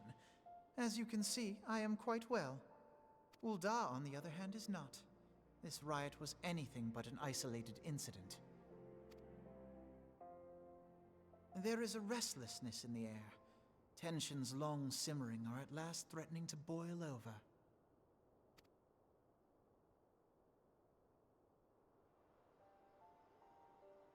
Ul'dah is a nation infamous for the great disparity between the wealthy and the poor. The majority of the populace accepts this state of affairs because they believe that every man bears responsibility for his own lot in life. To an Ul'dan, money is the foremost, and some would say the only measure of a man's worth. Small wonder that the wealthiest wield the greatest influence.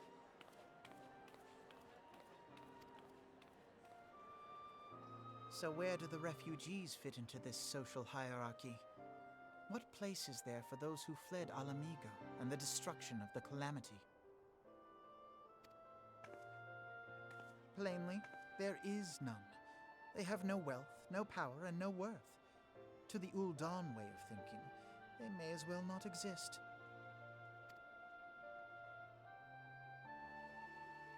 Choosing to ignore their existence, however, is patently not an option.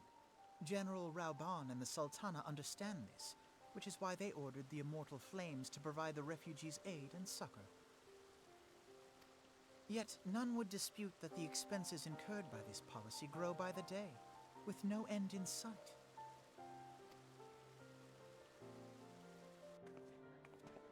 This has prompted more and more Ul'dans to question their obligation to aid these worthless wanderers. While more and more refugees have come to resent their treatment at the hands of the sneering citizenry.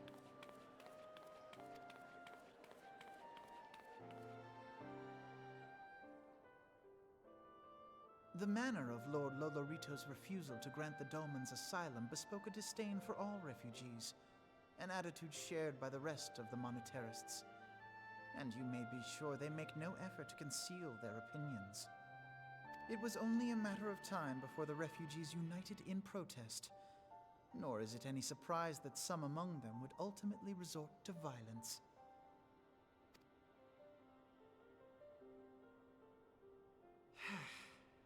That the Immortal Flames should choose this of all occasions to engage in joint training exercises with the other Grand Companies. By the time they return, the situation may well have deteriorated beyond mending. Or it was done with knowledge that they were gone. You know. Let's not just ignore the fact that they might have planned the time of the attack.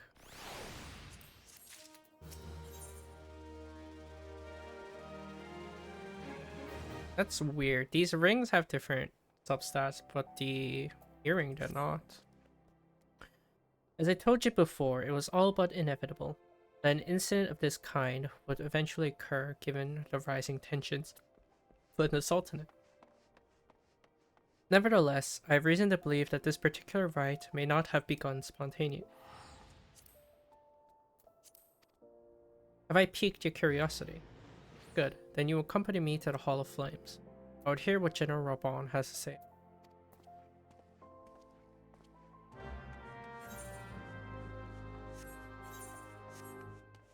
I forget how many tomes is a weapon.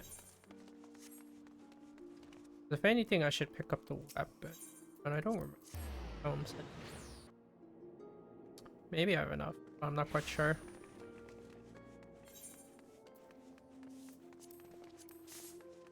We'll see. 600. I could get more by doing these roulettes, but I don't really think I need to.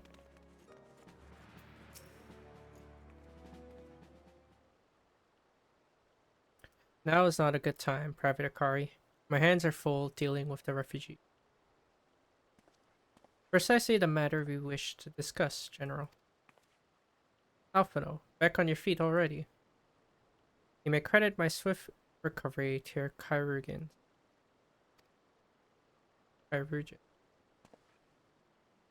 My memory of the riot are still somewhat muddled. I trust you managed to regain control of the situation.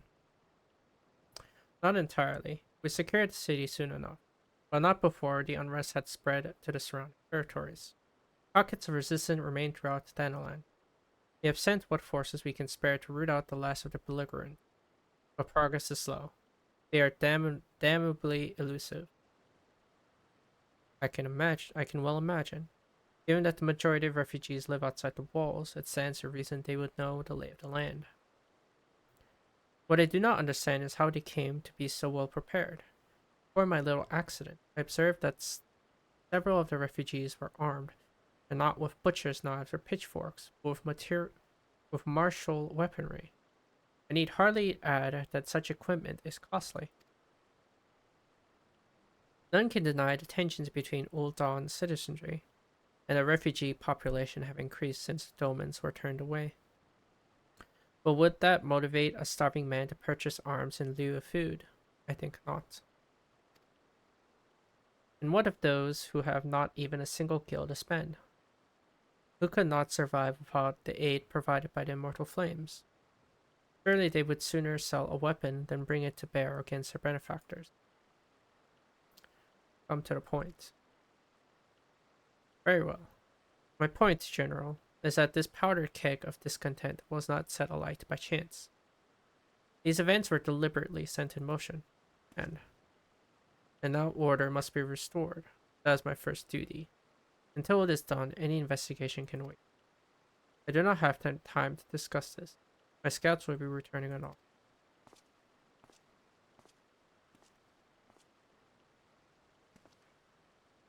The general is no fool. He keeps his own counsel, and with good cause. Were he to claim, without the necessary proof, that these riots were instigated by outside forces, the monitorists would accuse him of attempting to shirk responsibility. After all, he and the Sultana have been the most outspoken proponents of refugee aid. Regardless, they will face harsh criticism in the day ahead. Our allies may stumble upon the truth in time, but I have more faith in your abilities, Yaru. Therefore, I propose we conduct our own investigation, independent of the authorities. To that end, I would have you make inquiries in the settlements suspected of harboring belligerents.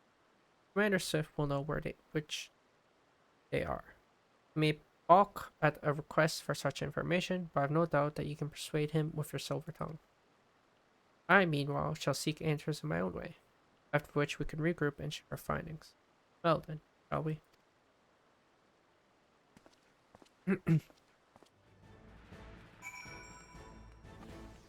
How much seals do I have? 1,000 to promote? Yeah, it's 4,000 to promote.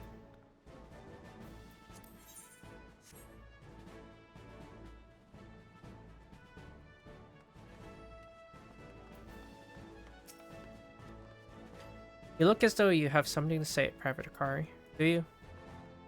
What you ask is no simple favor. Were such information to fall into the wrong hands, the lives of countless soldiers would be at risk. Even so, there is wisdom in your words. An able individual, even one with ties to the flames, may be better suited to the task than a regiment. Very well. The Brass Blades have reported a suspicious activity in the vicinity of the Lost Hope. It may be unrelated to recent events, but we doubt it. I suggest you begin by speaking to the Blades posted there.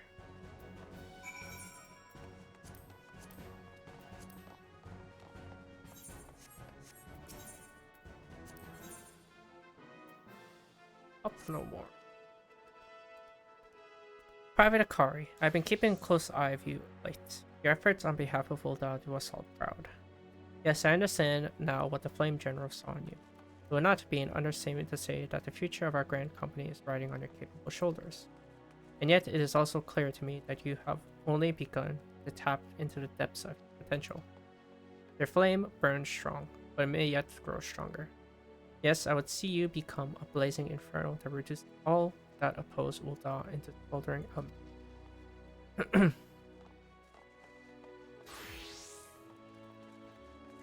It is such hopes that I have made arrangements for you to receive training at the Wolf's Den, a proven ground establishment by the Eorzean Alliance for training of Grand Company recruits.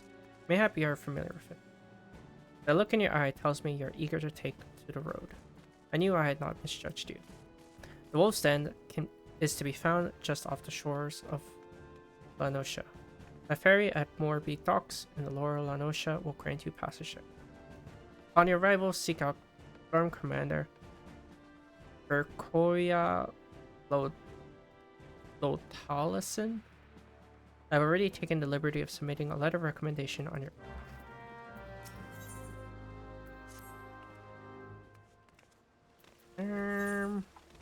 sure. Moorbeat Docks.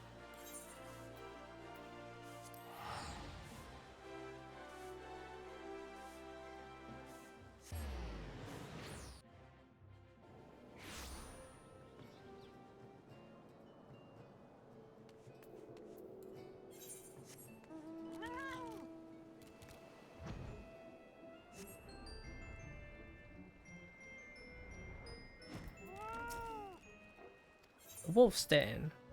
This is for PvP. Which PvP in this game isn't that bad, in my opinion.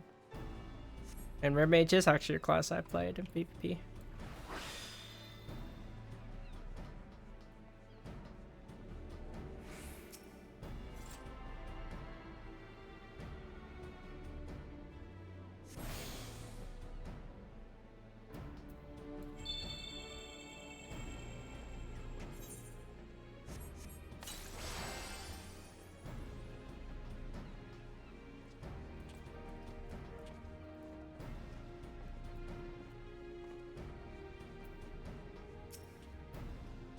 I don't recall seeing your ugly mug around here.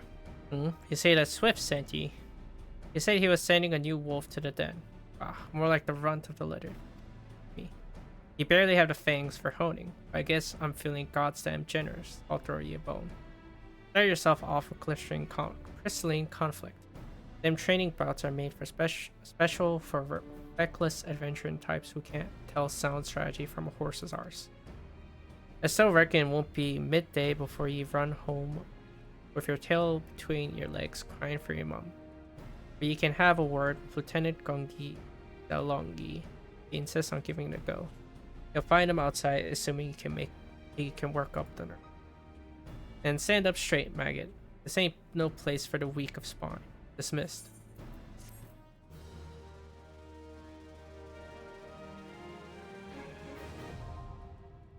Unlocked. Yeah, I did have a bit of fun doing crystalline conflict. I did reach crystal rank on my main character.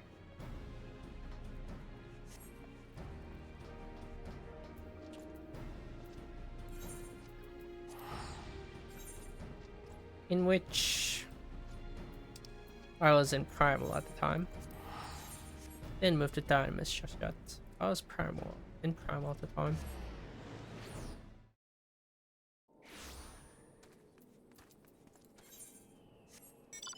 I was in the top 100 though for a bit. Never pursued it past it. Felt like it was a lot of work. What brings you here, adventurer? A search for refugees. Well then, you've come to the right place.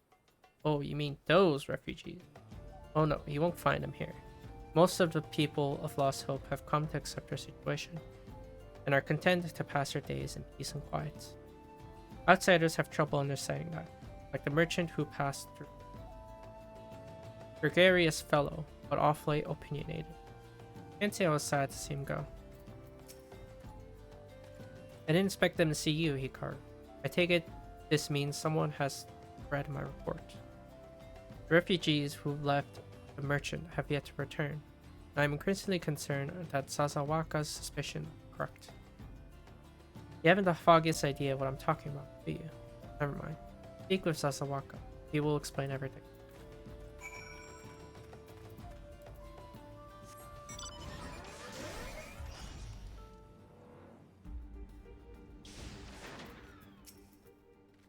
Ah, don't hurt me. I'm not one of them. I beg your pardon. You're of the flames, but you're not with the I see. If Leofric bid you to speak with me, then I take it you've agreed to help. Both be praised for that, because we haven't a moment to waste. Everyone knows the flames are on march. The others have fallen under the fanatic's spell, but not I. Promises of revolution or retribution are of holding the ruling class to account and taking that which is owed. Ah, a childish fantasy. I did everything I could to dissuade the others from leaving, but few would heed my words. Now that one of the idealists has returned, however, the madness of the merchant's plan is plain for all to see.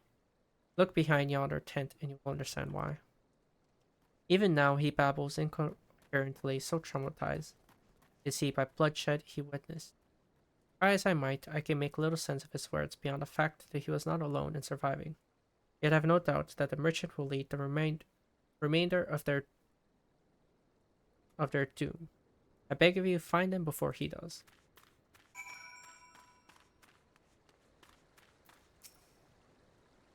What are you doing? Don't draw, don't draw, don't draw, don't draw. Why didn't you run away with me? We could have escaped together, then you'd be here with me. Be here to soothe me.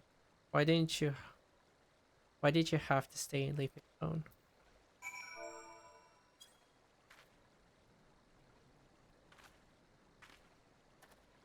Who are you? What do you want? Aye, it's true. I followed the merchant and made a god strike me down for me folly. What they will not give, you must take, he said. When we asked how, he revealed a cache of weapons he had brought and implored us to seize control of our fates. I thought about running then and there, but the others were so excited. He split us into two groups, sent us off on our own. But when the flames found us, we didn't know what to do. Our leader tried to parley with theirs, but then they started arguing, fighting. Then everyone was fighting. The flames were shouting to give no quarter, and oh gods, the other group, they're still out there. If we don't stop them, they'll be massacred like mine was.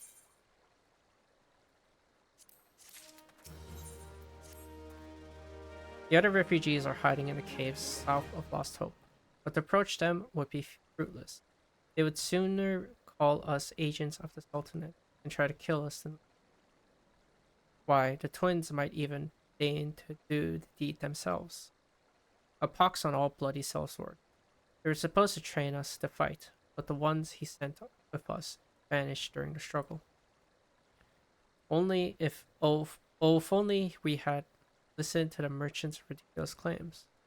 We had never listened to the merchant. He said our cause was righteous, that the gods would never suffer us to be defeated. Though if they were forced to confront reality, that's it. Challenge the twins to combat and show my brethren that their strongest warrior are no match for one woman. Mayhap then they will agree to lay down their arms in response to this plot.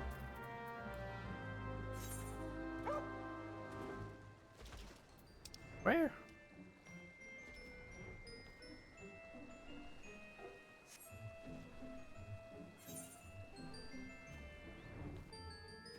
What? Sorry.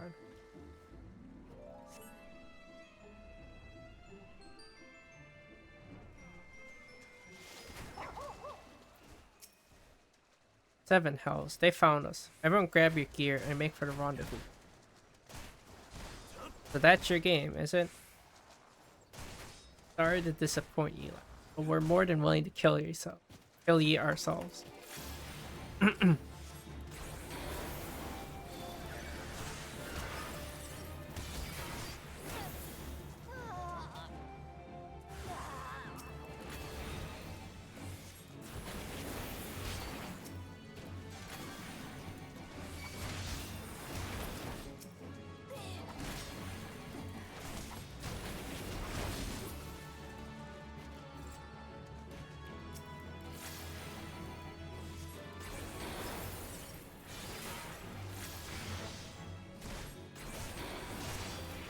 Oh, I did not mean to go to them.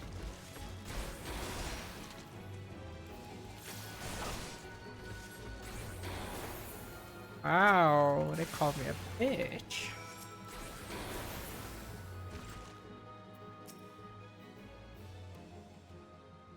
He beat him like it was nothing. Oh, almighty, what are we going to do now?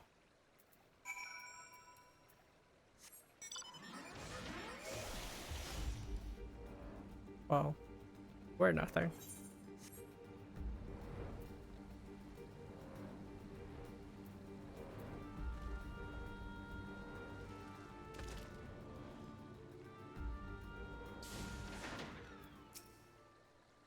You've returned. Did you find my burden? What of the twins? What happened? I see. Well, you had no choice. Better than a handful of them take a beating from you, then the lot get butchered by the flames. Tell me, what did the merchant have to say when it was over? Huh? Well, where else would he be? Unless he went to Stone's Throw to recruit others. Piety, nope, I need that.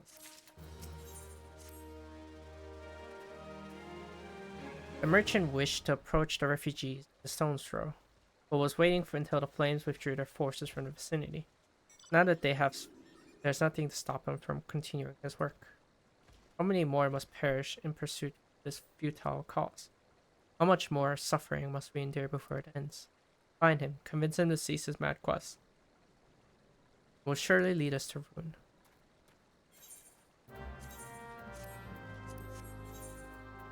Where's Stone's Throw? I see.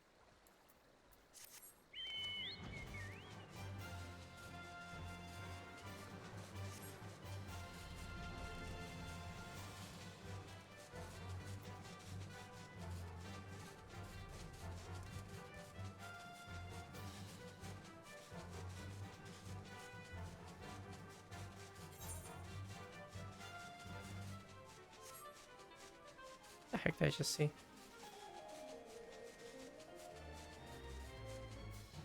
Oh, this is Stone's Throw.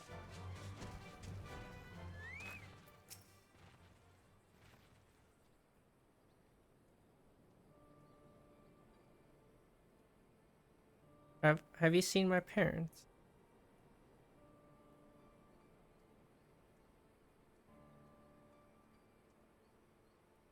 They told me to stay here with the others. They said they'd be back soon, but it's been days. They left with a man from... The man said they were going to change everything. Make it so we can live inside the wall with everyone else.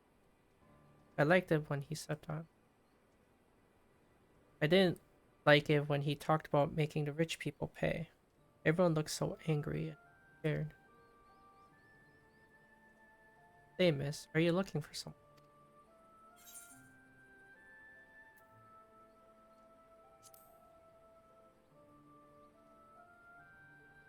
Merchant. You mean the man who left with my parents? But I don't know where he...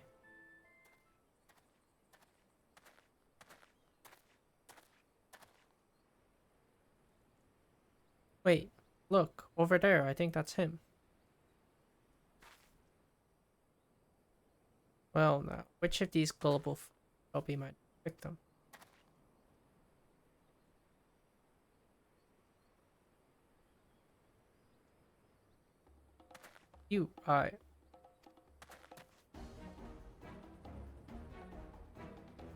He's getting away. Go get him, miss.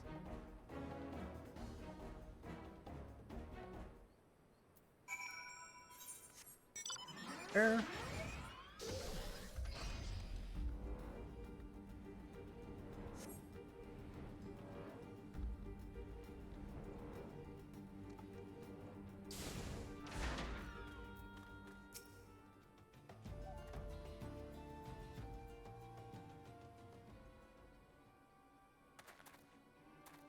You again? Why are you pursuing me?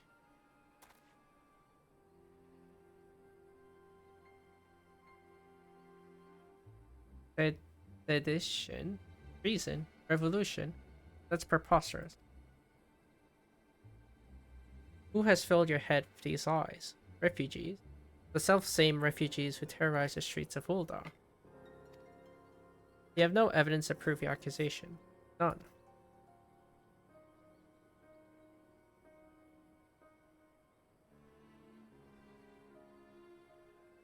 No, I will not accompany you to the Hall of Flames. You have no right to detain me.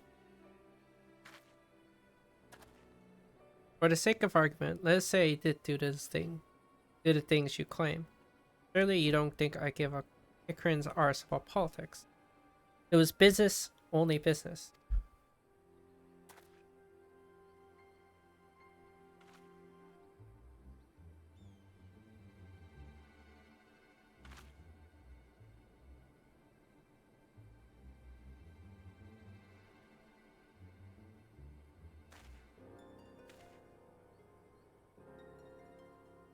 You both know I am not the one. However, if you agree to protect me, I'll swear I shall tell you everything.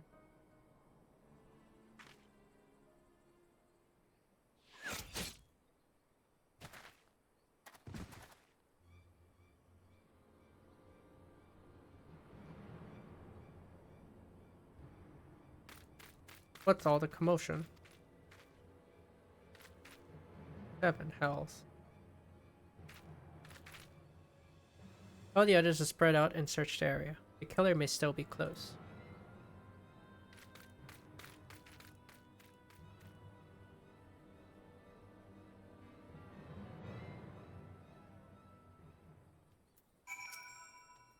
Hold, adventurer. I would know more about your relationship with the victim, as well as the events leading up to his death. The man was responsible for the recent riots. Mayhap we owe his murderer a debt of gratitude. In any case, it is obvious you are not one whom we see. You may carry on with your investigations.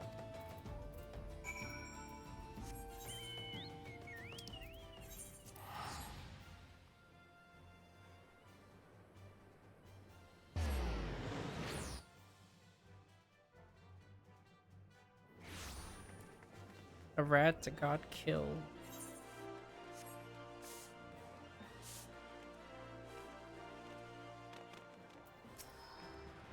What news, Private Akari? Where is the merchant? Murdered?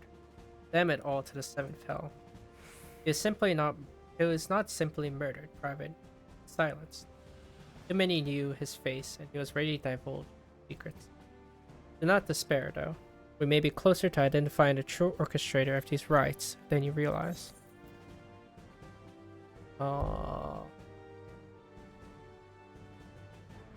Yeah, I'd rather not have tenacity. And that's the wrong stat for Monk.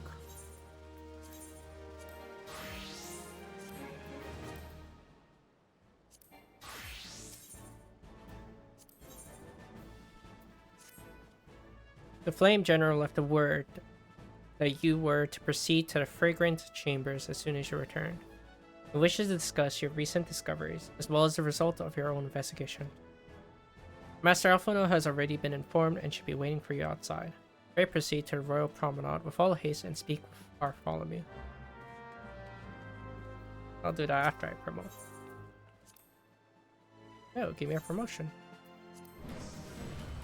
By the power vested in me, I hereby appoint you the rank of Flame Corporal. May you fight to the last for going in.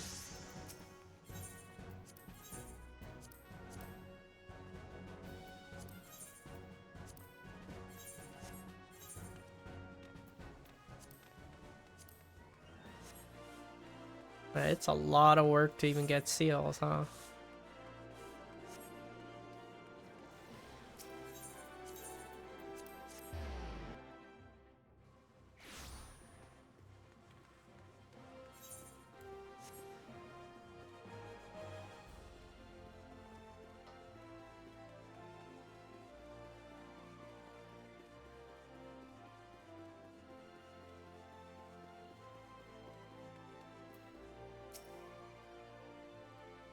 Excellent work, Hikaru. The information you brought us has helped me persuade General Raban to call this meeting.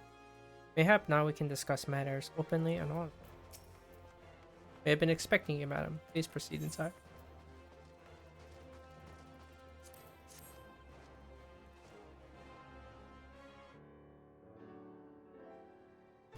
Commander Swift has kept us apprised of your recent activities. You've made great strides towards quelling the violence. Despite our best efforts to determine what provoked this uprising, the truth continues to elude us. Have you uncovered aught which might shed some light on the mystery?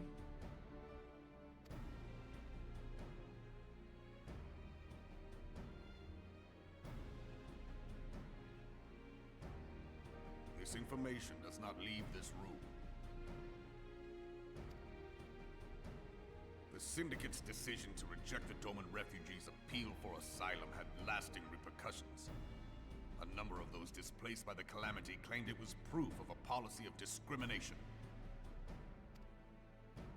Together with a group of Alamegan refugees, they organized a series of demonstrations to protest against the Sultanate.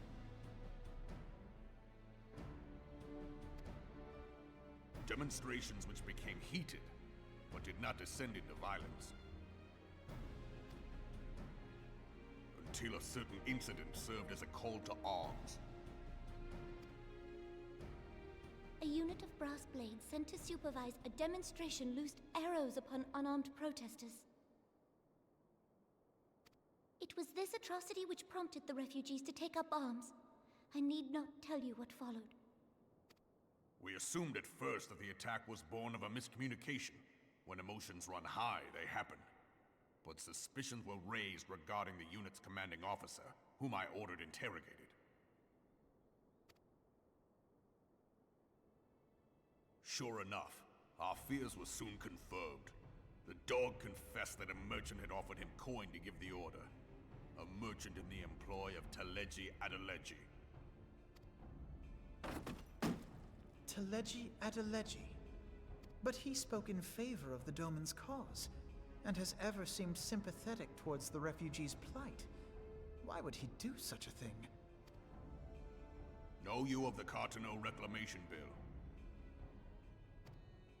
It is a proposal to annex the Cartano Flats so that refugees may establish permanent settlements.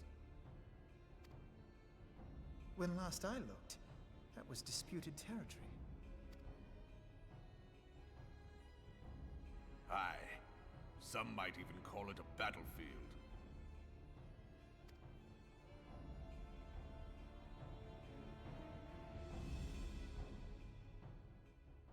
The destruction wrought by Bahamut was greatest at the Cartano Flats. That much is common knowledge. What is less well known is that his rampage laid bare ancient Alagon ruins, of which no record existed. There are certain differences of opinion as to how these ruins should be handled, which is why each nation maintains a military presence in the region to this day.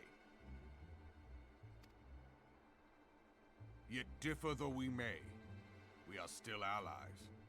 Therefore, in the interest of preserving the Eorzean alliance, we have reached an agreement.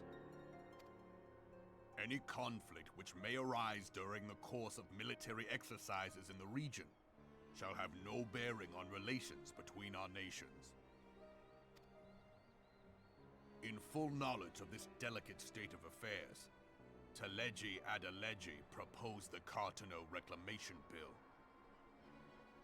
A shameless bloody ruse which stands to benefit him in but one conceivable way.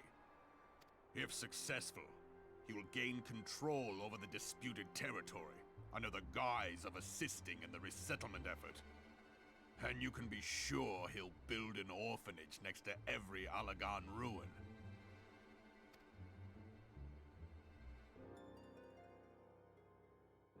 The man would threaten the unity of the Eorzean alliance and risk countless lives for personal gain.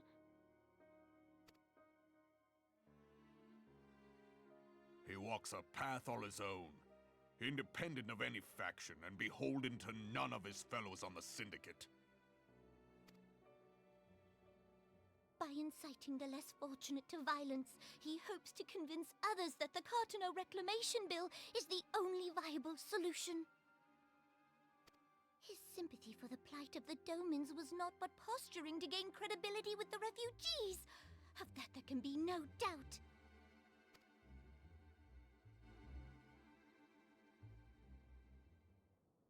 Forgive me, but what could possibly motivate Tulky Adeleji to go to such lengths? What is so special about these ruins that he would risk his position on the Syndicate, and, most likely, charges of treason against the Sultanate? Omega. Pardon?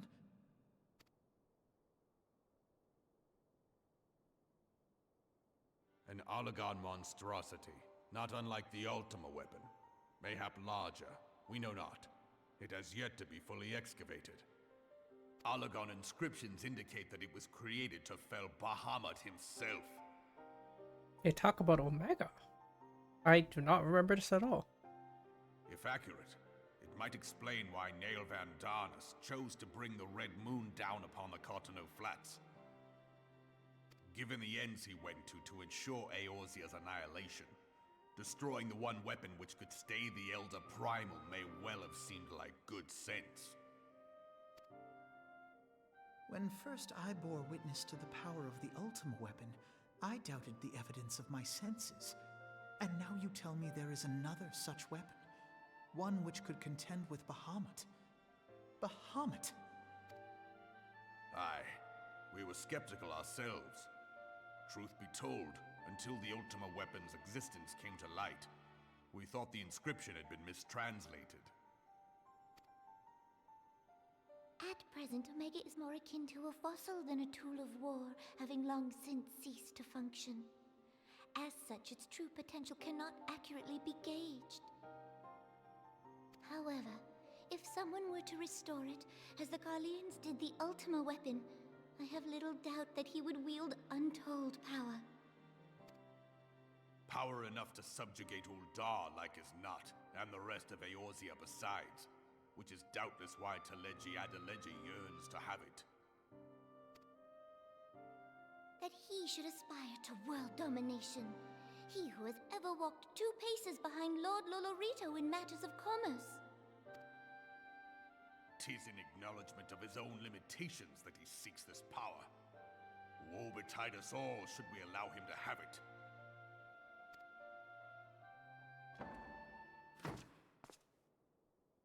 Pray waste no time chasing rats. Only a fool would believe that secrets can be kept in Uldar. It would seem the implications of the Sultanate's refugee problem are rather more far-reaching than we assumed.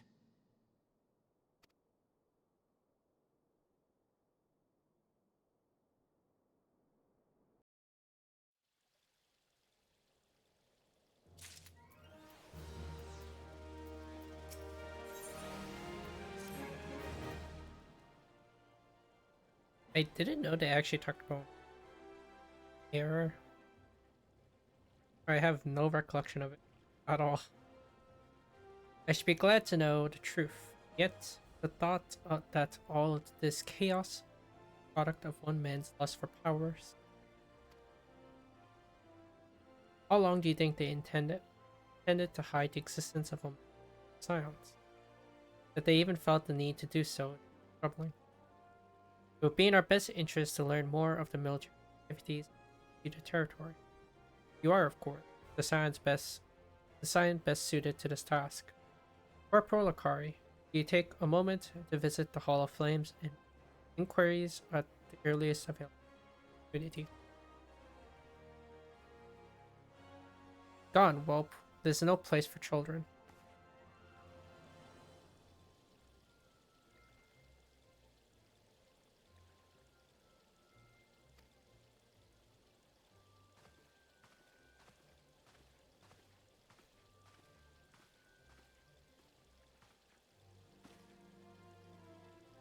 I was looking for you, miss.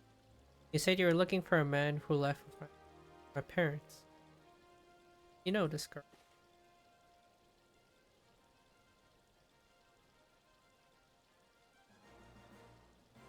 But he visited Stone's Throw as well.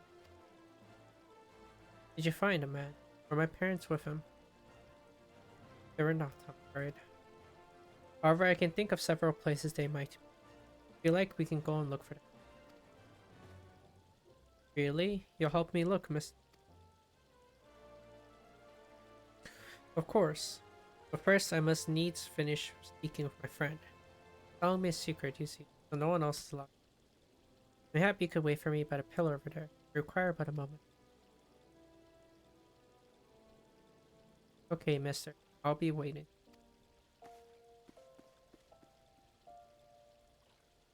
I'll take her to the quicksand. Mayhap Momodi will know what to do. A legion of garlands, either starved primal, even dealing with an Asian, would be preferable to the shore. Sometimes I fear Minfilia is too ambitious. We rush hither and yon in response to threats as they are, but concern for the strain it places on resources themselves. Mayhap the time has come for a change.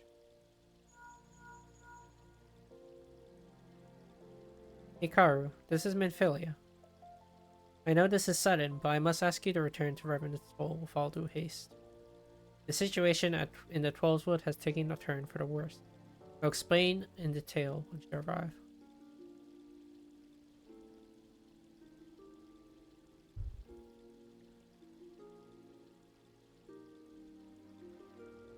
The Twelveswood, and the primal threat she spoke of before has been confirmed. I received no reports of Ixali activity, which lead elves. Go, Hikaru. You know as well as I that the appearance of a primal takes precedent. Oh, and when you arrive, do inform the entity that while I'm grateful for her concern, you needn't fear for my safety. I'm more than capable of protecting her.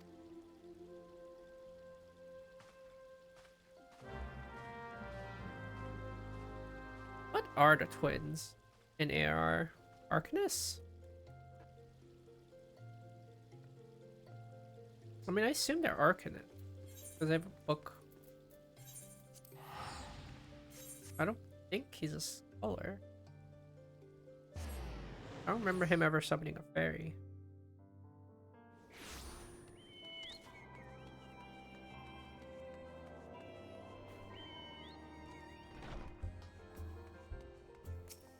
They should just be Arcanus.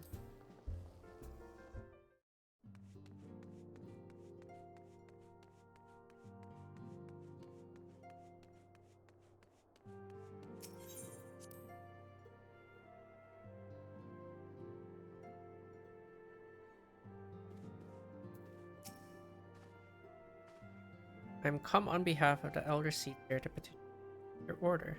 The antecedent has been apprised of the situation. It's a relief to see you healthy and hale, Hikaru. The latest news from Ul'dah was most disturbing.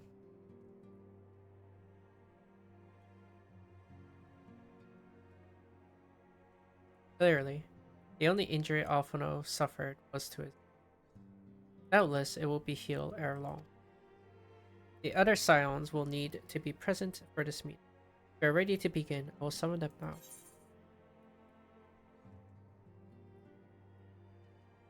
It's weird that some of these are exactly the same style.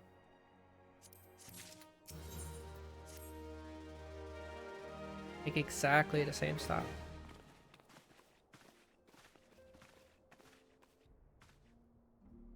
Thank you for responding to my call.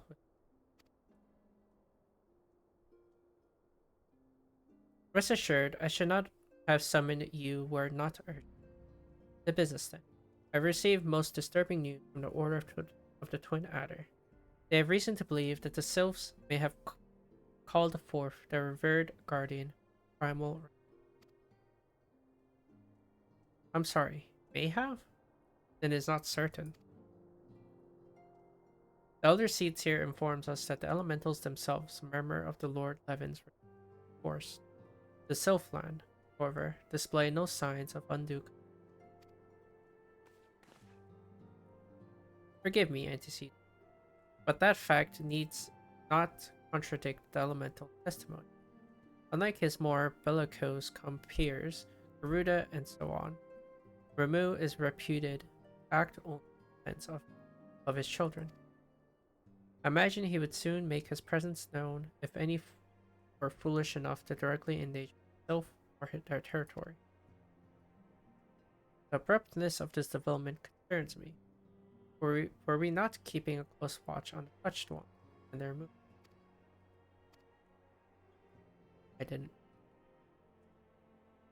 Oh, it didn't. I was pretty sure it was going to happen, just not this soon. I beg your pardon? You foresaw this eventuality and did not to prevent it. I told Papolimo, I suppose I could have reported things to Minfilia earlier. But there honestly wasn't much we could do except wait. You know how sylphs feel about people poking around in territory. They already summoned Ramuh once right after the calamity, but that was because Garlands came trampling through the forest. As long as Cashram Orion stands, the sylphs cannot be blamed for wishing to have their guardian deity on hand.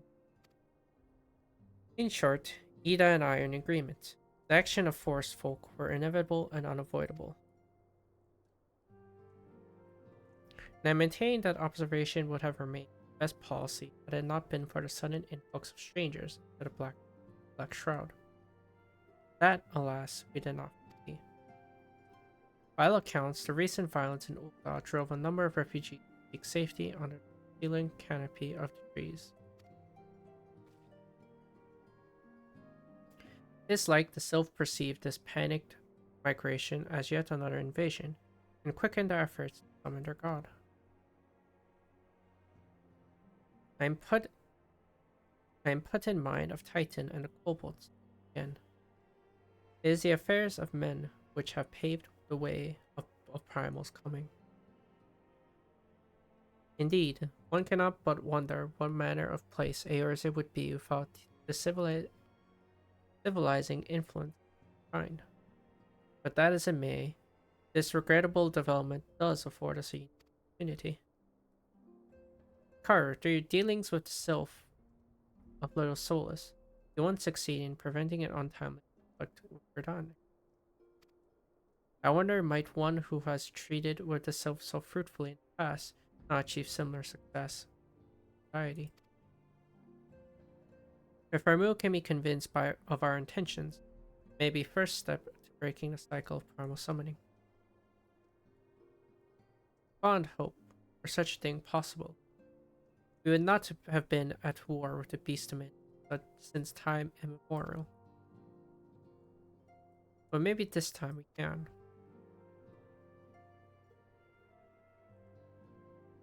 Let's continue this discussion on. We must needs first consult with the nation most affected by the presence. Hi, Uzma. I hope you're having a good night.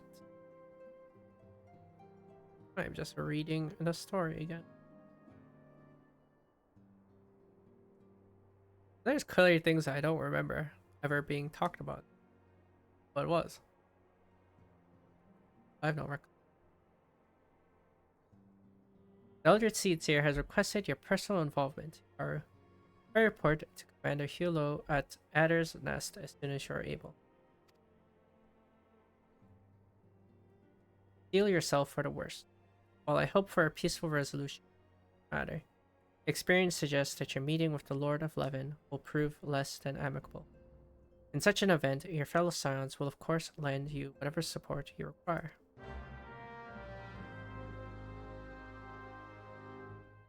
The Lord of Levin.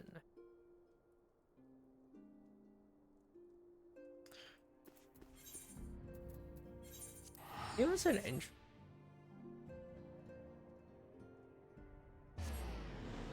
Which will be explained, I think. Won't delve more in intro.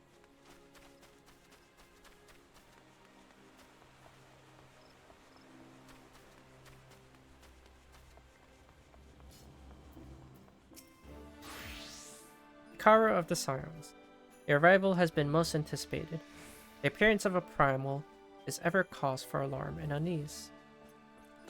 Though my men stand ready for any eventuality, I know of none more qualified than you to snuff out this threat.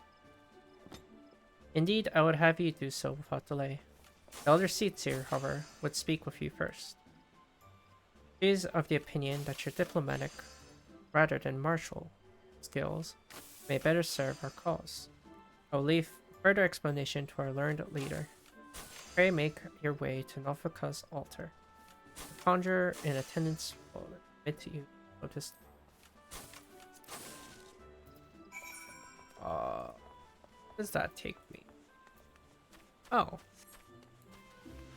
Really that close? Oh, it is. I didn't know the sign actually had something new every day.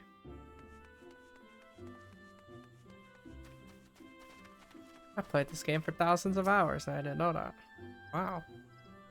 The other sirens have already arrived, madam. May I show you in? Then again, I usually play very zoomed out, so there's no reason I'd ever see that sign. But I digress. Everyone's out. You have to see. I'm most curious to hear how the Elder Seatsir treat with Lord Crumb. I see the Sylphs have sent their own representative. There can be no doubt then. It is said that once Ramu passes judgment, his wrath is implacable.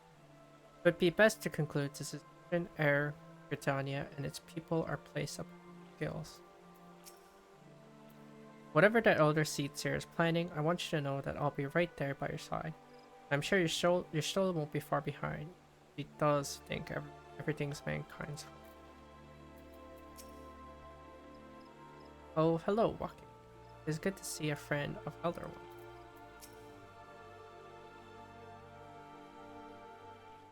Scions of the Seventh Dawn, on behalf of the people of Gridania, I bid you welcome. Your presence is of great comfort to us all in these days of uncertainty. I summoned you here to share tidings of a most urgent nature. But a short while ago, the great elemental spoke, and his voice was clarion in its intensity. Ramu is returned unto the forest. You know, I don't know who the great elemental is. They always speak about it, but I don't think we ever see it. Scarce had his words ceased to echo in mine ears when we were visited by an emissary from Little Solace.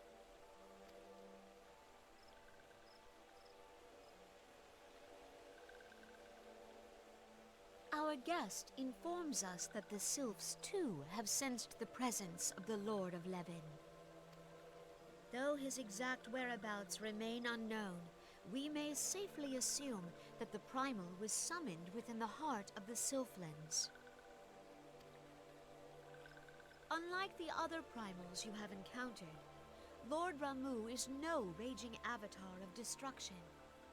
He is revered as much for his wisdom as his strength, serving as both arbiter and guardian to his children. Given that we and the Sylphs found a way to share the Twelves Wood, it is my hope that this sagely immortal will be amenable to reason, and that conflict may be avoided. Blessed as you are with the power of the Echo, you are one of the few among us who may commune with a primal without fear of influence. I would ask, therefore, that you represent us in this most delicate of negotiations. I don't have negotiation skills like that. I think I am a politician. I'm just an adventurer. Has suffered enough. Upon this, we and the Sylphs, and I would venture Lord Ramu himself, are in perfect accord. Let us not endanger our shared home by engaging in unnecessary hostilities.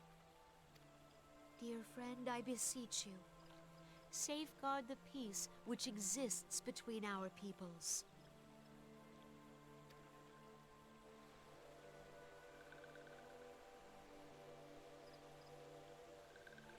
You know, I figured the Sylph would say one word, but they don't.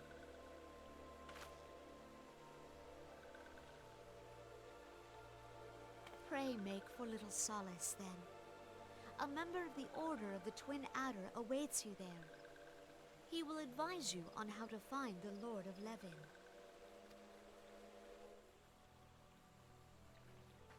An ill wind blows through the forest. Yet, it is not only the Twelveswood that flinches at its coming. All the lands of Eorzea shiver in dread anticipation. Have care.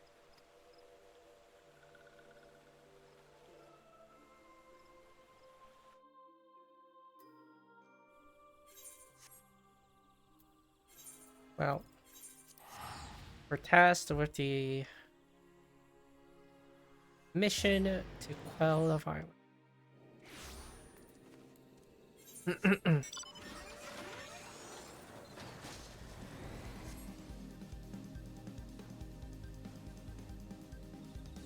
However, that's possible. That's the mission. I'm stuck. Vicar of the Signs, I was told to expect you. I understand you you go to treat with the primal Ramu himself. An enviable task, but one for which I have no doubt you are well suited. I've been told that your fellow Scions are conducting an investigation of the area, where we might ascertain the location where Lord of Levin might be found. I would ask that you abide here until they return with their finding.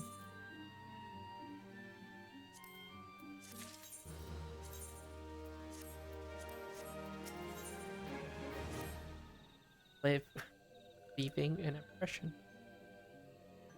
I was told a messenger would be sent as soon as your fellow Scions finish their investigation. I did not imagine it would be.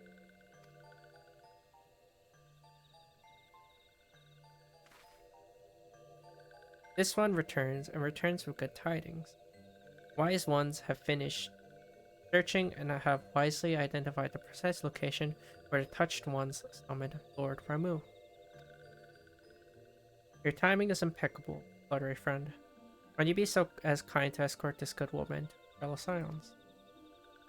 It will be this one's pleasure, Walking One. Please come with this one.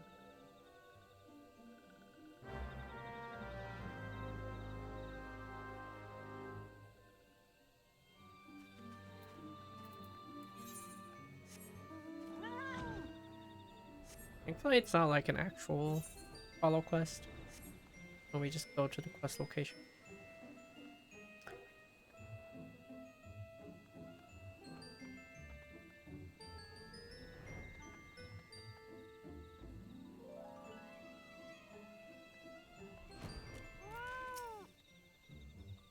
Wise ones have ventured deep within Selfland.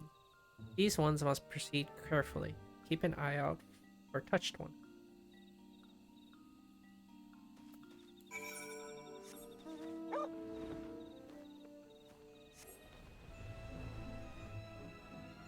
Taco.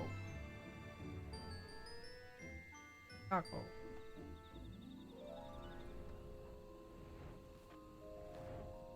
I love the sheep. Such a cute mount. This one is most sorry, but this one can go no further.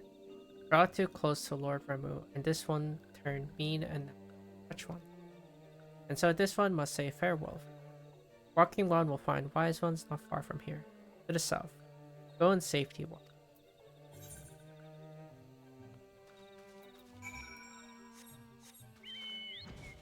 That's to the west, my friend. Not the south.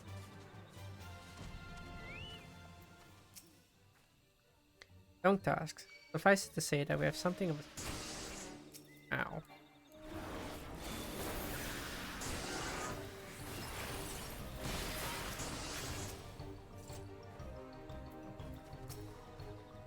Ah, there you are. It is you, isn't it? So Thancred is Thancred, Papalimo is Papalimo, Stola is Stola. Now...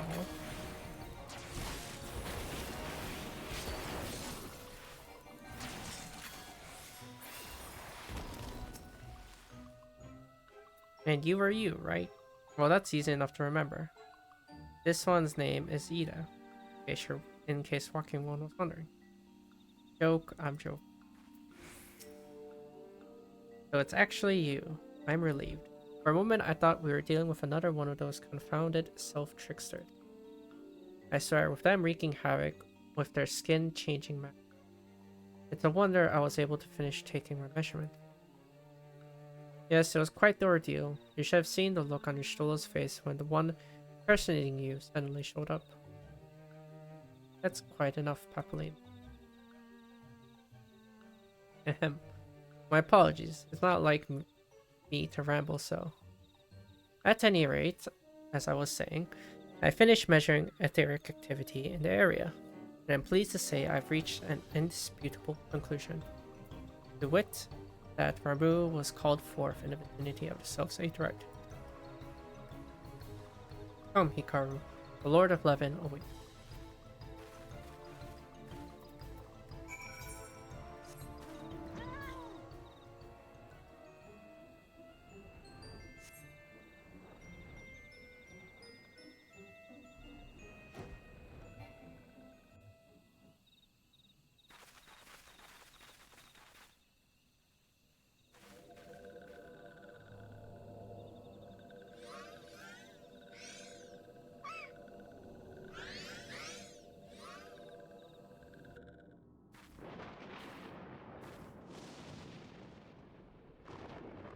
Thainora betrays thee, servant of hiding.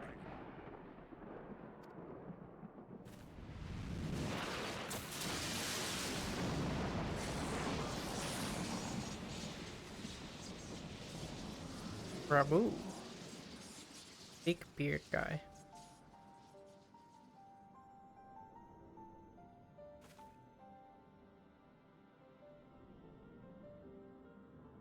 Thou art the bringer of light, bane of Ifrit, Titan, Garuda, and Leviathan. I am Ramu, guardian of the children of the forest. Thou tramplest upon sacred soil, bringer of light. By what right doth man intrude in this sanctuary of the sylphs?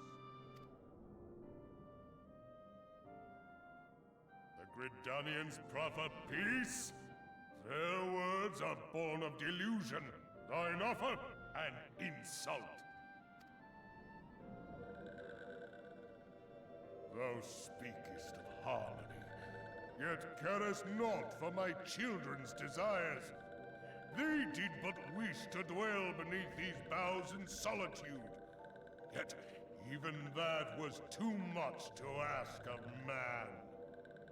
Thus did they turn to me for succor. The sentence I pronounce upon thy kind is just. Redanian or Garlean, it matters not. The good intent of one excuseth not the misdeeds of the other. Thy conflicts have brought naught but anguish and misery unto the forest. All blame doth lie with the darkness that resideth in the breast of man.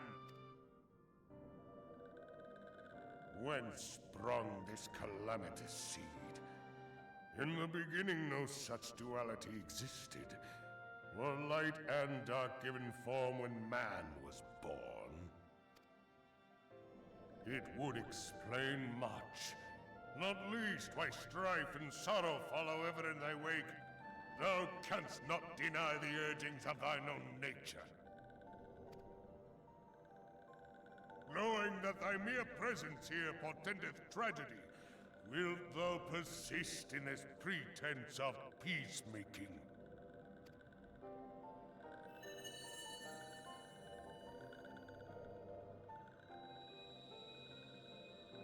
Thou bearest the crystal which I bestowed upon thy wayward charges, that they should entrust so precious a gift to thee. Thou standest apart from thy kin. Thou art the bringer of light, aye, but there is something more in thee. Very well. I shall consider thy proposal. Shouldst thou survive my trial. If thou wouldst champion the cause of harmony, I must have proof that thou art fit to play the role. Were mine ire, and prove to me thereby that thou hast strength enough to stay the darkness which threateneth to consume thee. Yet if thou shouldst be found wanting, know that all men shall perish in the storm of my judgment.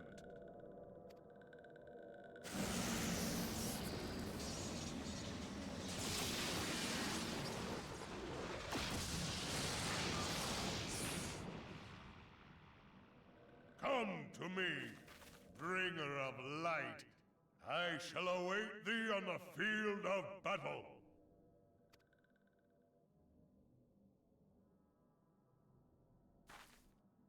Urianger, it is rare indeed to find you so far from a tome.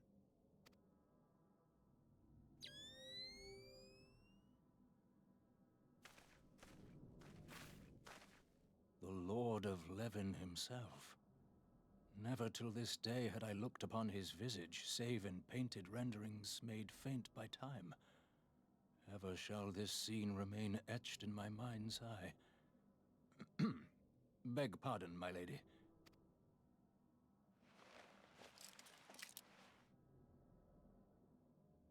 I must beg thine aid on a point of research.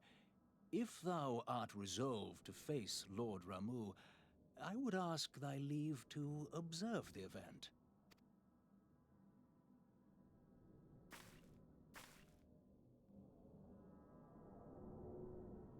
You want me to observe the event while we're fighting them?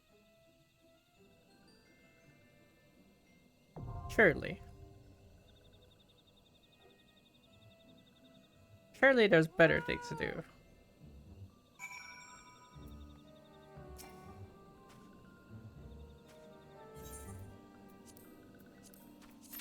Anyway, right for a moment. That was really quick. Wow. Not expect that to.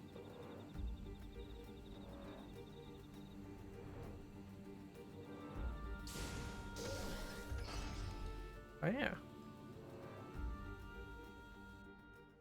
Big guy with giant beard.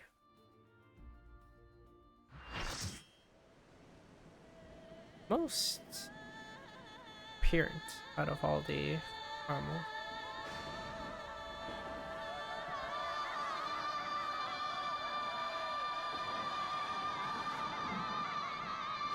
Well, he's not the first one to notice that we're blessed by Heidelin.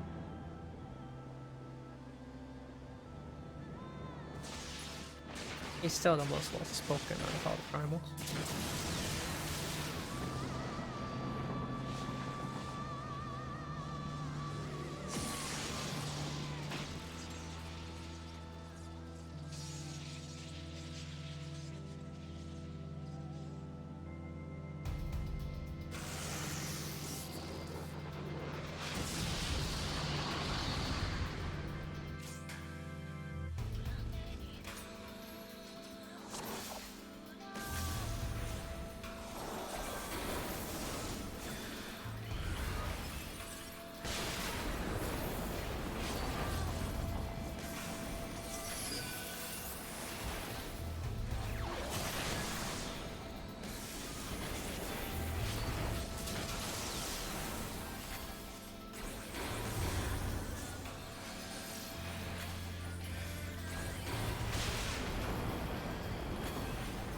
I forget if this Ramuh has need for us to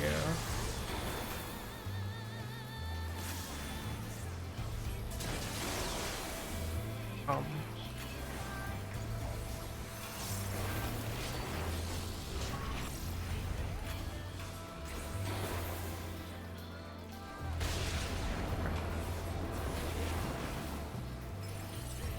gonna wake up that way, I guess.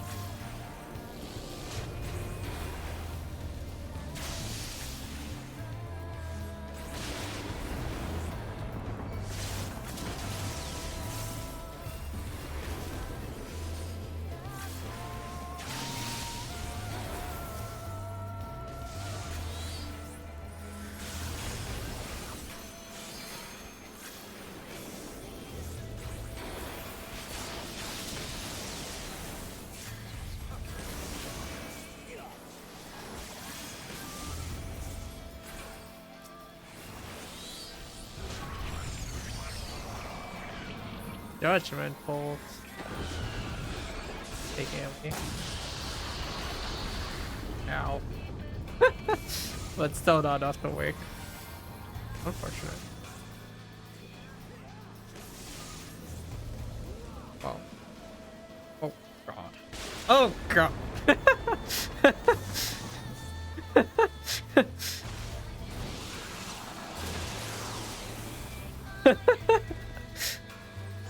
That's funny.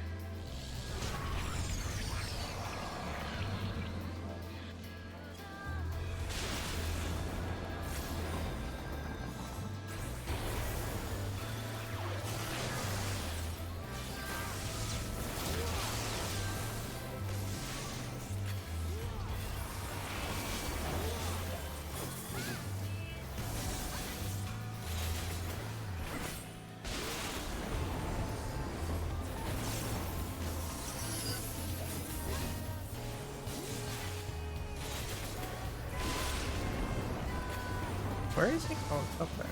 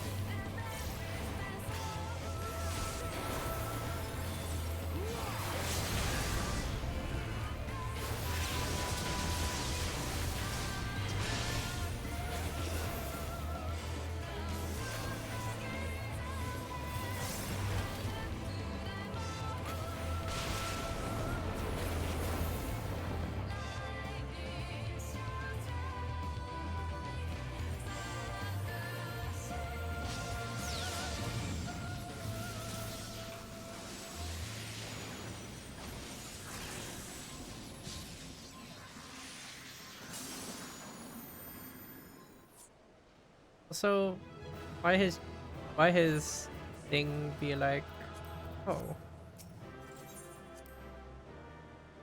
survive my trial, but then like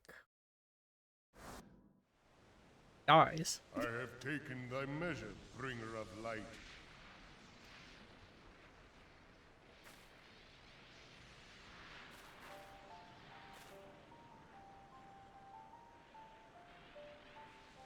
And I judge thee a worthy champion.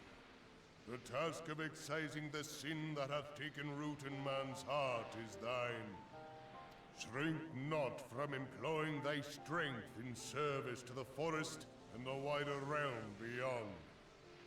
Like hungering shadows do the enemies of harmony gather, and meekness will but feed them. If man is to be delivered from the dark, it shall be by thy guiding light alone. Stray not from the path, for if thou dost, thy people shall be truly lost.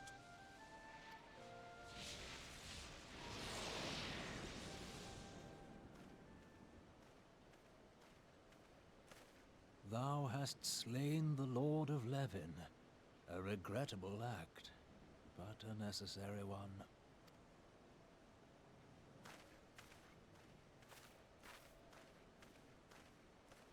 In witnessing thy struggle, a truth hath been revealed unto me. If I mistake not, it may yet prove a chink in the eternal armor of the Assyrians. But let us conclude our present business. I shall expound upon my findings at the Rising Stones anon.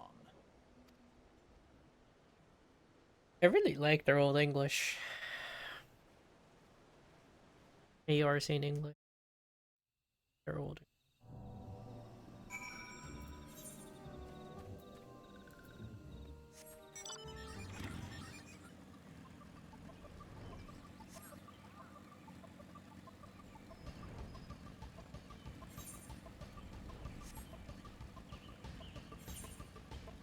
Yes, it is games.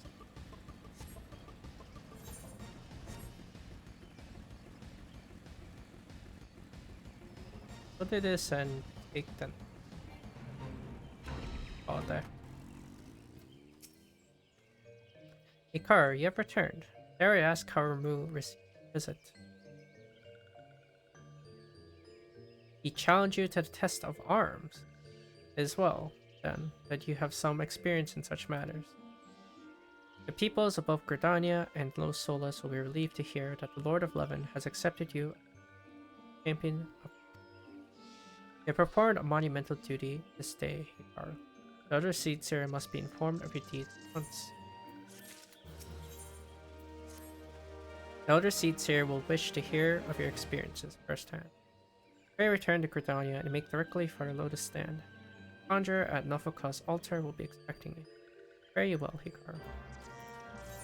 Oh. I'll just stay at Gridania, so we end at a sanctuary. Which, if you didn't know, it does give you rested XP.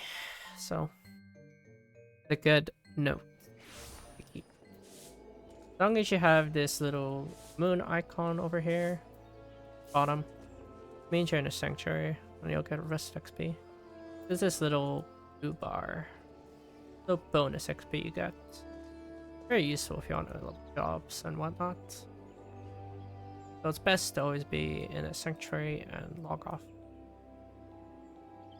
But speaking of which, that is it for me.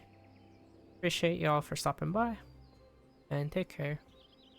Have a good rest of your night or day, wherever you are. Bye bye.